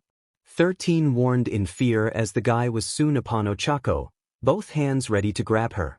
Ochako-chan. Tsuyu yelled while pulling her friend away with her prehensile tongue. Kia? The brunette shrieked in surprise, only to grow relieved when she saw the floor develop a giant hole as soon as the villain touched it. Hey! I wanted to kill that girl. The villain roared in offense.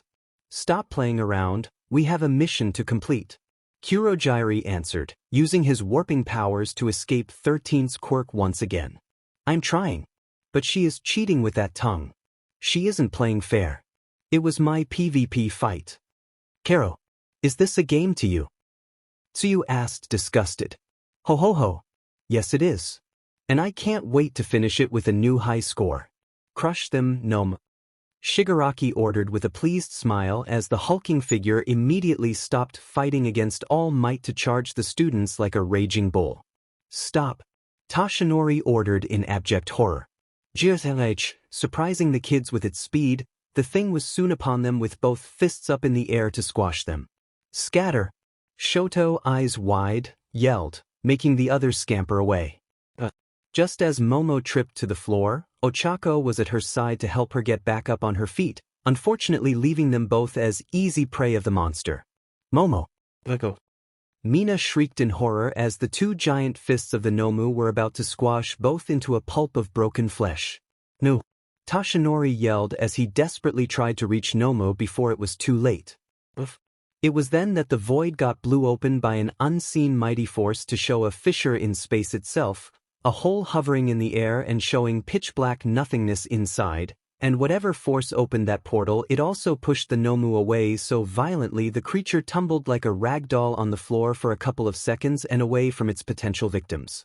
The entire room went plunged into complete silence as both sides of the fight were waiting with bated breath to see who would come out of that portal, if reinforcers for the villains or the heroes. Another warp quirk? Aizawa hissed with narrowed eyes. One of us, Kurogyri. WS. Nobody beside me has a warp quirk in our organization. Nomu answered. To everybody's surprise, a rather big pitbull dog with lustrous black fur walked out of the tear in reality that closed by itself as soon as the animal fully came out, walking between the two groups with elegant cat-like steps until he got in front of both Momo and Ochako and sat down, as if wishing to protect them from the hulking muscled monster that in the meantime had jumped back on its feet. What a cute doggy! Himiko gushed with a wide smile. A stray dog. With such a rare quirk. Kurogyri muttered, surprised. Not much of a stray if it has a pot belly. Dabi commented. Ichiche. Isn't that the dog guarding that restaurant? Mineta muttered, gasping. Blackie. Momo whispered just as surprised. Does this lord look like a stray to you, brat? Show some respect, or else this lord's paw will smack you until nothing remains. Blackie answered with his baritone, magnetic voice carrying forth his overbearing attitude. It talks too. Bit of an inflated ego. Kurogyri answered. Why are you here, Blackie? Momo asked. This is a dangerous place. Ochako added right after. Foolish girl. This lord was enjoying his nap when he was asked to come save your life, and here I am. Last thing need is for sorrow to affect the young man I swore to protect. Apparently you are precious enough for him. I personally had to make a move. Blackie answered, scoffing.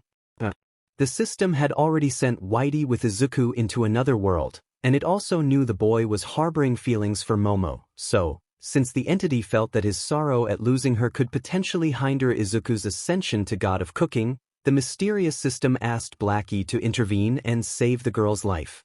Problem was that Blackie had only two priorities in life, fighting a good battle and eating Izuku's spicy beef noodles 2 to 3 times a day, so the dog hurried to protect the girl as a way to preserve the high quality of his food, reason why in his hurry to leave he missed who exactly was the girl he was supposed to protect, and since his pride forbid him from asking for clarifications, he just made sure to look and talk to both girls at the same time while delivering his line, sure that at least one of them was the right one, since both were about to die a messy death before he arrived.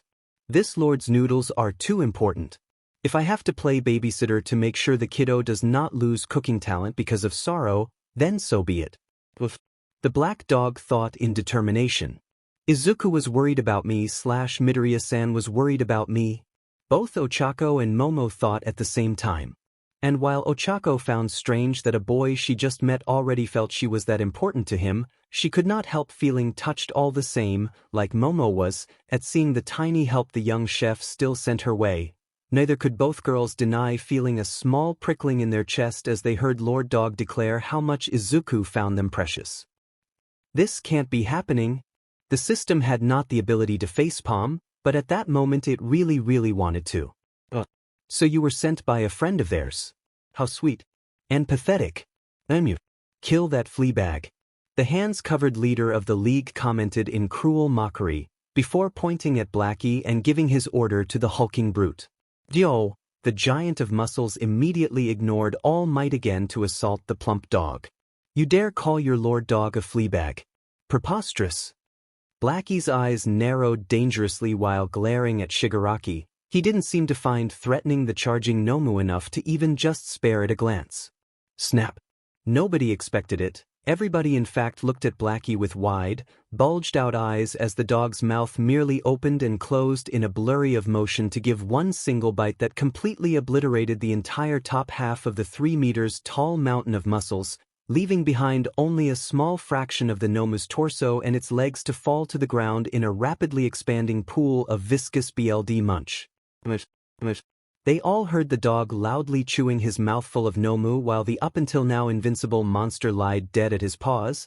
Also, none of them could actually explain where all that flesh/meat actually went, considering that Blackie was at best a fifth of the Nomu's overall sizes and so not something a mere dog should feasibly be able to eat whole. What the F-? Katsuki loudly swore, neatly encapsulating everybody's feeling at the absurd spectacle they just witnessed. Blee. As expected, it can't even be put on the same plane of existence of this lord's beloved spicy beef noodles. What a waste of meat. Blackie muttered to himself once swallowed the 100 or so kilograms of Nomu he had just bitten off, and even as a dog his expression clearly showed contempt and disgust. Boom. Splat. Still unsatisfied, the dog added insult to injury and gently patted down with a paw.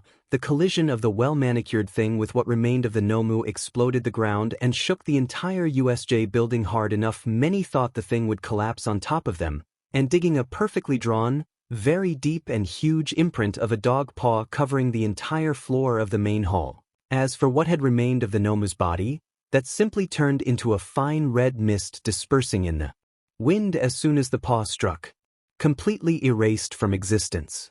Toshinori felt wronged or even insulted, somehow. He had just declared that Nomu a worthy opponent and something he would need 100 punches of his to beat. And a mere dog instead killed it with a single bite and then disintegrated with a playful pat of a paw. Did I offend somebody? Is this bad karma showing up? But was it so necessary to show me up this badly? What did I do wrong? All Might thought in sorrow as he coughed awkwardly and shifted to stand next to Aizawa. What the F happened, Kurojuri? Shigaraki asked, annoyed. I don't know, the other answered. Hey. Are you a mob boss? What the F are you doing here? The young man asked. First you call this lord dog a fleabag and then a measly mob boss. Are you tired of living? Now Blackie was really annoyed, and the imperious way he talked and lifted his exquisite paw again clearly showed it. Oh. Down. Down. Put down that paw. Slowly. Himiko yelled immediately. I am no mob boss, you weakling. I am your lord dog. A moderator. Showing a bit of knowledge of modern media, Blackie declared haughtily his correct title while giving a lazy pat forward with his paw, and to the other's shock an unseen force slammed with ungodly fury on Shigaraki's body with the force of a world-ending meteor, launching him flying back at insane speed and through the wall behind him, and through other 3 walls behind that still, each and every time leaving behind a perfectly cut hole in the shape of a dog paw. Boom. What was shocking was that whatever sent the villain flying affected him and him only, not even Kurojiri standing right next to the guy was affected. Shigaraki. Kurojiri yelled in alarm as he hurried at the young man's side as soon as he saw him crash landing and his successive boneless tumbling on the floor until he remained in a very humiliating face-down, but up position. Both Shigaraki's arms and legs were broken in various parts and twisted at odd angles, his body was covered in bruises and deep cuts, the right eye was swollen completely shut while the left one had been gouged out and was still bouncing on the floor at few feet from him. The rib cage had been smashed inward and even the young man's toes were clearly burst to shreds while every single hair on his entire body had been torn away, just like his clothes, leaving the young villain completely naked, bald, unconscious and broken. It was a miracle he was still alive, and Kurojiri almost expected Shigaraki to soon develop a deep-rooted fear of dogs as soon as he woke. This should be enough. You can wrap the rest up by yourselves. This lord dog has a nap to return to, my beauty sleep shall not be interrupted. Blackie declared while rising again his paw, and once amused himself with the terror he saw in everybody's eyes once they saw him do that, he patted the air in front of him to blast open a new pitch-black tear in reality. I did my part, you stay alive now. He will apparently miss you dearly if you die, and the last thing this lord needs is for his protege to succumb to sorrow. Farewell. The dog said that to Momo and Ochako at the same time before leaving, still secretly unsure and wondering if he actually helped the right girl or not. Bye, sir. And thank you for the assistance, sir. By good manners or fear, answered with a respectful tone and a deep bow. He did not get up from until sure the dog was gone. That's one hell of a dog, Aizawa admitted, finally releasing a sigh of relief once the black tear in space closed by itself and disappeared. One of us? Toshinori asked. To hell if I know. 13 admitted with a helpless shrug. Actually, we kind of know who that dog is, and who he belongs to. Mina admitted. You know his owner. Are they some pro-hero? Toshinori asked once seen the leading group of the League of Villains being forcefully teleported away by Kurojiri once clear they were now at disadvantage. I don't remember one of us fighting alongside a dog. I would recall a dog and hero able to do that. 13 answered. Actually, that dog belongs to a chef. Mina answered sheepish.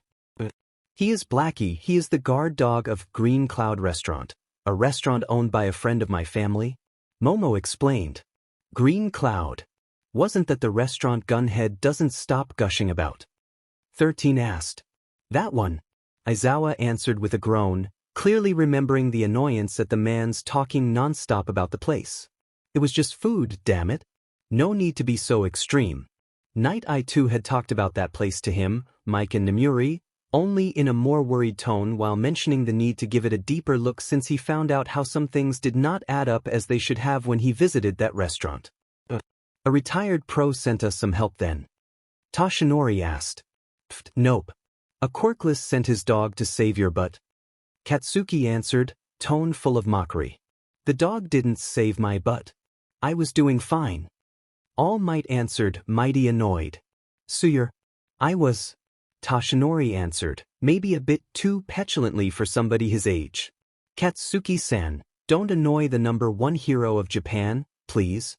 Tenya begged with a groan. I was just dash, you say ruin? Hello, Izuku. Yes, I'm okay.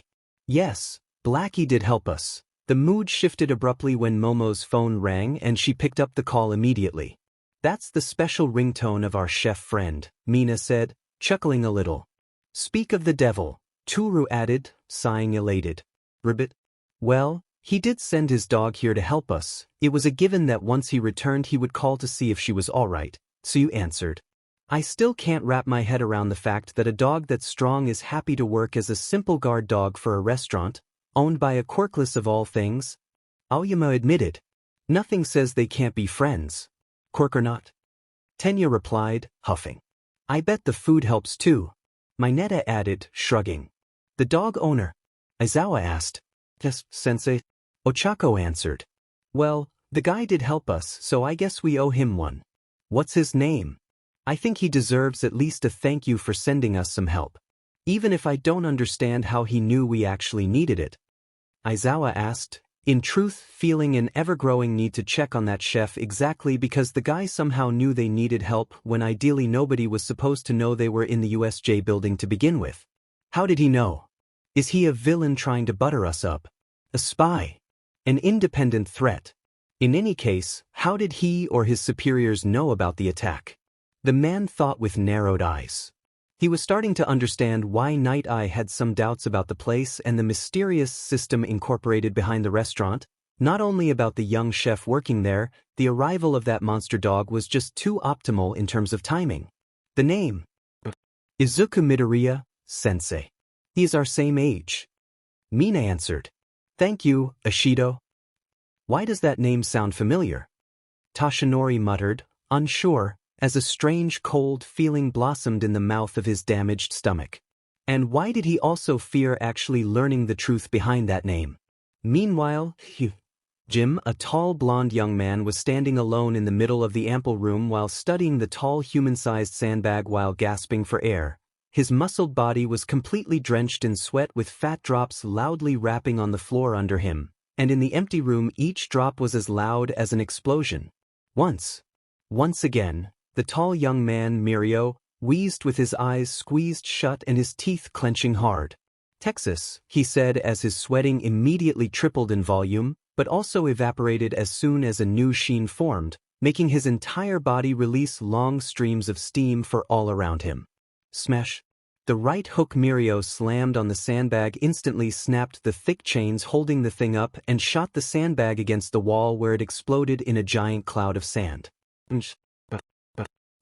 Any form of satisfaction though failed to show up as Mirio fell on his knees while clutching his chest, his body dropping the power-up state of the one-for-all quirk he received from Tashinori instantaneously. It hurts. Why does it hurt? My heart. Mirio gasped for breath as he forced himself to stand back up to his feet. Still with troubled breathing, a splitting headache and with blurry eyes, the young man silently dragged his feet while walking back to the changing room for a rapid shower. He needed to ask Recovery Girl. He needed to know why whenever he used that quirk his heart felt about to burst open. He knew he had no history of heart problems, so he knew there was something wrong going on, but more importantly, he knew he had to keep it a secret from All Might and Sir Night Eye. He didn't want to disappoint them. Things were still operating as normal in the famous gourmet street of the city. Every restaurant in there was bustling with activity under the constant assault of customers, either local, from nearby prefectures, or even tourists from all over the world that happened to pass by when visiting that part of the city. One of said restaurants, residing close to the entrance of the street in a prime position, was the curious and small Green Cloud restaurant, appeared out of nowhere and rapidly making a name for itself thanks to the lone and young talented chef working there. Luckily the young man was overly friendly, thus making sure that except few rare cases, the other restaurant owners left him do his job undisturbed. Although, unknown to everybody, various eyes were keeping tabs on the restaurant for different reasons. One of the traffic cameras, for example, had recently started sharing its footage with a small squad of observers in a secret lab in an isolated island not too far away.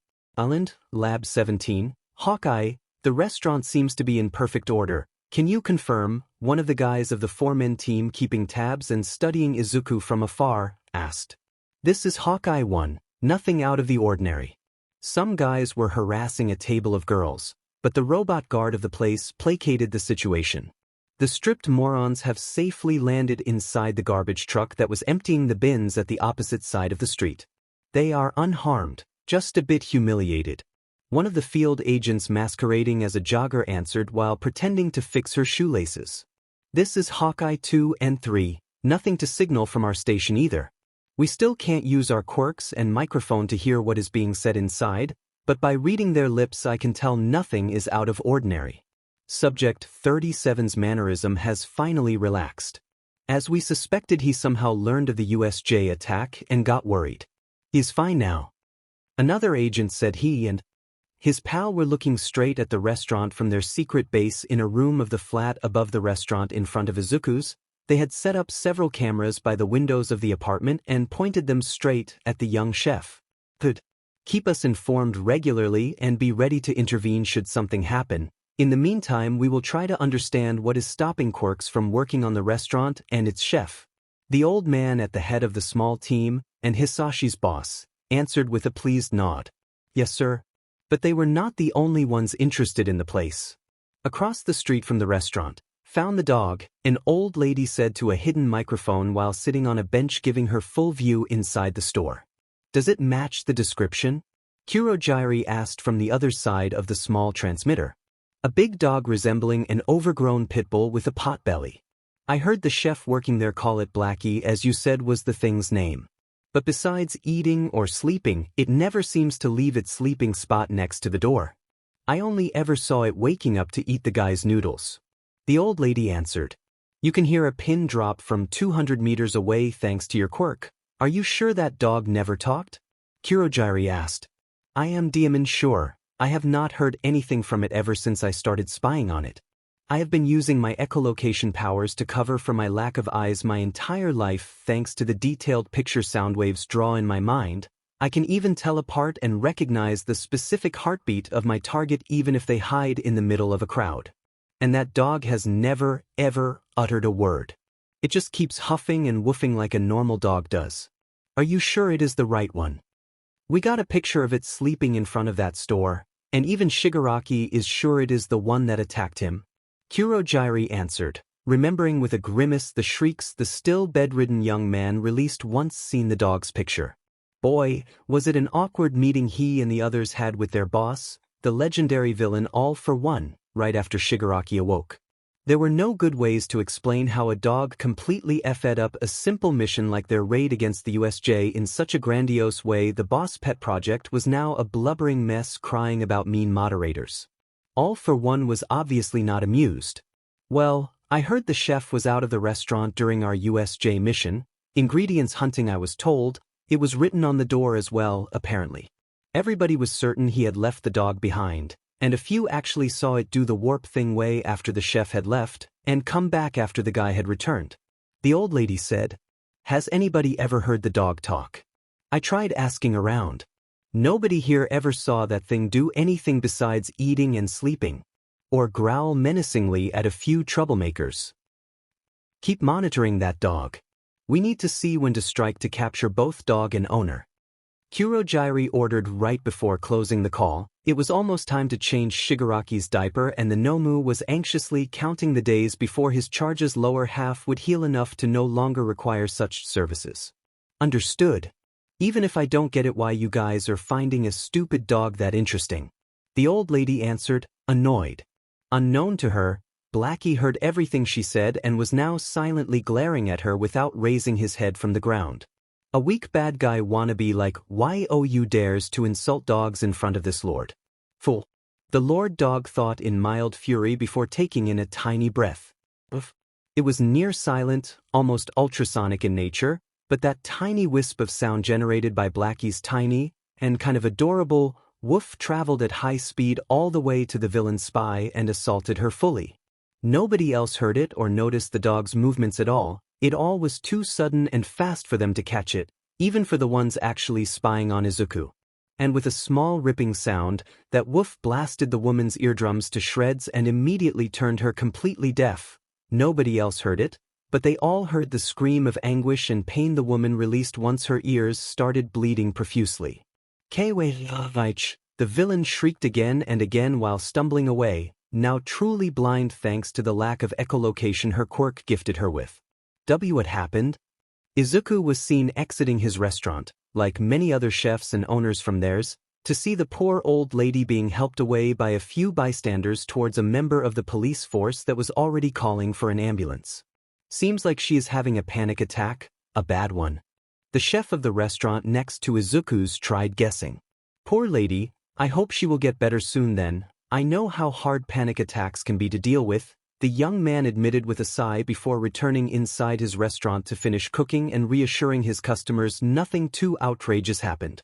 Not too far away, parking lot, an unassuming car was just in that moment being parked in the parking lot close to the restaurant, right next to a more expensive one from which nobody had dismounted yet.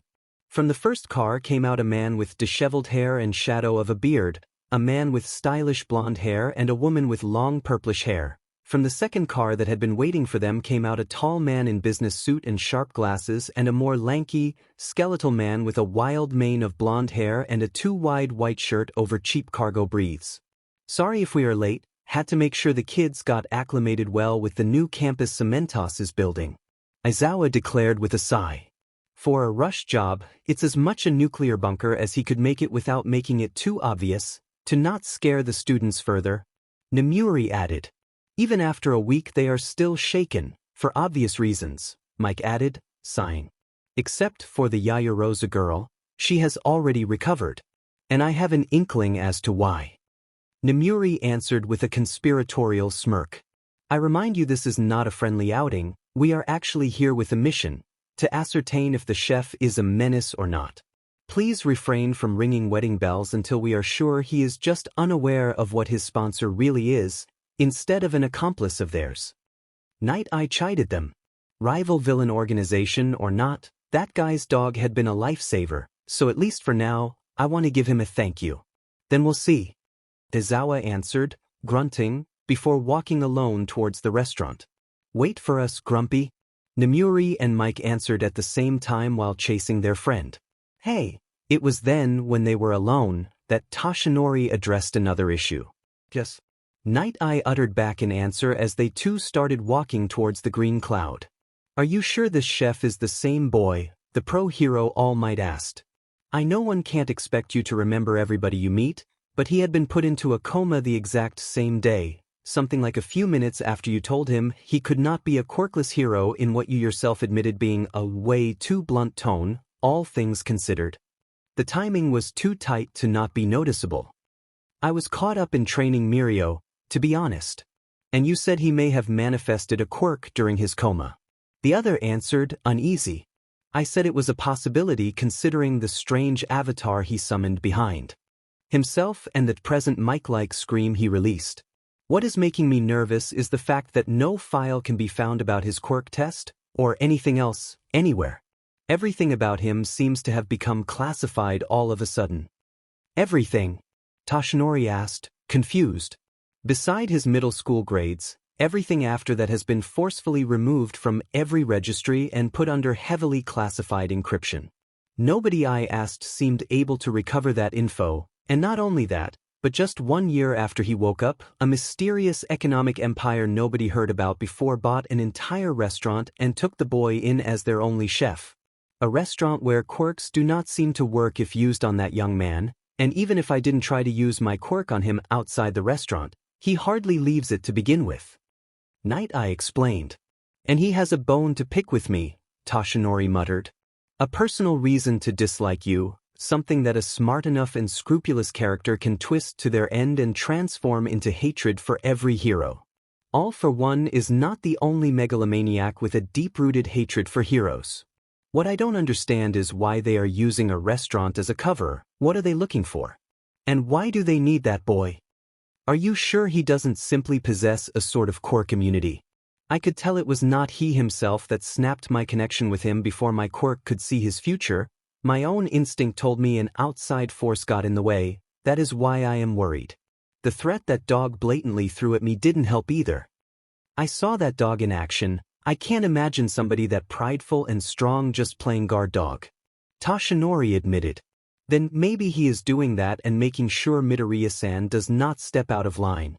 Night Eye answered, thoughtful, and looking intensely at Blackie as soon as their small group reached the restaurant door. "Good evening," Aizawa said. "Why do you speak so formally to the dog?" Nemuri asked. "Because he has been taught manners and shows respect to this lord dog. Now get in. If you have to play spy, at least do it properly and stop being so suspicious." Blackie answered with his deep, magnetic voice dripping sarcasm from every word. "How?" Night Eye asked. "That would be telling, kiddo. Just get in and eat. My protege is rightfully proud of his cooking skills. Just pay it the due respect too beside trying to stick your nose in his personal affairs." The dog answered before turning the other way and resuming his sleep. "Wow. Our cover lasted literally nothing," Mike admitted with a grimace while the group entered the place.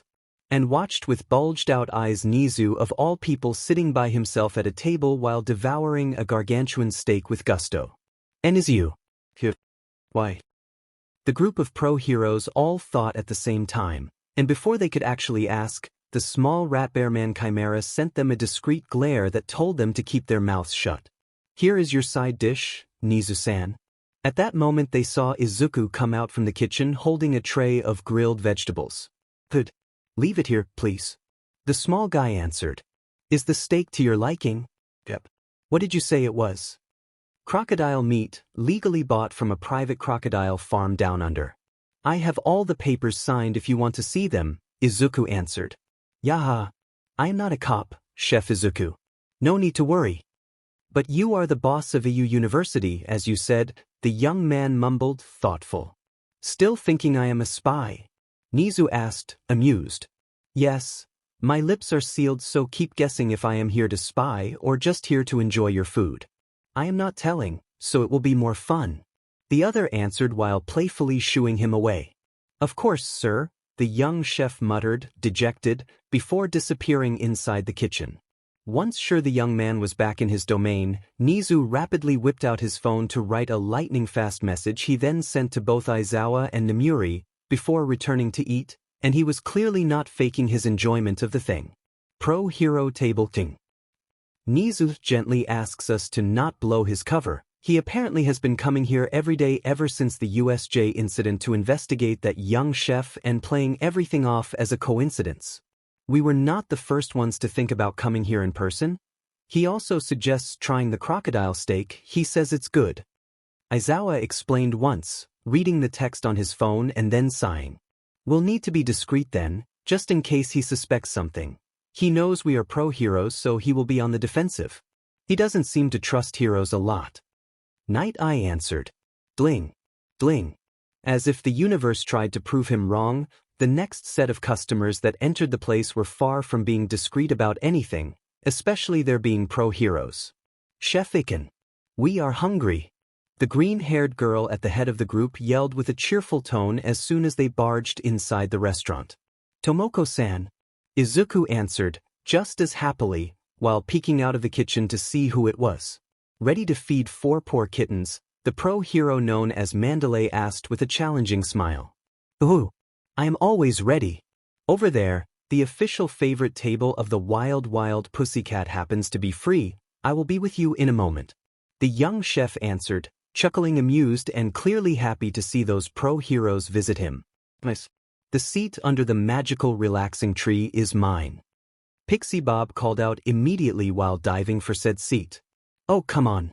It was my turn this time. The only male member of the 4 said with a whine while the rambunctious quartet of pro-heroes in civilian attire sat at a corner table right under the strange trees adorning the back of the restaurant's main room. Okay, he clearly has some heroes he trusts instead. Mike said with a raised eyebrow. Magical relaxing tree. Namuri asked. Whatever those trees are, they seem to exude a faint calming aura. The chef and the robot make sure nobody can take away leaves, but I heard a few botanic experts have started theorizing that those plants actually possess a quirk-like mutation able to forcefully disperse stress from people and animals sitting close to them. Night Eye answered. Like Joke and her quirk. Or Namuri's? Aizawa asked. Pretty much only about relaxing instead of laughing or falling asleep. And they use those rare as hell plants as decoration? Toshinori asked, confused. That is another reason why I find this place too suspicious. He is coming here. Aizawa silenced them as soon as he saw Izuku near their table. Good evening, the young man said with a stiff smile. Hi there, young man. Mike answered while channeling his hero persona a little to hopefully help the boy relax around them. Sir Knight, glad to have you back in my restaurant, and this time with another group of your friends. Izuku answered, and even if he hoped for those heroes to not notice it, they all caught the tiny pause he had before saying friends. Everybody loves good food, so after listening to me and Gunhead giving a very good review to your dishes, they too wish to try them, he answered.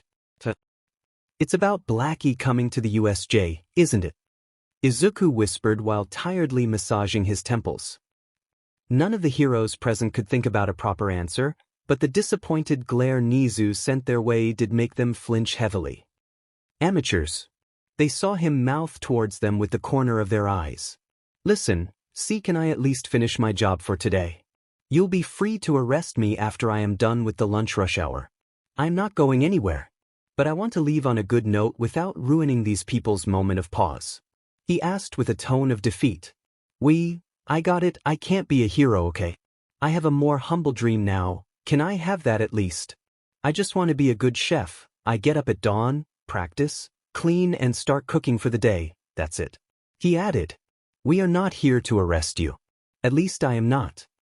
Aizawa cut him off abruptly before the young man could say something else. Your dog saved us, especially 2 of my students who owe their lives to you. So, as far as I am concerned, today I am here to thank you, not to throw you in jail. He explained. But you don't trust me. Actually, because I was not supposed to know about the incident in the, isn't it? My sponsor alerted me that this would happen. Exactly. While grateful, we also are worried about how you and them knew we needed help during a school trip nobody was supposed to know about in a secret location. Night Eye answered, no use in being discreet if the other side already knew most of it. I am no villain, Sir Knight. I lost interest in your lifestyle after being told heroics were not for me thanks to my lack of quirk and getting almost killed when I tried proving the world wrong. It took me a year of coma to decide to wash my hands of this entire affair and focus on a dream I could actually reach, owning a restaurant of my own. And here I am today. Izuku answered. Sorry, I was a bit too blunt when I told you that. Tashinori admitted, sheepish. You Texas smashed my dreams, sir. That was far more than being just blunt, you were brutal. The young chef answered without even looking at him, and making the pro-hero grimace heavily in answer. I could have phrased it a bit better, maybe? Yes, maybe, that answer burned like acid. What do you know about your sponsor? Night Eye asked. Everything, the other replied with a shrug. Everything. Who they are, where they come from, why they gave me this restaurant. Everything. The absolute truth. And I am not telling you. Listen, if it is about All Might Namuri tried saying. No, it has nothing to do with him. Izuku answered, and Tashinori felt slapped by that way of saying him. It almost sounded like an insult. I just promised I won't say a thing. For 2 main reasons. 1, I know you won't believe even a fifth of what I could tell you. 2, I don't exactly trust you. You don't trust us. What? I guess her. You took my being skilled and reserved as a villain trait just because who is helping me has a wider reach than you can imagine, and I am not easily bullied by people with quirks. I don't know what you believe is going on here, but I am just a chef trying to get by and get better at cooking, but I guess a quirkless shouldn't dare to raise his head too much around here. This has nothing to do with you being quirkless, I swear. Namuri answered with a gentle tone while taking his hand in both of hers. I hope so. Are you going to order something, or was this just an excuse to ask me about the incident? We'll order. Aizawa answered with a sigh, clearly sensing the hostility barely hiding below the surface, and he could not exactly blame the boy either. Tell you what, as a show of trust, you decide, Namuri said with a tiny smile. Choose by yourself the dishes we will eat, the woman explained. It's okay, I will be back in a couple minutes so you will be able to choose in peace. No need to worry about leaving the fate of your lunch in my hands. Izuku answered with a small smile, and left them alone after a short bow. Well, maybe Namuri can actually get him to open up a little, I guess. He did not sound as mistrusting with her as he was with us, Mike said. He is a good boy, I can tell, she answered. Dryan. At once the phones of all of them rang at the same time, all sporting the same unknown numbered text on their screen. All of us. Tashinori said once seen Nizu too had his phone ringing, though only he seemed to recognize the number, and once sent them a look, he actually answered. Maybe we all should take this?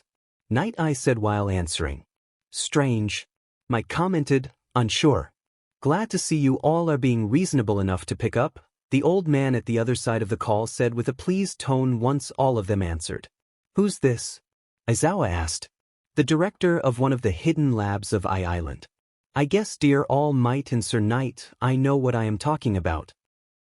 Seems like it. Namuri commented, dryly, at seeing both pro-heroes pale a little. What can we do for you, sir? Mike asked, eyes narrowed.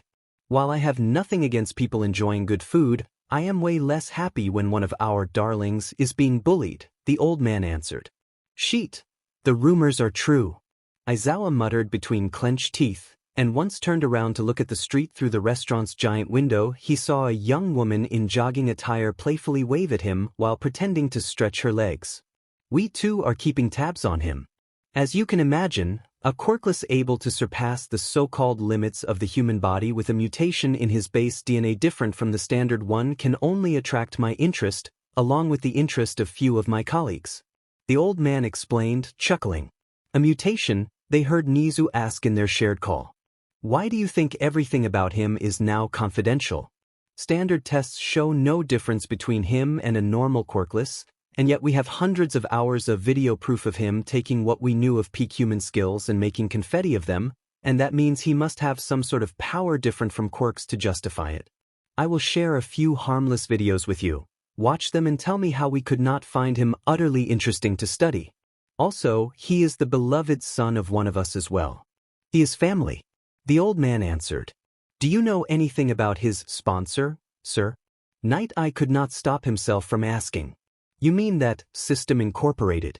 We are almost certain they are not a villain group, if that is what you fear, but we can't contact anybody working there. Everything seems to exist online only, and yet there is perfect paperwork for everything. And the fact that it is all that perfect raises questions. But no matter what we try, we can't answer a single one of them. Not even you can find anything? Nizu asked. Nizu, you know that between hackers and quirks we have a DMN good reach. The old man answered with a tired groan. But, for all we know, the HQ of that group could be housed on Mars. Every trail we follow branches into hundreds and then thousands others, and after weeks of questioning we finally got a message from that System Incorporated telling us it would be better to stop nosing around and let them and their chef do their job. You make it sound like bad news, though, Mike said. Because that exact same message appeared at the same exact time on every phone, every computer, every tablet, every fax, and every pager of I-Island. Everyone from the crappy phones of our clerks on cleaning duty to our level 7 servers and operatives got it. We all received a copy even on our own personal computers. Back home. We stopped asking questions after that. The old man answered, tense. You got breached. Nizu, they raped our firewalls and security system without getting a single alarm off. They assured us they just want to help their chef become the god of cooking or similar nonsense and that no villain plans are boiling under the surface, but promised that if we keep getting in the way there will be consequences. You pro-heroes may like to tackle impossible odds with a smile, but I have a family, all of us here have, and we won't step over that line. We can freely look from afar and study him if we want, but any threat won't be welcomed, and we won't risk it. Does the boy know? Toshinori asked. Not at all. In fact, we are de facto forbidden from alerting him they got involved in threatening us. They said it was to not distract him, but I can't help being worried about him all the same. They openly admit to having plans for him, we just are unable to uncover them. So that is also a reason why you are studying him. Exactly, if we can see what those guys saw in him for their plans, maybe we can counter them and stop them, thus saving him. We can help. Aizawa said. If you really have to, but keep a very low profile. I can't even promise that this call's encryption will help. Actually, it is not helping, the system's voice echoed in the phone call. Stricken horror frozen the heroes and scientists solid. Please forgive them, they take their mission too seriously. Are you ready to order? Izuku said, and scaring the pros with his appearance behind Toshinori unseen thanks to their distraction. Why you trust them? Honestly. I only have to follow a very strict training regimen for my cooking techniques every morning, then I am free to do as I please with this restaurant. They even give me all the ingredients I ask for, so as far as I am concerned, I don't feel threatened. No strange requests, no questionable customers, and nothing illegal. They just want me to become the best chef I can be. As the name of their initiative suggests, I will become the god of cooking. It's a bit edgy, I admit it, but it also explains well what they hope to get from me, my very best. Izuku explained with a shrug. Why though? What did they get from doing this? Nemuri asked. What else? Publicity. They get that and I get a restaurant, everybody is happy. The young chef answered, laughing amused. That's it? Night Eye asked, eyebrows shooting up. Mr. Night Eye, not everybody with money or influence wants to conquer the world. Few of them are just eccentric enough to do something like this just because they can. Like Elon Musk. Izuku answered. But should something come up, we are right behind the corner to help. Remember, just call for us and we will help you. Nemuri whispered while giving a squeeze to his hand. Thank you, he answered with a tiny smile. In the meantime we will order our food. At least we can trust that being the real deal. Mike said with a thumbs up. Of course, the chef replied, nodding. Island, secret lab. The old man at that point closed the phone call by himself, and silently watched through the cameras outside how the young chef took the table's order and rapidly moved away to cook everything. Mannerism. Everything suggests he was saying the truth, sir, one of the technicians answered. Relaxed. Not really. I see. Keep observing him. Just in case. He ordered before leaving. Yes, sir. The old man was the only guy in Island beside Hisashi and the guy's colleague/friend Tamaki to know the truth about Izuku and his abilities, but in order to keep the secret he knew he had to pretend to study the boy like any other darling and pretend he too knew nothing, especially since by doing this he would actually be able to protect the young chef from any plan he feared the mysterious system incorporated may be trying to implement against the boy. Green Cloud Restaurant, in the kitchen. Congratulations to host Izuku for covering for the system, the voice said once the young man returned inside the room. It won't be easy to keep your true nature hidden like you asked if you keep threatening them. Hero society is all based around the idea that everybody is a potential villain if we don't know everything about them and their personal life, and most of the pro-heroes are a bunch of paranoid control freaks, especially so the guys in business suits and in positions of command behind the hero business. Paradoxically, it would be easier to explain that you are an extra-dimensional entity that wants me to ascend to godhood through cooking. Izuku answered, sighing. Understood. Host Izuku is also aware that the customer known as All might possess poor health and may die in a few years. Do you wish to heal him? The system asked. Heal him? Yes, host Izuku. If things remain unchanged, he is fated to die in 2 years. The young chef silently leaned on his workstation, a bit surprised by how much it still hurt to meet All Might again. The shadow of death has been cast on him. Should the host intervene, such a fate will be broken and the man will live long enough to die of old age. That will also mean the heroes of AU will keep an even closer eye on you. Host wished to be a hero once, yes, the voice asked. Does the host hate All Might? Hate is a strong word. Izuku finally uttered a word, and it was filled in bitterness while his head hung down low. Host can just cook normally and let the man live through what fate planned for him, the system answered. Mom, one day I will be a hero like All Might. A small voice, that of a kid, echoed inside the young chef's head in answer to that while tears streamed down his cheeks. I am sorry, madam. We can repeat the test 1,000 times over, but the results won't change. Your son does not possess a quirk.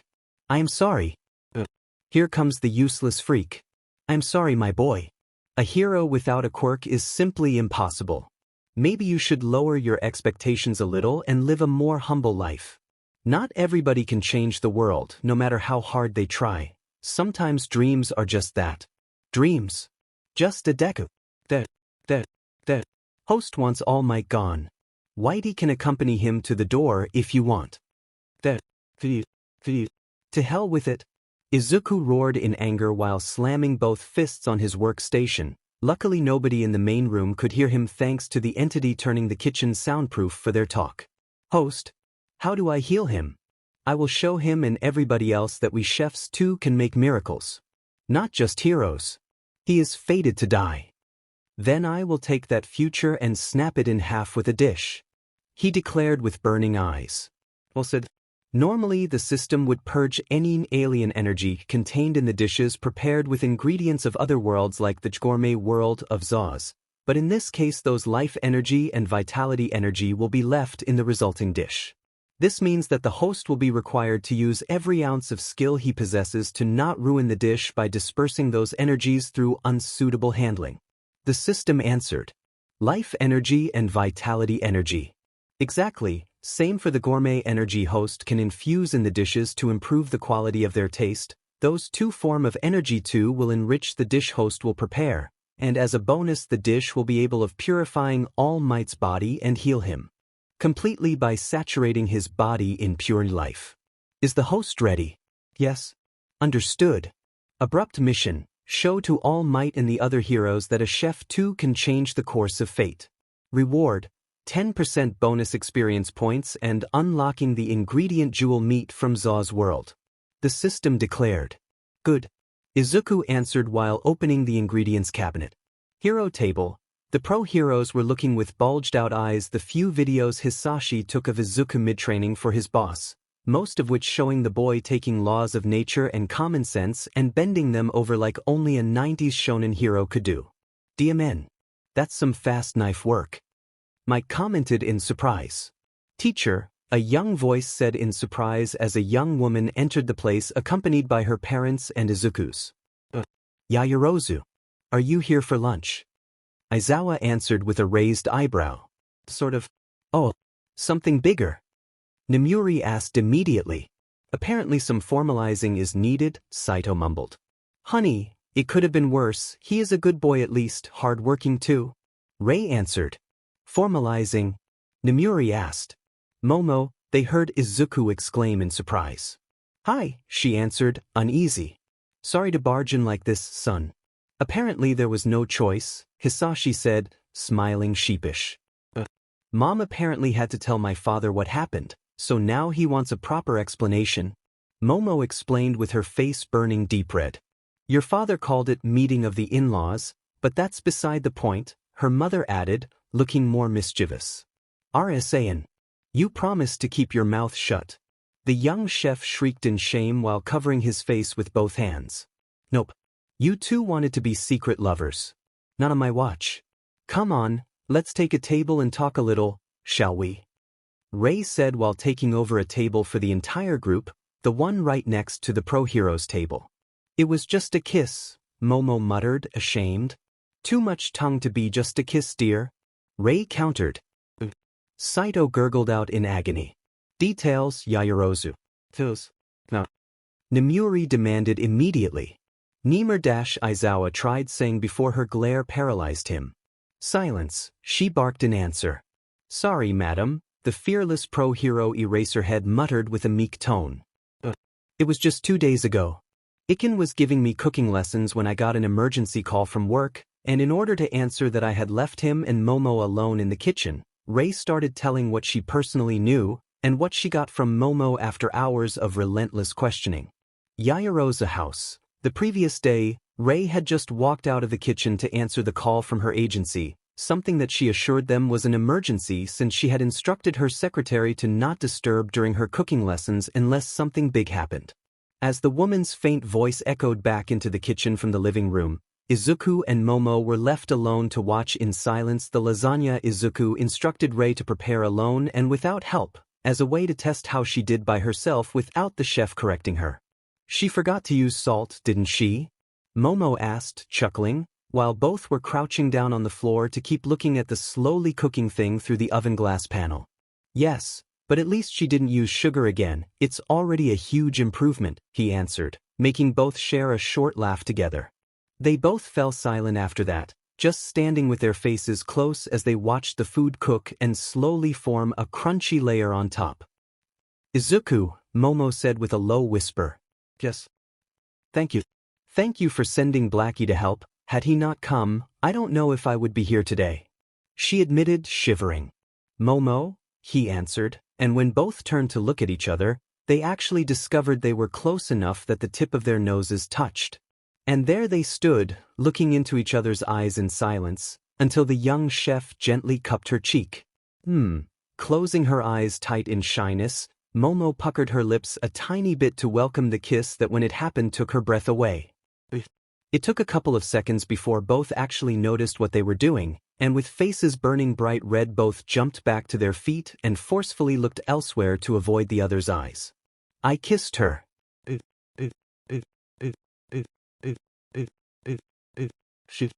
Izuku thought in horror. He kissed me. Oh God. Oh God. Oh God. Oh God. Oh God. Oh God. Momo thought at the same time. I mean me. So, you know. Me, the young chef stammered in total brain blackout. No. I mean no. No yes. I'm to hell with it. To his shock, Momo's own blackout lasted way shorter until she gave a distraught roar, grabbed him by the collar, and tried to tear off his tonsils with her tongue. Each. A two voices resounded in the kitchen then as the two hormonal teens hugged the life out of each other and went at it in a war of tongues. This time the kiss was far from being as romantic as the first one. This one spoke of hunger. It was especially bad for Izuku since he was feeling the pull of 2 lifetimes of suppressed longing, since as Zaus he had been pretty much married to his job and thus had fully suppressed or ignored any urge he may have had, and now both lives' hormones were begging for attention and he was eagerly giving in to the call, and even if he had to stand on his toes to kiss Momo due to their difference in height, he didn't give a damn in. That was when Rei returned into the room attracted by the noise, to find her daughter and her cooking teacher sking each other's face off with drool flowing down their chins like a river from their connected mouths and both teens' hands roaming around a bit too wildly to be proper. Izuku. Not here in the kitchen. Momo gasped with when he started biting and suckling greedily on her neck, although her grabbing a fistful of his hair with one hand to draw him just a bit closer to herself showed she was not fully against the idea. Yes, not in the kitchen please. My lesson is not over yet. Rei declared with an evil smirk. She really enjoyed the look of sheer panic both teens developed as soon as they heard her, stopping abruptly what they were doing to just look at her with wide eyes full of horror. Hands where I can see them, Midoriya. You too, Momo, and that means your left hand has to stop moving and come out from inside his breathes. It's still too soon for you to give him a draining massage, young lady. She added, gleefully watching their feeling of shame reach untold peaks never before seen. Their talk after that was awkward to the extreme. Back to the present. That is what happened, and since both seemed to be into each other enough to be ready to molest each other, here we are to formalize the relationship. Rei finished explaining. In my son's defense, he gave her a chaste kiss, clearly. She made the first move. Hisashi pointed out. This doesn't mean he did not return the affection. By Rei's words, his own hands were not idle either. He clearly pinched and squeezed to his heart's content. Saito countered, annoyed. She almost deflowered him, and he almost did the same to her. My Iken is not a pervert. Hisashi growled. Neither is my Emo-chan. Saito roared in answer.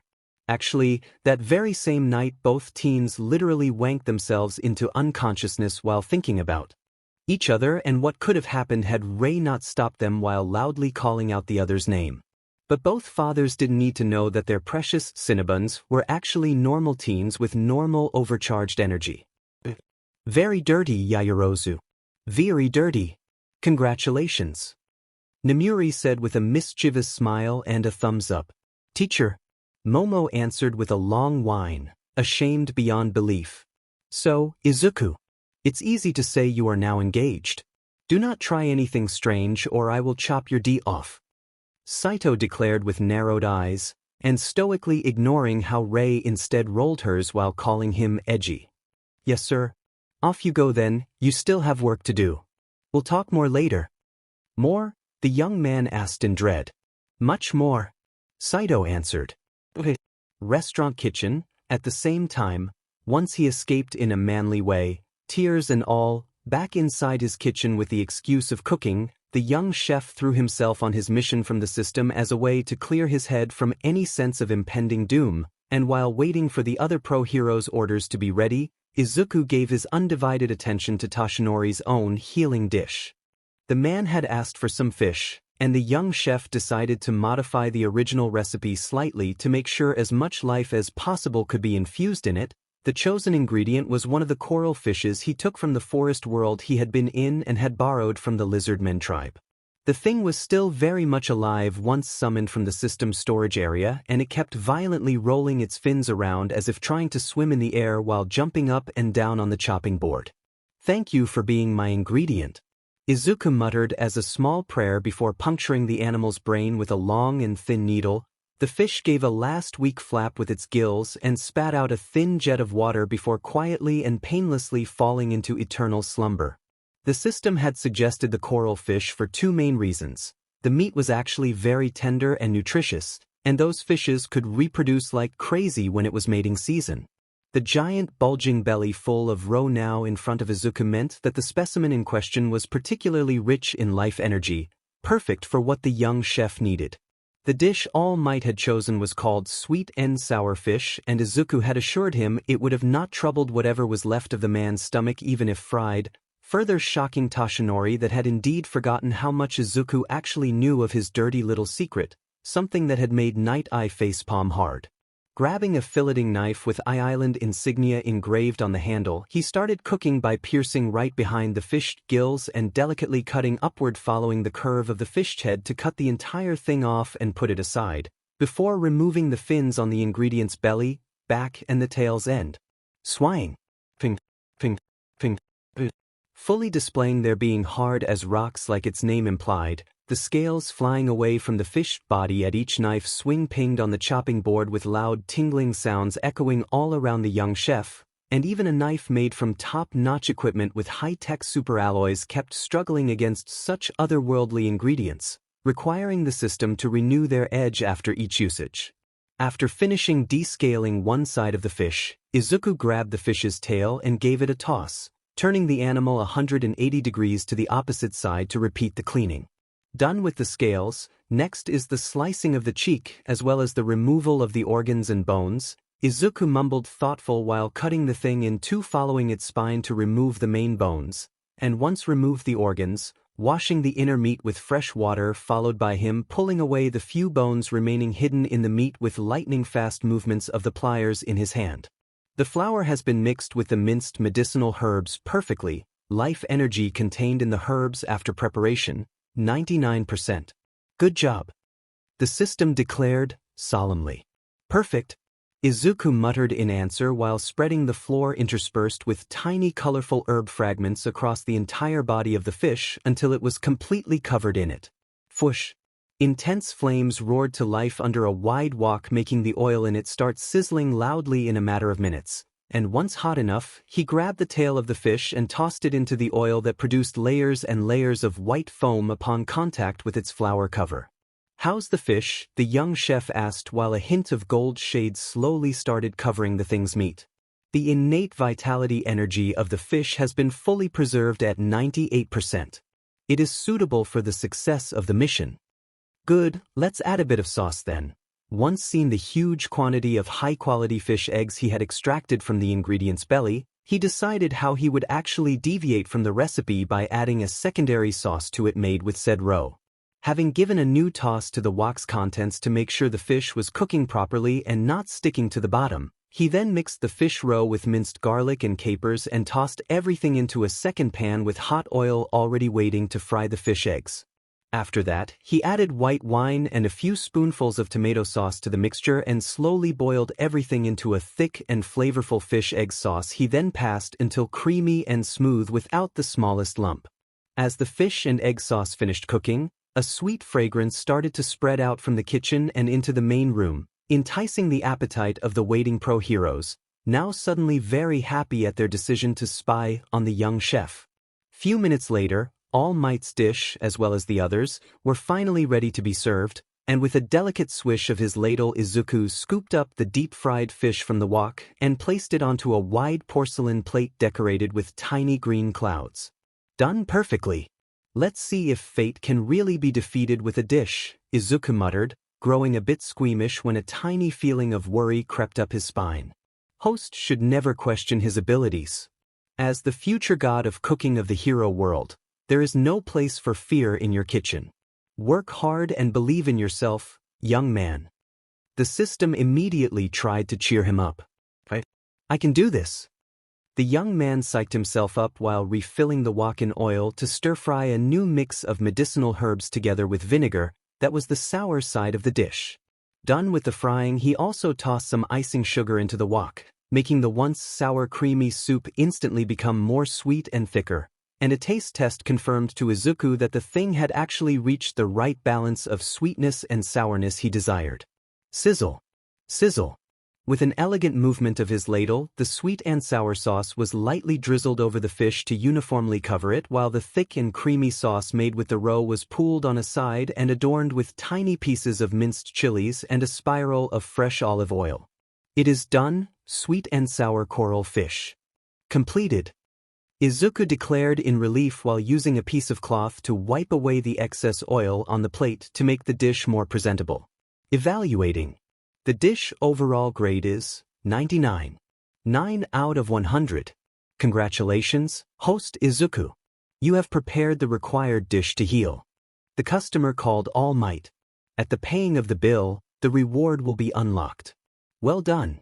The system declared with a victory fanfare that made the young chef chuckle a little while delivering the dishes to the pro hero's table. Smells amazing if I can say it myself, he admitted, pleased, while taking out Toshinori's and Nemuri's dish. I really need to find a waiter or waitress, though, or at least a bigger tray. He then muttered with a sigh of dismay. I'll help you, Inko said immediately. There is no need, Mom, he answered shyly. Nonsense. Here, take the other plates so we'll deliver them together. The woman replied with a gentle smile. Thank you, Mom, the young man said, grateful. Momo. Ray muttered. And me too. He needs you, she answered with a mischievous smirk. I will help as well, the girl declared, a bit shyly, while getting up as well from the table. TT, thank you. Wait here, I'll take the remaining plate, the young chef stammered a bit, but he still stoically ignored the subtle chuckles he heard from the other customers in the room, along their thumbs up at seeing the two engaged youngsters working together. Here we are, sweet and sour fish for Toshinori's. He listed once the three of them reached All Might's table together. Thank you. Crocodile grand steak for Nemuri-san. Rare. Yuppie, the woman cheered with a childish happy smile that made him chuckle. 4 meats carriage, Nanban style for Mike-san, with extra fried chicken and sauces asked. Nice. The blond man replied in perfect English with a thick accent. Seafood risotto for Sir Night-Eye. Thank you. And chicken curry for Aizawa-san. Mild spiciness. Perfect, thank you. Thank you for choosing the Green Cloud restaurant. Please enjoy your meal. Izuku answered with a bow before walking away a bit stiffly. He now needed to prepare what his parents and Momo's own ordered, then he will have to face whatever talk those scheming adults had planned for, and he was not exactly eager to do it. All Might's table, well, I guess it's time to see how good the boy actually is, Mike said while snapping apart his chopsticks. Yes. Let's see, Toshinori answered, unsure, while using his own chopsticks to delicately peel off the thin skin of his fish to inspect its insides, and growing shocked at the heavenly sight. The sweet and sour fish meat was almost as clear as glass and glittered under the room's lights once exposed, making Toshinori feel a bit guilty at actually eating it. It's glistering like a crystal, Nemuri muttered in awe once seen All Might's food. I expected this, all things considered, as I was aware of the chef's skills, and yet I am still very surprised. Night answered, his stomach too grumbling a little as the fish's succulent meat emitted a wondrous fragrance that was pretty much torturing the entire table. The sweet and sour sauce has a smell which increases one's appetite. It's a bit of a dirty trick, I admit it, but it will also make it taste better. Izuku muttered while delivering the last plate to his parents' table. It's not a dirty trick, Iken. It's part of the magic. Hisashi answered, chuckling. Yep. Now sit here with us, let's talk.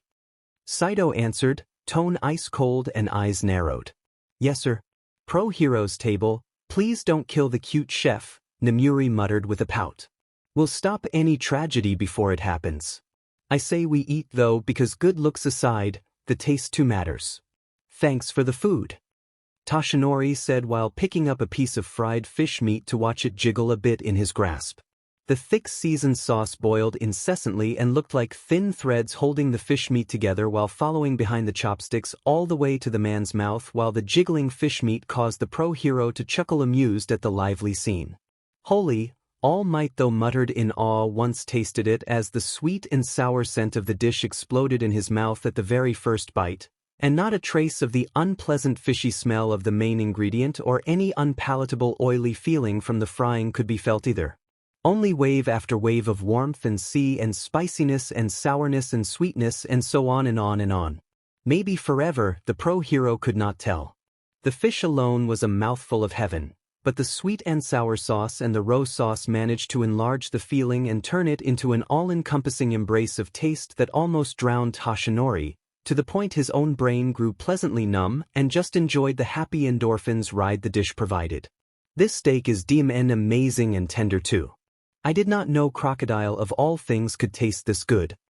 Nemuri, mouth still full like a hamster and absolutely drenched in the meat juices, said in praise, blissfully unaware of how monstrous the beast she was eating actually was, nor she knew that the thing's detoxified scorpion-like tail's meat and fat had been used to create the delicious milky white sauce decorating the steak. Okay, I am convinced. Whoever those guys are, they are betting on the right horse. Mike confirmed while his chewing grew shamelessly loud. He just kept eating without even a pause to breath. Oh, would you look at that? Mister, I can live on coffee alone. Aizawa is actually eating like a normal human. Maybe we should take you here more often. Nemuri said, smirking. Shut up. I'm still not convinced yet. Aizawa answered, ashamed, while hastily swallowing his mouthful of food and forcefully dropping the tiny satisfied smile he was sporting while chewing. I'm not talking about the food, this stuff is DMN good. I meant the group sponsoring him, call it instinct, but I think they are forcing him to hide a few details they know we won't like. He explained while continuing to eat. No drags involved. I took a few tests once back from eating here, and even Recovery Girl did not find anything that could have been used to make me believe the food was good. At least the food quality comes from honest skills, not tricks. Night Eye answered, while being the only one of the group eating with proper manners. Okay, that just shuts down one of my theories. Aizawa admitted, sighing. Shoda. At least swallow before chastising me, Nemuri, the man begged with a groan. Sorry, the woman replied, blushing. The rest of the lunch continued fairly tamely in comparison with what they expected, with Izuku softening enough thanks to Nemuri's own motherly gentle prodding between each subsequent orders they make that gained them few more details from the young chef about his job and sponsor. When it was time to pay the kinda expensive bill, Mike and Nemuri would later apologize profusely for the 4 servings of dessert they each ordered. The group stumbled their way out of the restaurant with bulging bellies and a more relaxed attitude towards its chef, but not towards the system. Parking lot. Okay, this proves it. He is just a good boy caught in some sort of cult-like plans of an eccentric millionaire fixated with food, Toshinori declared, still puffing a little thanks to his overfilled stomach. He did not openly call it a cult, but the way he described this god of cooking initiative can easily be passed as such. Night Eye added, yeah, but he surely knows how to make some godly creme brulee. Mike added, and cute rainbow-colored fruit desserts. I could eat that fruit jelly to death and not regret it. Nemuri added, noticed you loved his desserts. Aizawa answered, bitter. I'll pay you back, I swear. Mike replied with a begging tone. Liar. A pro hero. Never forgets. His wallet. Mike, it was sudden, but they saw Toshinori's face turn bright red and his breathing became ill-bred as he leaned forward with both hands on his knees to try catching his breath. You okay? Night Eye asked. I feel. It's too hot. I am burning. The pro hero gasped for air as he started sweating at an astounding rate. Oh God. Are you allergic to something he cooked with? Why didn't you say something? Nemuri gasped in horror. I was sure I had no allergy to any it itches. It itches so much. The man shrieked while tearing off his shirt to rub the crater all for one left on his body after their fight so roughly, he drew BLD from the deep nails marks he was digging on his side. Calm down, we'll go to Recovery Girl and dash. Night Eye tried calming him down, but was forced to hurriedly jump back when his old friend projectile vomited on the floor. Gwaza! Tashinori felt a taste outrageously awful travel up his throat at high speed, and what actually came out from his mouth to splatter loudly on the floor was a mass of black rotten flesh smelling of decay. What the hell is that? Aizawa asked. Oh God! He is puking again. Mike shrieked in horror at seeing him double over again. Thump, thump, thump. To their surprise, they could actually hear Tashinori's heartbeat clearly while the man's eyes bulged out so much they looked ready to plop out of their sockets as he drew back his head and screamed. It was a howl worthy of a mighty beast, and under the shocked eyes of his friends, the pro hero number 1 All Might made his explosive appearance as Tashinori's body transformed even faster than usual, but showing even more muscles than what he was famous for once done changing. Tashinori gasped for breath as thick lines of steam escaped his muscles and mouth. Every inch of his body was flushed red while his veins bulge out to pump his BLD with furious power. Just by looking at him, in fact, power was the first thing that would come to mind. You okay? Night Eye asked faintly. I feel great. Great. Wahaha. A loud, happy laugh escaped the pro hero, strong like thunder as he studied his body in wonder as if seeing his own muscles for the first time. I feel so strong. Like back in my youth. Tashinori asked while studying his clenched fists in awe. There was no longer the fatigue, the pain, that feeling of a viscous hand squeezing his heart whenever he transformed. He was pretty much back to the days when he first got his quirk from Nana, burning with energy, and that thought gave him pause. Actually, it was not like he could seach the power of one for all. There was never some visual clue, it was more a feeling of it being there, and after passing it to Mirio, he could feel that he had been left with just a few dying embers. Then why those embers had now turned into AF supernova? No way, he muttered, shocked. Tashinori, transform back before someone notices you? Aizawa warned him. They are already looking for the source of that scream, they will see you any moment. Mike added. Alright, still feeling his body ready to explode from the surplus of energy he felt traveling furiously through his veins, Tashinori closed his eyes and focused on himself and dispelled, for the lack of a better term, his all-might form to return into being his skeletal self. I said to de-transform. Aizawa said. I did it. No you didn't, you moron. Opening his eyes to look at himself, the number 1 hero saw that he was still the same mountain of muscles. I know I did it. The feeling of turning it off was the same as always. He then said, frustrated. I'll turn it off myself then, Aizawa answered, rolling his eyes, before activating his quirk and looking straight at All Might. Only for him to remain the same mountain of muscles that now made Broly look like a wet noodle in comparison. Are you doing something wrong, Shoda? Mike asked, unsure, while Tashinori swiftly moved into a crouch to hide behind Night Eye's car to not be seen. Oh. I am doing what I always do. His quirk is just staying active. Tashinori. It was then that Night Eye stole a look at the Green Cloud restaurant to see Izuku standing by the door and looking straight at them with narrowed eyes. Yes. I need to use my quirk on you. I need to check something. He asked. Okay, go on. The other replied. A handshake later, Night Eye locked eyes with All Might to see the man's future, something he had promised to never again do after foreseeing Tashinori's death. To his surprise, though, the same vision lasted barely a few seconds before turning gray and shattering like glass, same going with the shadow of death he had always seen hanging around the man, with enough force to almost split Night Eye's head in two with the backlash. You okay? Namuri asked at seeing a few drops of BLD dripping down the man's nose before he recomposed himself. Yes. But, Tashinori, your future changed, Night Eye said with a low whisper before his head whipped back towards the restaurant to meet Izuku's eyes.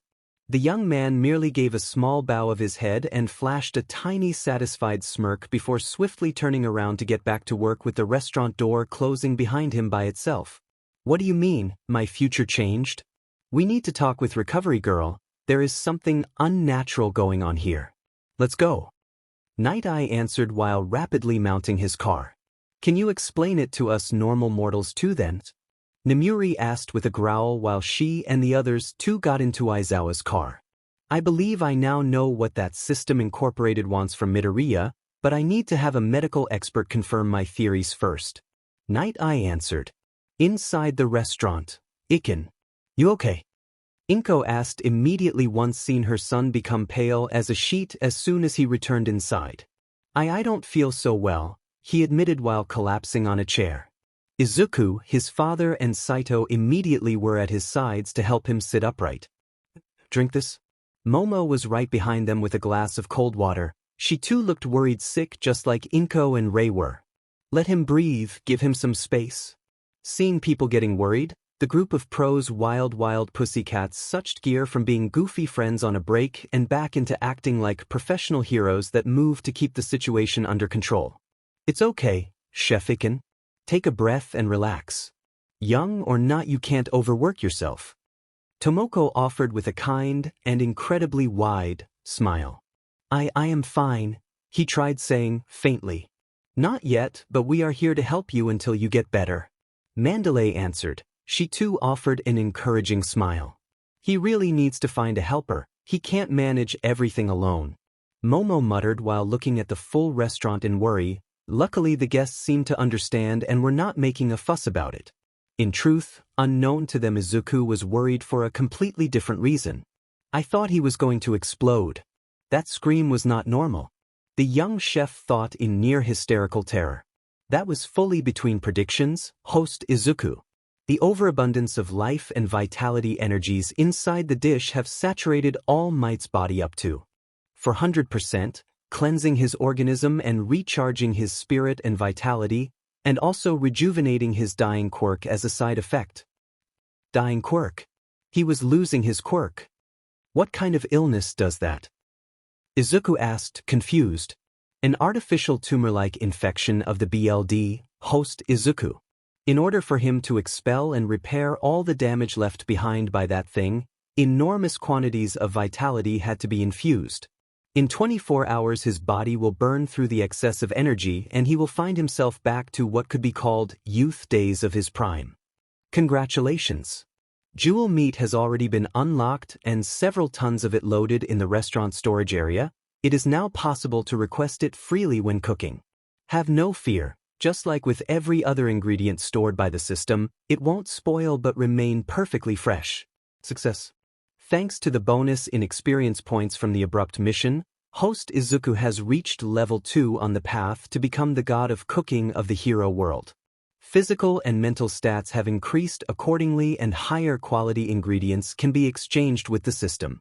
Vitality cooking training can now be initiated along advanced dessert making training.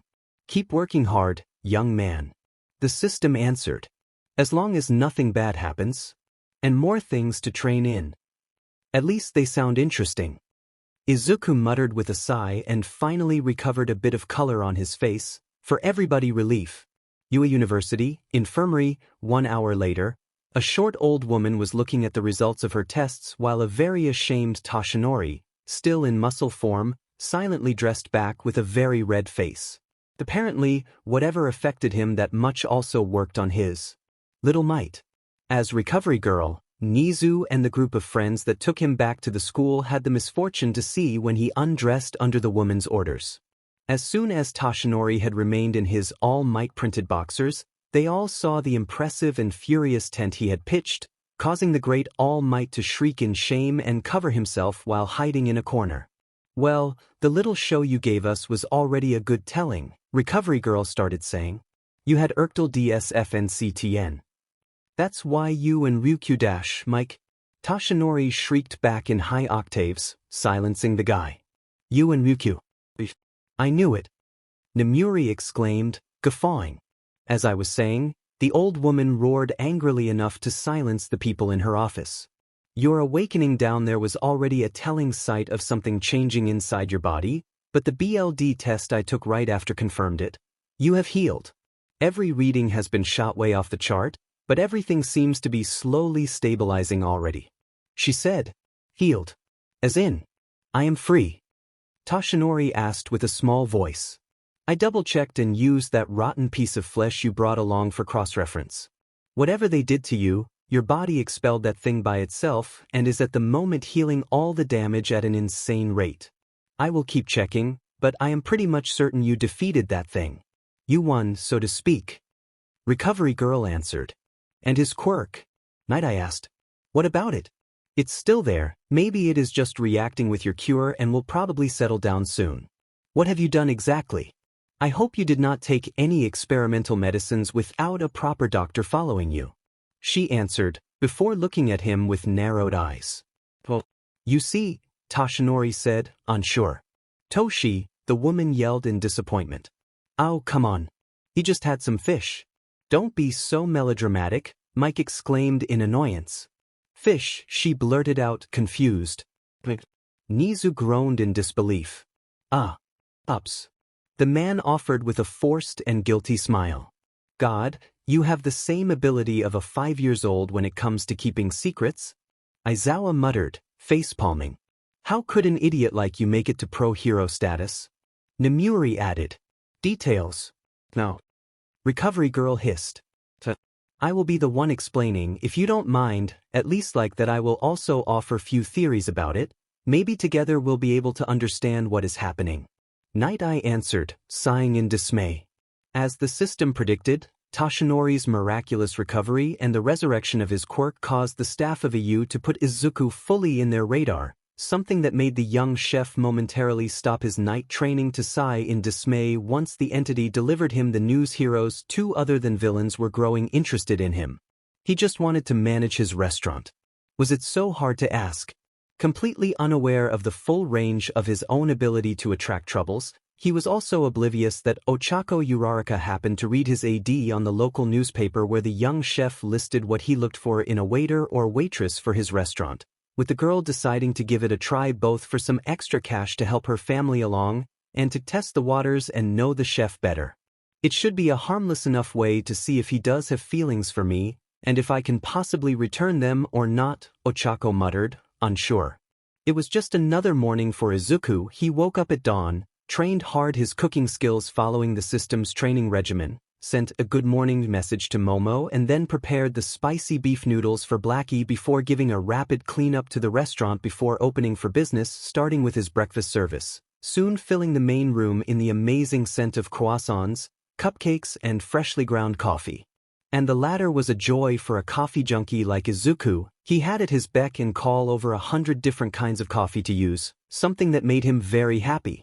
Another thing that made him happy was not only the jewel meat already becoming a cult classic of Yavin Street with meat experts clamoring to have more, Izuku actually found a waitress. He finally found a good one.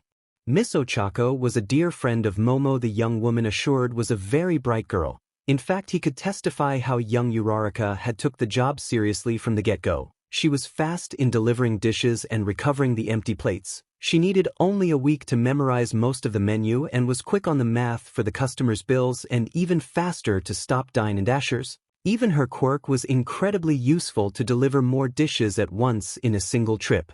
3 days a week was all the time UA and her own hero training left her as free time for the job, but compared to nothing at all, the young chef gladly accepted the extra help, especially since those 3 days covered the weekends where the influx of customers was the highest. She was even chatty and curious about him personally, and didn't mind Izuku's numerous questions about her quirk and the hero course in general. She actually looked like she was eager to be his friend. So, yes, there were now many things that made sure Izuku could be outrageously happy while working lately. Unfortunately that morning there was instead something that made him a bit less happy, seeing Toshinori, in his all-might persona, enter his restaurant as soon as he opened while wearing a yellow-striped suit that would make fashion designers everywhere gouge out their eyes. Yes. Here again. This is the second time this week, he asked, a professional smile still present but clearly not reaching his eyes. Now he really felt like he needed Uraraka as a filter of sorts between him and man or his old partner Sir Knight. Too bad it was Monday so Ochako could not be there to take the bullet for her boss. Parley. The pro-hero tried asking with a nervous smile. You mean then let's put aside hostilities and talk like civilized people thing? Izuku asked, sighing. That one. Get in. He answered after taking a huge breath and pinching the bridge of his nose. Having sensed the hostility still lingering about and took a table on the far back under one of the restaurant's infamous quiet trees, Toshinori took a deep breath himself and addressed the core of the matter. "Do you hate me?" he asked bluntly. "Hate is a strong word. Do you?" "No. You wouldn't have helped me if you did, I see." "Not really. To my shame, I mostly did it to show you and your hero friends that even as a chef I can change the world if I want to. But I did save you and changed your future with my dish all the same, didn't I?" the young chef asked. "So you knew?" Toshinori asked. "About Sir Nitai's prediction and how it got shattered." "Yes, I was told by him during one of his numerous visits after your recovery." "Same going with your dying quirk? Is it back to normal now?" That gave All Might a pause. He had felt One for All return to full power even after his passing it to Mirio after eating Izuku's food. But at the beginning he had thought it was merely a temporary thing, but instead it looked like the young chef in front of him forcefully moved time backwards for All Might's body and quirk, a testament of which was the fact that now between Toshinori and All Might, there wasn't much difference in muscle sizes. Toshinori's body and quirk were now back to what he was before that fateful battle against All for One, as if nothing ever happened, and he could not understand how the boy did that. "My quirk was supposed to fade away, but you resurrected it and me with it. Good food and skills. Why do you say your quirk was supposed to fade away?" Izuku asked back. I am sorry, I can't tell you." "Then I can't tell you how my abilities work." "Sorry, but as it stands your secrets are not more important than mine," Izuku answered while moving away to welcome a new duo of customers. "Chef Izuku." "The usual?" the blonde woman in hero costume asked. "Sorry for bothering you as soon as you opened, but she gets crankier than usual without her breakfast," her masked companion added, sighing. "No problems for me, I am always happy to serve my customers. I also got the chocolate cake out of the fridge before opening, so it is now soft just how you like it. Does Miss Lady want some together with her coffee?" Izuku answered, this time with an honest happy smile. "Yes, Miss Lady would love that," the woman replied with a cheeky smile. "Me too, if you don't mind," Kamui Woods added, shrugging. "I'll be with you in a moment," he answered before walking away. "Good morning," Toshinori said once seen the two sit close by. "First you get that villain before me and now you want to steal my breakfast?" Lady hissed in contempt. "I told you that I didn't want to steal anybody's job, I was just passing by when I saw Headgear taking hostages." Yeah, whatever," she answered, making Kamui Woods shake his head in dismay at her manners. One after another, more customers came and went, and Toshinori had a first-row seat on seeing the boy managing the tables by himself while also cooking and recovering the empty plates, working tirelessly and yet exchanging smiles and jokes with the regular guests of his restaurant. Except with him. Rumi-chan. "It's not that hard," the bunny girl said with a mock glare. "Rumi-chan. I can't be your plate, that would be hardly hygienic. And also highly unprofessional," Izuku answered. "But it would make liking the plate clean so much better," she replied. That too would be bad." Afraid of getting hard, she asked with a knowing smirk. "Among other things," he admitted. "I swear I won't mind if that happens," Rumi promised while purposely passing her tongue extra slowly on her lips to turn them glistening. "I would mind instead. I would mind it a lot." Momo chose that moment to make her presence known, and actually sitting in front of Rumi at the same table. "Momo?" Izuku asked. "Took a little detour for a cup of coffee and a good morning, and I am glad I did it." "Don't worry, I will deal with her myself," she answered, and turning just a bit smug at the kiss on the cheek she got from the young chef before he left their table. "This means nothing," Rumi hissed. "What do you want from him? Is he another notch to put on your belt?" "What the hell do you think I am, the bunny girl asked with a growl. "Somebody coming here daily at random intervals to molest him. He is trying to do his job and doesn't need a horny rabbit clinging to his leg." "How dare you?" "What is his favorite color? Least like movies?" "His mother's name." "What's his dream? His worst fear?" Momo asked with a calm tone, opposite to Rumi's own furious one. "I know many things about him and will learn even more because I am honestly interested in him," just like he is interested in me and is slowly learning more about me. On the contrary, you just want him the same way a spoiled toddler wants a new toy. I am learning to know him, the good and the bad, just like he is doing with me. Do you know anything about him? What do you want from him, really? The bunny girl simply sat down at that. Thought so. He is just a new pastime until you grow bored and find something else to keep you entertained. Well, I won't let that happen. Momo declared firmly. And what if I am serious about him? Have you two met outside the restaurant? Have you exchanged something more than a polite greeting? Talked together? Laughed together? Shared common interests? I think not.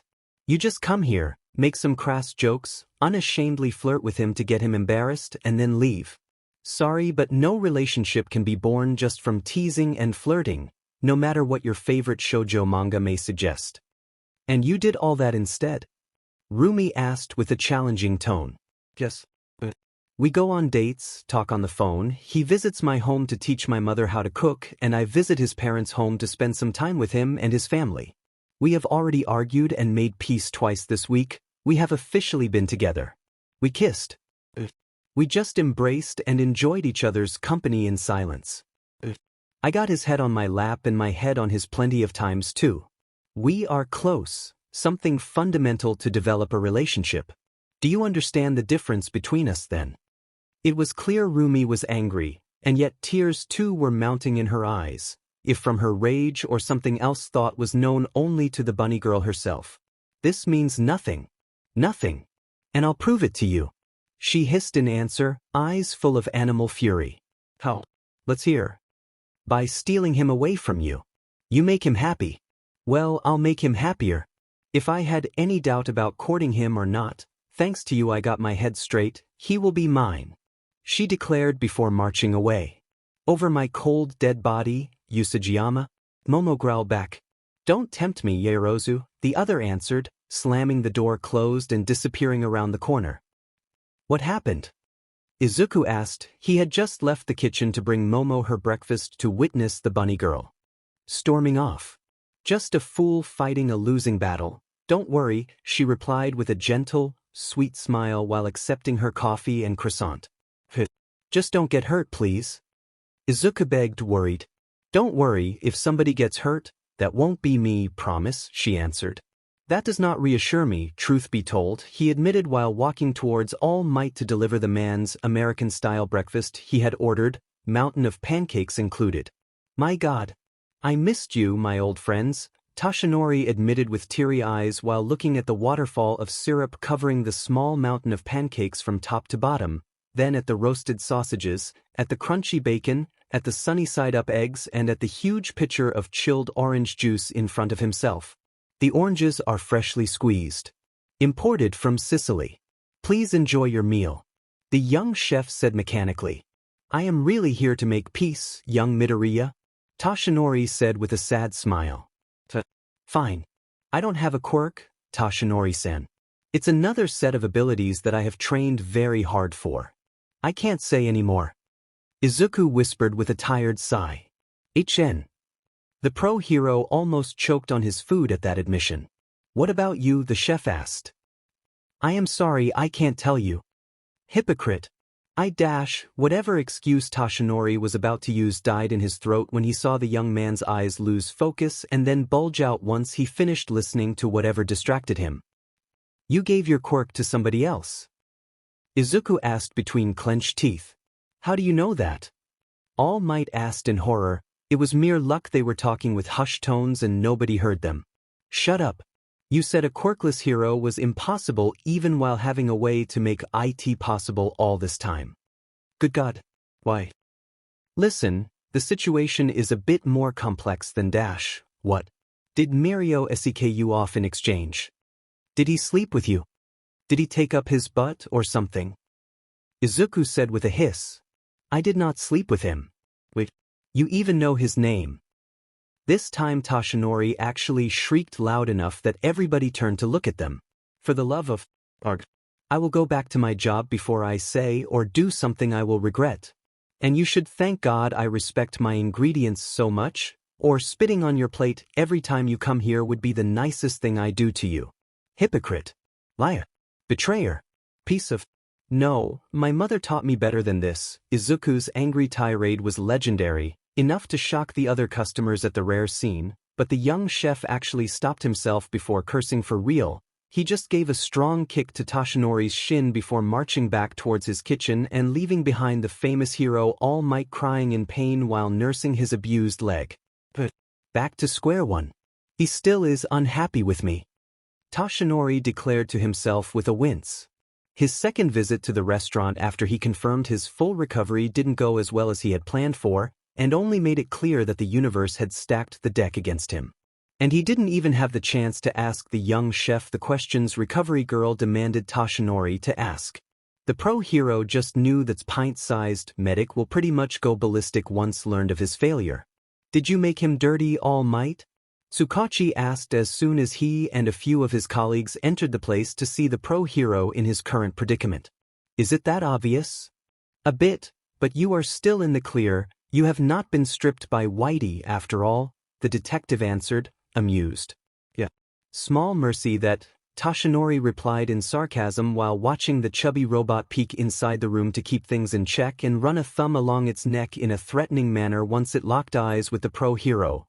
Although what worried Toshinori the most was seeing the Black Lord dog outside take a glance inside for a moment to send a glare at the pro hero. Bang. In that moment every noise in the restaurant died when four burly young men wearing cheap plastic face masks and armed with crowbars and a gasoline tank barged in. Hey Holza. We are here to teach some useless quirkless trash that there is no place for him here. The boss of the quartet started barking orders as soon as they all got in, and only then finally noticing who exactly was he yelling at while brandishing his crowbar. Detective Tsukachi himself, accompanied by four massive officers in full police force attire. The ninja pro hero edge shot together with the pro hero ingenium, both with their chopsticks midway to their mouth for their very first bite of long-awaited breakfast. The retired and converted to quasi-good Mexican villain, El Macho, that had come to visit his daughter, a hero student at Ketsubutsu University and already known in the city as Miss Payne. With them there was also pro-hero Miss Joke acting as a guest in that breakfast meeting between father and daughter to talk about the girl's school results and future apprenticeship. A duo of undercover agents from I-Island that were using the excuse of them keeping tabs on Izuku to have some good breakfast. One of which with a quirk generating lightning from his closed fists and a penchant for TSTCL punching. The pro-hero Hawks that was standing in a corner waiting for a table to get free. Momo that had already created a thick police baton with her quirk and looked ready to start bashing heads. And last, but not least important, All Might himself. They all were looking at the hooligans while slowly getting up from their seats if they were sitting at a table, and all of them were pissed beyond belief. Troublemakers will be stripped as an example to others. When Whitey 2 made his appearance from the kitchen flashing red eyes and zero mercy, the hooligans understood they were in trouble. Scatter. At their leader's order the very scared grunts did the smart thing and bolted out of the restaurant to board the car waiting for them with the engine already warm so as to get away at high speed. Get them, one of the police officers yelled, but before the group could give chase, Izuku stopped them. No need, he said. They are not worthy of you all abandoning your breakfast. I got Whitey for this sort of bullies. But they Whitey fetch. Izuku ordered while patting the robot's soft belly. Understood, the robot answered while the restaurant door opened by itself. Bang. To the present surprise the chubby robot simply blurred away at insane speed soon followed by the noise of the sound barrier being torn to shreds by a speeding body. Please return to your breakfast. And as an apology for this inconvenience, the first coffee refill will be on me this time. Izuku offered with a bow and a gentle smile. Relax, guys, that robot has everything under control. The undercover agents from I-Island reassured the others while returning to their table with a knowing smile etched on their faces. Oh yeah, they are screwed. With Whitey WH. The sports car the five guys had rented for their escape was roaring at full throttle as they tried escaping from the fat robot, which instead was rapidly gaining terrain on them while running with heavy, thumping steps. Thump, thump, thump, thump. Faster, faster. I am trying. The driver shrieked in answer, and using all her abilities to take a daring turn, so suddenly the car went briefly on two wheels before slamming back down on all four to sprint away. Bang. What the F dash? To their horror, as soon as they actually turned the corner, Whitey was already waiting for them to grab the front of the car and abruptly stop them, with the back wheels of the car spinning in place so fast the tires looked ready to catch fire. Troublemakers will be stripped as an example to others. Whitey declared loudly, thing that made the people around them in the area grow horrified at the strange threat. Let us go, the leader of the gang yelled. No, was the robot's answer as his grip on the car's front tightened, and with a mighty pull of his big hands, the entire vehicle went torn in half as if made of tissue paper, making the 5 hooligans fall sitting on the street with bulged-out eyes. Beginning stripping protocol. Whitey said once thrown away the 2 car halves while walking towards the 5 with heavy steps. Fuff. Knife hand. One of the guys said while activating his quirk and turning his fingers into dagger-long blades. Slap. Bang. Stripe. Unfazed by the incoming attack, Whitey gave a downward slap to the guy that slammed him headfirst on the concrete hard enough to knock the jock unconscious instantly, and once sure he was not moving, the robot grabbed the back of the guy's clothes and pulled, tearing those to shreds and letting the unconscious young man still in his boxers fly away and land on the near walkway. 1 down, 4 remaining. Stay away. Devil's leg. Another said, igniting his leg on fire thanks to his heat-controlling quirk to deliver a flaming spin kick to Whitey's head. Troublemakers will be stripped as an example to others. The plump robot simply took the attack head-on without a scratch or his head moving at all. He just looked at the attacker straight in the eyes, unfazed. What the F are you made of? The guy shrieked in horror, but his only answer was a backhanded slap that knocked him out for Whitey to strip down right after. Too bad the guy decided that day was a good day to go commando. 3 troublemakers remaining. Whitey declared once thrown the second fainted hooligan on top of the first. Together, brother. Yeah. Magnetic twist, Jeech. Before the 2 twins could actually initiate their combo attack, they both had a magnetic quirk. One brother had a positive pole, the other a negative pole.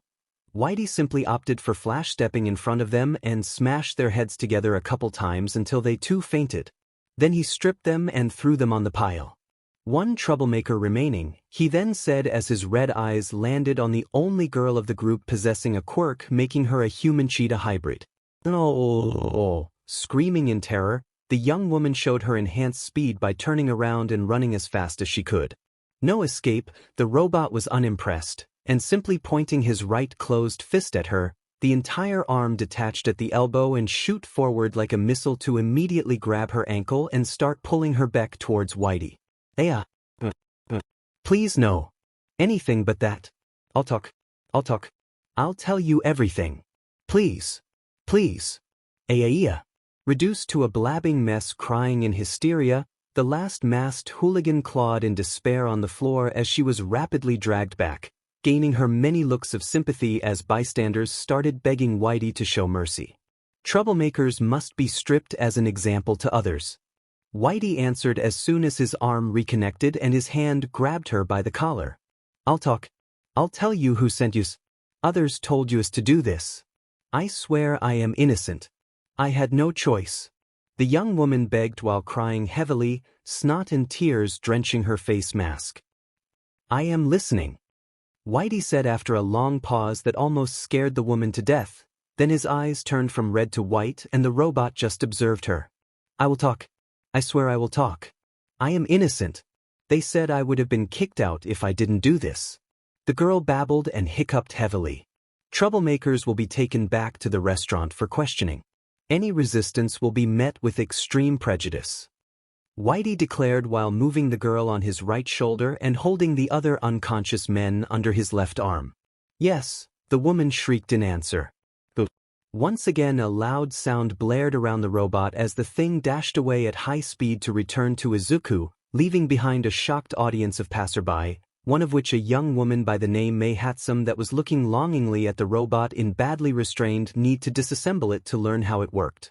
Not too far away a hidden spy of the League of Villains that happened to be in the area to kidnap Tomoko of the Wild Pussycats was instead cursing the robot's existence, because half of the hooligan's car Whitey threw away actually landed on him before he could do the deed and overpower her in that empty hallway, and by the looks the young green-haired woman was throwing at him now that she was free of his hold on her, the lackey just knew the car wreckage that smashed his legs will be the least of his worries, especially once he'd seen the furious intent the famous ragdoll was cracking her knuckles with. Had someone seen it, the old-school beatdown the pro-hero administered on her wannabe kidnapper would have gone down in history for its raw brutality. Unfortunately for the guy, nobody saw them, and the lack of witnesses meant Tomoko could go as much heavy-handed as she wanted on the guy while tenderizing him. All for one won't like to discover that because of Whitey, both the Wild Pussycats and several other pro-heroes now knew he was interested in capturing Ragdoll. The villain was starting to really dislike that accursed quirkless chef. While Tomoko was brutalizing the villain with a brick green cloud restaurant, the customers were indeed surprised to see Whitey return just a couple minutes after his departure while carrying the unconscious hooligans like sacks of potatoes the robot just threw on the floor once inside. Troublemakers captured. The female one is willing to talk. The robot explained. Really? Why did you try to destroy this place? Let's hear. Tsukachi asked while he and his colleagues cuffed them all. Yamato. Rector Yamato sent us. She said that if we didn't smash this place and force the chef to stop cooking she would have failed us all. I swear. She sent us. The others did it for fun because he is just a quirkless, but I had no other choice. I am in Inoshiki Academy with a scholarship, I need that to keep studying.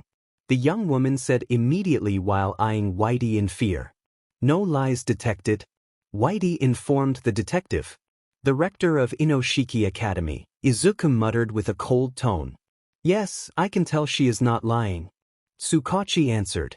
The rector is called Yamato Kuragawa if I am not mistaken, one of the officers said. Why did she want this place gone? Miss Joke asked, confused. Because I scared her precious friend Samui with my skills during a small cooking competition they both were in as judges, Izuku answered, and many of the present felt a chill crawl up their spines at the absolute lack of humanity in the chef's voice. First they tried burning down my restaurant, then to contaminate the water, then they tried sending cockroaches and rats, and then they bribed health inspectors and food critics to force me to close, the young chef hissed while pulling away her mask so as to better glare at the young woman. Growling. When the appetite demon appeared behind him to growl at the cheetah girl, Izuku's glare grew tenfold in intensity, soon making her pale to unhealthy levels. Do you have proof of all that? Tsukachi asked, tense, and ready to intervene should things escalate between the two. Of course I don't. I don't need to tell you that they were smart enough to not leave behind anything leading back to them. No, it's very likely they covered their traces, and even should SHE confess, they will probably throw her under the bus and say she was just trying to blame them to save herself, the detective answered, sighing. Host is rightfully furious about this new attack. It is time to move on the offensive and teach the enemy the true horror of the future god of cooking of the hero world and his rage. Abrupt mission. Challenge the 5 best students of Inoshiki Academy in a cooking contest and defeat them. Challenge the 4 best teachers of Inoshiki Academy and its rector in a cooking contest and defeat them. Reward, 10% bonus on experience points and 1 fragment of the God of Cooking set. Special reward for completing 5 cooking challenges in a single day. Time-elapsing cabinet. Everything put in that cabinet to marinate, decanter, ferment or freeze will do so at an accelerated rate up to 100 times faster. You have 1 month to complete the mission. Work hard and destroy your competition, young man. The system instructed as soon as Izuku's anger reached the peak, and the fanged smile that almost split his face in two actually made the bound cheetah girl pee herself. If one watched the big wet spot that appeared on the front of her breathes. Very well. If they want war, I will give them war. You are a student of Inoshiki Academy, yes? He asked. Why yes, sir, the young woman replied, nodding as fast as her neck could let her. Good. I want you to go back and give a message to your rector Yamato Kuragawa. In exactly 7 days I will pay your university a visit. I want to challenge your 5 best students and the 5 best teachers, one of which will be Yamato herself, to a cooking duel. If they win I will close my restaurant forever, but if I win, they will leave me alone and stop bothering me. Can you do this for me? Izuku asked. Please. But I don't know if they will accept. It's either that or him taking this to court. I too will personally vouch for him in court if he needs, Toshinori tried saying, clearly disappointed in such villainous tactics being used. All of the present will testify as well. Miss Joke added, arms crossed with a frown on her face. Many around the room nodded as well. Okay, the cheetah girl said, weakly, while being helped to stand thanks to Tsukachi pulling on her arm. Very good, while my colleagues take your friends to jail for attempted acts of vandalism and assault, me and you will go deliver this fancy little challenge, then you will join them, okay, the detective said. Yes, sir. I am sorry. She answered, crying once again. We'll be gentle in your case, since they forced you to be the driver for this idiotic farce. Let's go, he answered with a sigh of dismay while he and the other agents, begrudgingly, left the restaurant after barely having had enough time to actually drink their coffee. While this happened, the two undercover agents sent a message to Island telling them what happened to one of their darlings and about the cooking challenge. This in turn angered the old man enough he himself made a couple phone calls to make sure those guys did accept the challenge and took it seriously. Are you sure you want to do this? Inoshiki is one of the premier schools for chefs, you told me so yourself. Momo asked worried. This is the last chance for them to close this feud they have against me in a civilized manner. After this, I will either send Whitey or Blackie to deal with them, depending on how hard they spit on my offer of peace. Izuku answered, sighing. Blackie, the young woman muttered while stealing a glance at the Lord Dog sleeping outside. Wouldn't that mean sending a nuke towards them? She asked in dread. As a last resort, I am no bully. I just want them to leave me alone, but they keep pushing and threatening me. I am just returning the favor. He answered with a tiny smile. Just don't overdo it, okay? I won't, Momo. Thunk. It was then that Whitey walked inside the kitchen and brought out a big squared wooden cabinet made in lacquered dark reddish wood, giving off a faint and pleasant flowery smell. The thing was decorated with cloud carvings and hinges, and corner covers were made in shining bronze. Host, please collect a knife from each chef defeated and put it here, as a reminder of your skills. Whitey repeated the system's words while opening both doors of the thing to show the various empty hooks inside. Taking trophies may be a bit too harsh though. Toshinori commented, unsure. It is not my fault if we came to this, I am just taking a knife with their names written on it as a reminder of my victory, as a way for me to feel pride for my skills. They will still be able to study and all, I am not crippling them. Izuku answered while caressing the thing. Okay, I will do it, he then said aloud. Who heard him thought he was accepting the cabinet suggestion. In reality, the young chef was accepting the abrupt mission of the system. Understood, Whitey said before taking the wooden cabinet and mounting it on the wall next to the small window connecting kitchen to main hall. It was still empty, but many wondered how many knives will one day fill it, since there were a lot of knife-holding hooks ready to be used. After that, the customers present that had already eaten left so that others could fill the main room of the Green Cloud restaurant and have their breakfast. And among the ones leaving, many were already telling their friends what had happened, and those friends told their friends, who told their friends, and so on, soon spreading the rumor of a lone chef moving a personal crusade against his enemies. A week later, Inoshiki Academy, main cooking classroom, the rector of the private university for aspiring chefs, Yamato Kagagawa, was a middle-aged woman in her 60s with her hair in a very strict chignon and wearing her old chef attire with the utmost pride. The thing was also still sporting the 3 stars she had added to the small pocket over her heart when in her youth she had gained the 3rd Michelin star for her personal restaurant, nowadays owned and directed by her son himself. He too present to help her face Izuku's challenge. The woman was now marching between the seats of the full kitchen/class and admiring the 20 students there, especially the 5 that were placed in the first row, and puffing their chest out. I pride. I won't sugarcoat it. The guy that challenged our school's pride is a monster, somebody with unnatural cooking talent that popped out from the woodwork like the nightmare he is. He openly challenged our 5 kings and our 4 best teachers, and myself, to a cooking showdown. The woman said before walking back towards her desk to look in the eyes of the students in front of her.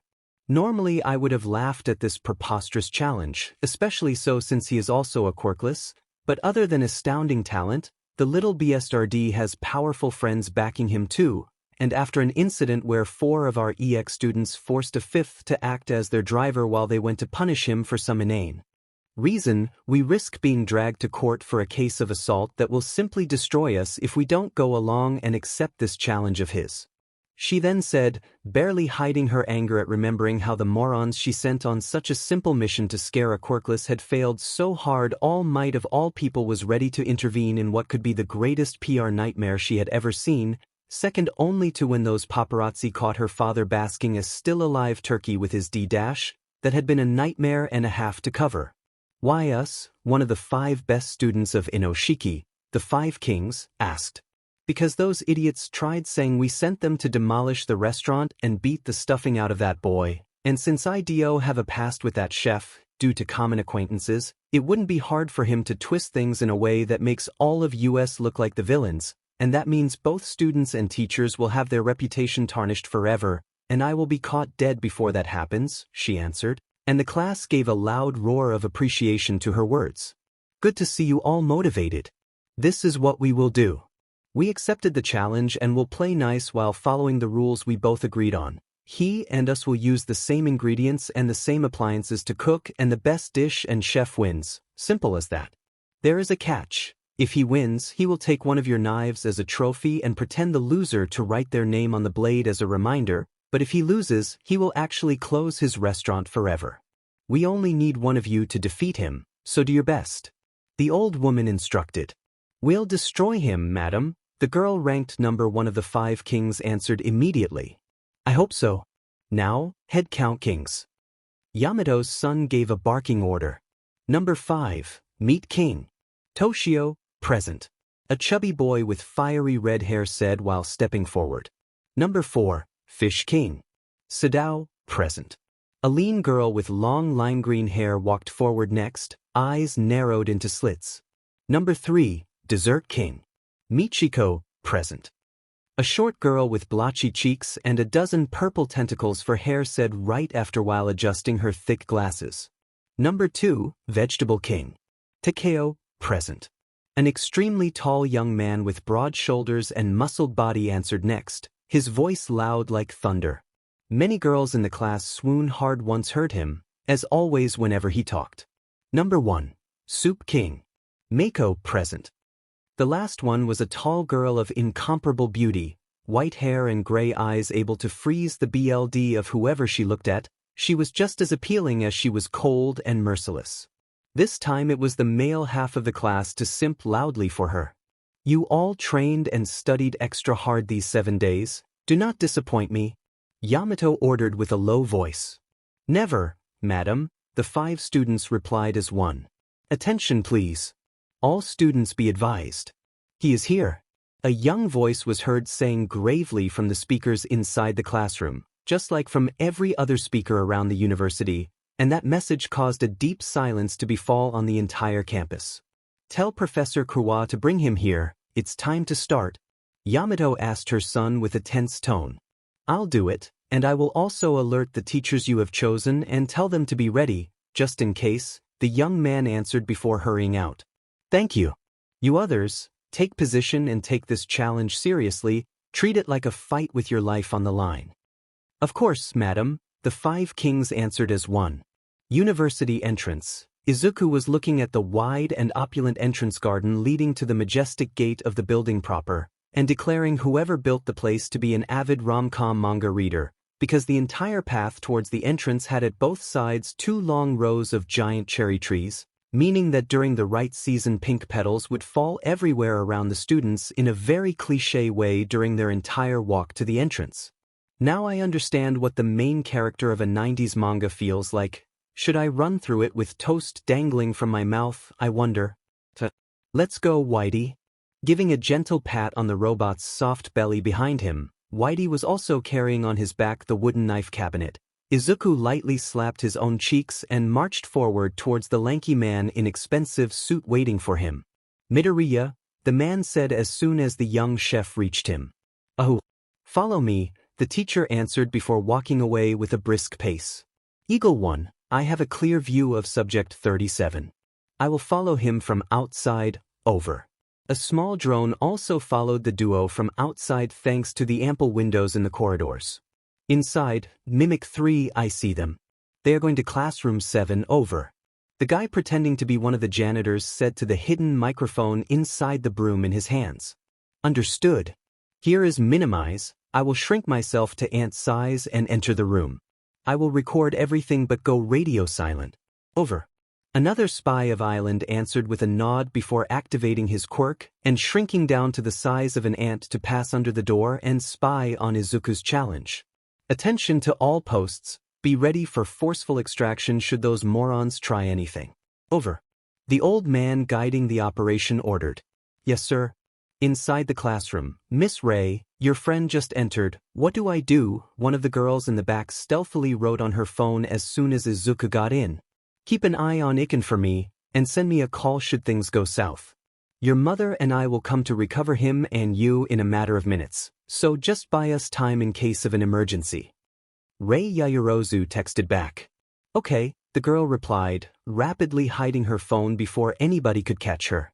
Good evening, Izuku said with a formal bow towards the old woman. Good evening.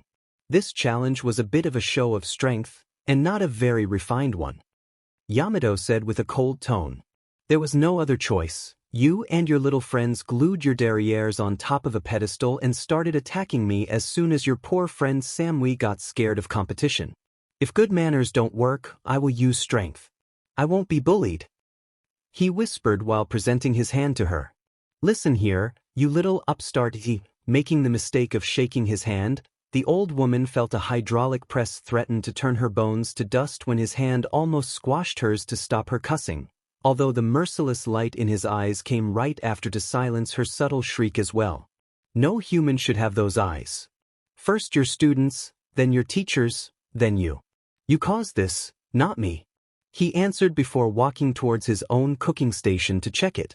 No tampering has been detected, host Izuku. You can give your all. The system informed him while Whitey swept the room with red eyes and then settling in a corner of the room to observe everything. Whenever you want, I am ready, Izuku said while tying a green bandana on his head. You'll have to work your way up, kiddo. But while I may be the fifth, I am still way beyond you in abilities. The fifth king, meet King Toshio, said with a sneer, shaking his flabby cheeks heavily as he took position on the cooking station at the opposite side of Izuku. The rest of the classroom moved away to give the two all the space they needed while the other kings sat on chairs right in front of them to observe. Yamato and her son did the same right after. As the very first challenge of Midoriya Izuku vs the Five Kings, we prepared something special for this first round, Yamato said with a malicious smile as her son brought along a tray covered by a pure white cloth with Inoshiki's insignia embroidered on it. You will regret leaving the choice of ingredients to us, boy. I will destroy you. No quirkless upstart shall put my grandfather's Inoshiki Academy to shame. The old woman mentally roared as her soul momentarily turned putrid black. This will be your ingredient, bear meat. Yamato's son, Minato, declared while uncovering several amazing cuts of marvelous meat neatly disposed and divided into groups following the type of cut. WOW, the class as one gave a loud scream of awe. Look at that meat's marbling, a young man said in reverential awe while committing to memory every delicate line of fat adorning the meat. That luster. How can raw meat shine like a jewel? A girl said right after, sounding almost ready to cry at the innate beauty of the thing. That is truly the peak of what bear meat can be, a third said awed. Analysis. Meat quality, passable. Does the host wish the system to switch it with the berserker bear meat host collected in the jungle world? Host can also use jewel meat if he so wishes. The system declared in a tone of almost contempt instead of monotonous.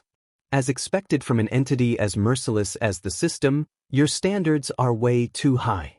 No need, jewel meat, or those bears would be like going to a gunfight armed with a nuke.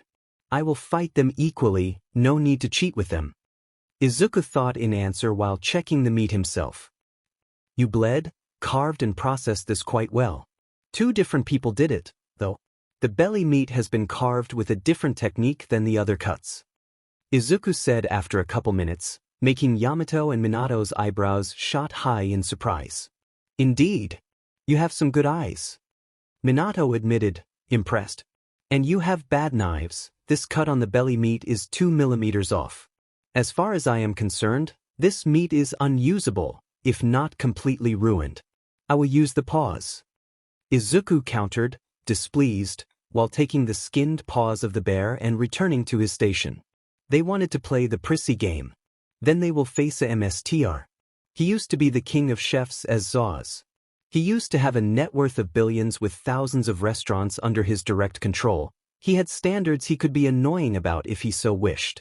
Especially when he and Setsuno used to go into sing contests when younger and purposely finding every tiny chance to criticize the other's dish as a form of friendly rivalry, he still remembered how to be annoyingly picky on purpose. "Why you?" Yamato hissed between clenched teeth, happy to be secretly streaming the challenge for thousands to see him fail. "You are insulting meat, you quirkless bee." Toshio growled while taking his own selection of bear meat and preparing some frying oil together with batter. "Oh. You insulted it by using the bear paws as mere decoration to demonstrate what animal this was. They have barely bled, and who skinned them did so just to not make them unpleasant to look at by leaving the fur on them only. The paws are the pride of a bear, and you ruined them just to appease your ego. So I will make sure this poor bear will have her revenge by using her ruined paws to slaughter that ego of yours." Izuku answered with sharp eyes. "You know it's a female?" Yamato asked. "I am a chef, Yamato-san. I honor ingredients every time I put them on the chopping board.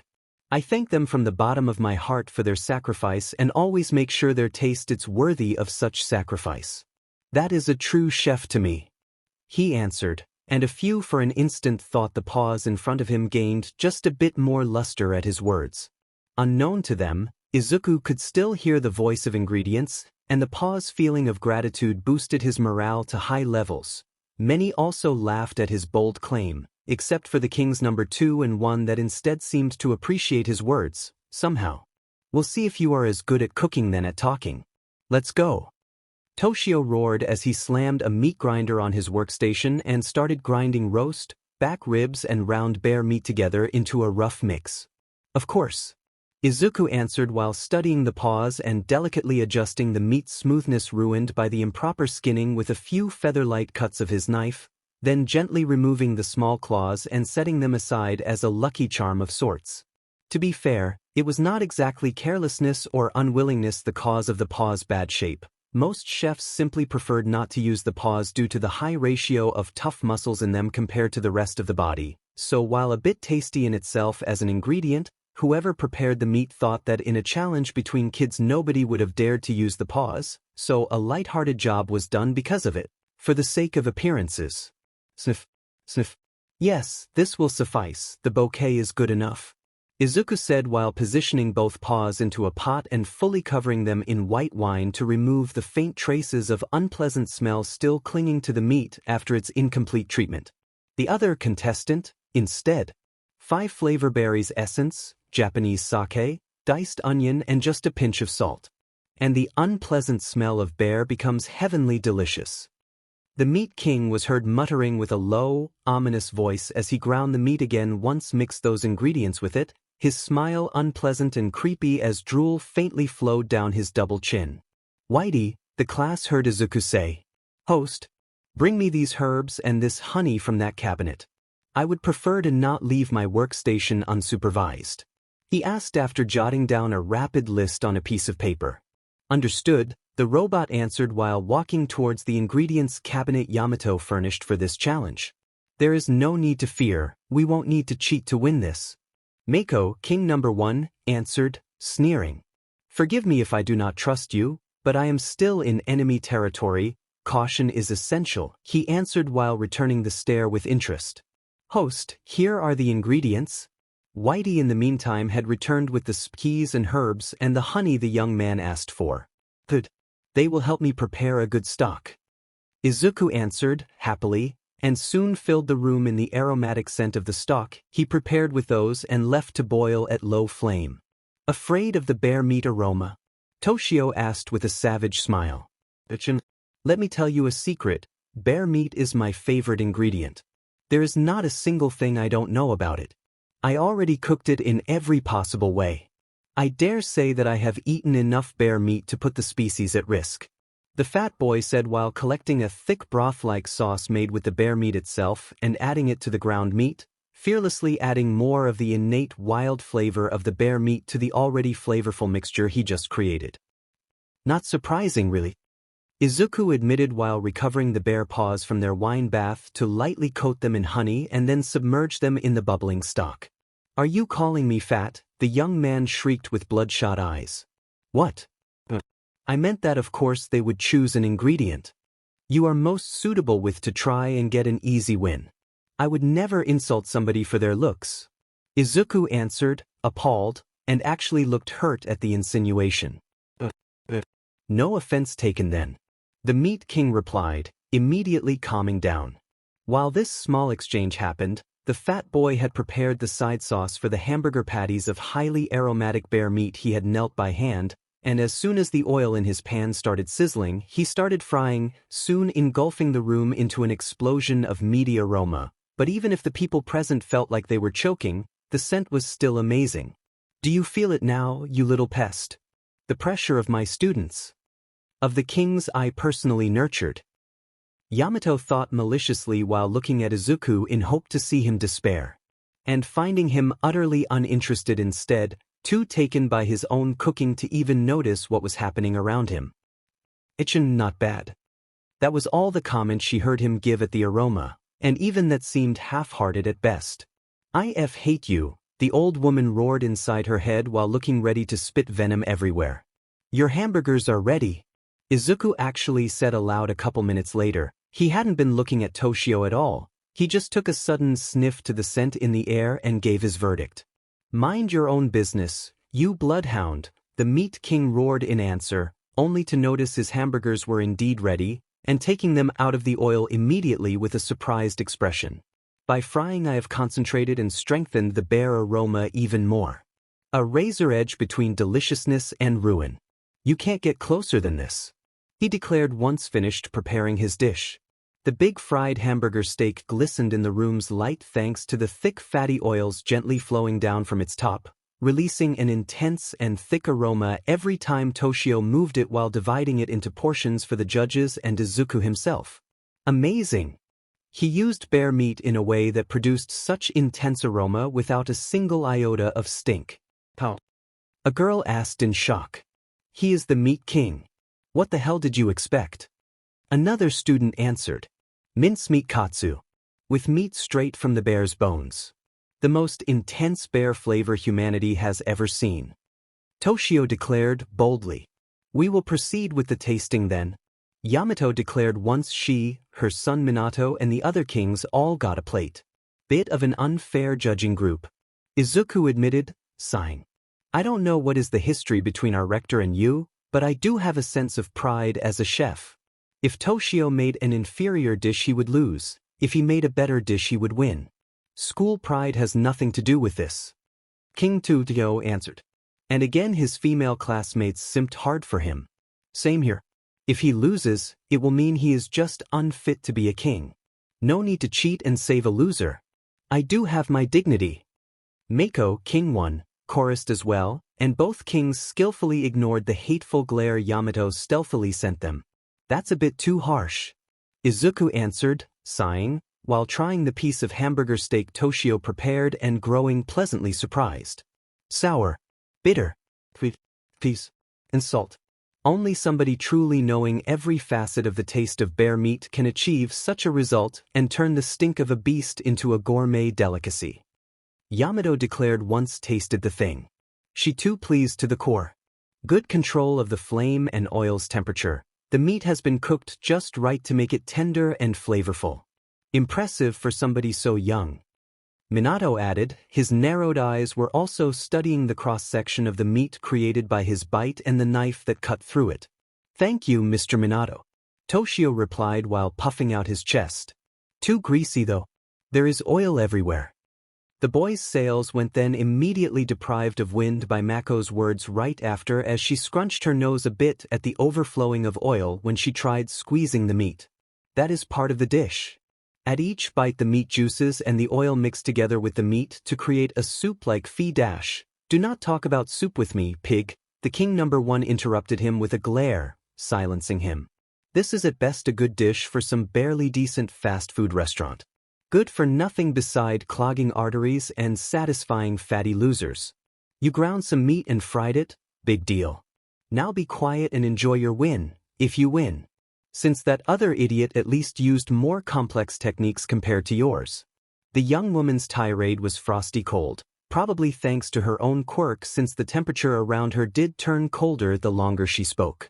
Sorry, Miss Mako, Toshio muttered while looking down, chastised. High-strung maybe? Izuku thought, surprised by the outburst. The girl's quirk generates cold by absorbing inside herself the warmth around her. As a side effect her self-control slips and she is victim of a burst of anger once enough heat is stored. One can say she overheats herself to turn everything else around her cold, the system explained, and the young chef could only look at the girl in amazement, and just a bit of pity. That side effect gave him a good inkling as to why she didn't try to become a hero even with such an amazing quirk. I like it instead, Izuku declared. Yes, it's greasy. Yes, it is not a fancy dish, but I can see friends share some good moments while eating this. The taste is very strong, in a good way, and the garlic and berries counterbalance well the gamey aroma still in the meat. This is very good. As you said, every bite is a bomb of flavor that makes me crave for more. Good job. He explained while happily eating his own portion. Thank you, but I don't need your pity. Toshio muttered, bitterly, yet thankful all the same. This is a good start for this challenge. Now finish your plates so we will be able to choose the winner. Minato asked once every plate was eaten clean, except Mako that left her half full to keep her point. Almost ready, the young chef answered. Once satisfied with the first boiling, Izuku took out the bare paws and put them aside to clean the wok and refill it with clean water and a new batch of diced herbs and peas. All the while the bare paws kept letting out thin steam lines carrying meaty fragrance with a touch of gamey undertone, just enough to entice the appetite without resulting unpleasant. The young chef repeated the boiling another 2 times at always shorter length and changed herbs and peas used at each new boiling, slowly letting their flavor deep inside the meat. Washed the wok a 3rd time, oil was finally used to rapidly fry herbs and berries before the paws when added to the wok he then left to simmer in peace. The fragrance still had a hint of a gamey smell but now any trace of stink had been fully removed, leaving behind only the pleasant smell of such unique meat cooking slowly, and whenever Izuku gave a toss to the wok to turn the paws in it around, many female students could not help but be entranced by the young man's serious expression and the glittering of his eyes while he admired his work. Unknown to him both in the class and in the live stream he was very slowly gaining the attention of the onlookers, all for the chagrin of Momo that saw the comments in the same live stream she found thanks to her mother, and she didn't like it one bit to see more girls showing interest in him. After boiling and simmering the bare paws, the meat had become extremely soft and tender while retaining a faint trace of its old marbling. The two things looked extremely delicate and appealing like a replica made in precious stone. Retrieving a huge and round porcelain plate, the tender bare paws were then placed into the center and decorated by a thin layer of minced aromatic herbs, and once put aside some of the meat juices remaining from the simmering, the wok went rapidly washed and cleaned a last time to prepare a thick gravy to which the tiny portion of the sauce from the simmered paws when added once almost ready. Then the ruddy sauce went gently drizzled on top of the meat, producing a wave of aroma and gently enveloped the entire room. Holy! It smells just as good as Toshio's dish, only gentler. The same student from before commented in awe. Red braised bear paws, please enjoy. Izuku said once properly cleaned the plate with a piece of cloth and cut the paws meat in thin slices with zero effort, as if to show the sublime tenderness the once tough meat now possessed and the delicate rosy color still present in the innermost part of the meat. Plates went rapidly filled in meat, not only for the judges though, but for the rest of the class as well. A sheepish Izuku could just give a shy smile and explain that in his haste to avenge the bear he prepared too much meat and that he would have hated to waste it. To prepare the meat he managed to cut it while perfectly following the direction of the muscle fibers. This is the job of a surgeon, not a chef, Minato said while studying the delicate and thin slice of meat he picked up in great interest. The gravy's thickness and texture too is impressive. What school do you come from? King 3 asked, honestly impressed. A private tutor. As a quirkless I always end at the bottom of the waiting list. After a while I stopped bothering and found a personal teacher and a sponsor. Izuku answered, shrugging. That's a DMN fat shame, this looks amazing. What about the taste? King 4 answered while taking a bite and falling dead silent. Sniffle. Sniffle. Sniffle. Everybody's attention soon turned to Toshio the Meat King, and the fat tears falling from his eyes as he chewed his own portion. The boy was crying his eyes out and yet looked unable to stop eating, no matter the almost physical pain that taste caused him. What? Yamato muttered as a dark sense of foreboding climbed along her spine at the sense of déjà vu the scene gave her. Holy F-. A student in the back was heard gasping in shock. It's soft. And tender. And the aroma is strong yet gentle. A girl added with wide eyes. Strong and gentle. You mean like the bear pride he talked about? He turned a bear's pride into a flavor. You can do that. Another said, talking with her mouth unashamedly still full. The piping hot piece of bear paw meat was topped with bits of chopped herbs and peppers while the red broth dripping from the pieces of meat exuded steam. The scent was fragrant, but not too dense. Spicy enough to tickle the nose without completely covering the inborn wild taste of the meat, but enriching it. No matter how much one chewed, there seemed to be no end to the taste, it just kept coming and filling the mouth in its vigorous flavor, helped by the still chewy texture of the meat that even if really tender still maintained part of its springiness. Oh nom nom. Takeo the Vegetable King tried really hard to ignore the loud munching sounds coming from the girl sitting next to him, valiantly trying to preserve the dignified image of Mako he had long since created in his mind ever since they went to the same middle school together all the way to the same university. Can you at least try to keep your composure, Mako-chan, he begged. Shush, the secret foodie answered, annoyed. How is it? How does my dish taste? Izuku asked, watching Yamato struggle with her words once tried some herself. The old woman growled while glaring at him. Mother? Minato asked. It's decent. As far as I am concerned, Toshio wins. She answered. Silence fell into the room, a silence of pure disbelief. Mom, Minato exclaimed with a disappointed sigh. Toshio wins, end of story. I lost, Toshio himself admitted right after. You, the old woman roared in anger. It's true. The meat is tender but not greasy, fresh and does not smell. Its taste is simply amazing. The Meat King admitted in tears. He had seen it at the first bite already, the very bear they both had cooked, he saw it. Her rose to her hind legs and swiped down with her paws to crush Toshio with all her might, destroying him and his dish with a single strike and avenging her lost honor. He could not summon enough pride to forcefully declare himself the winner, he just could not. The flavor of the bear paw's meat lingered on his palate. It tasted delicious and he almost lost himself to its flavor.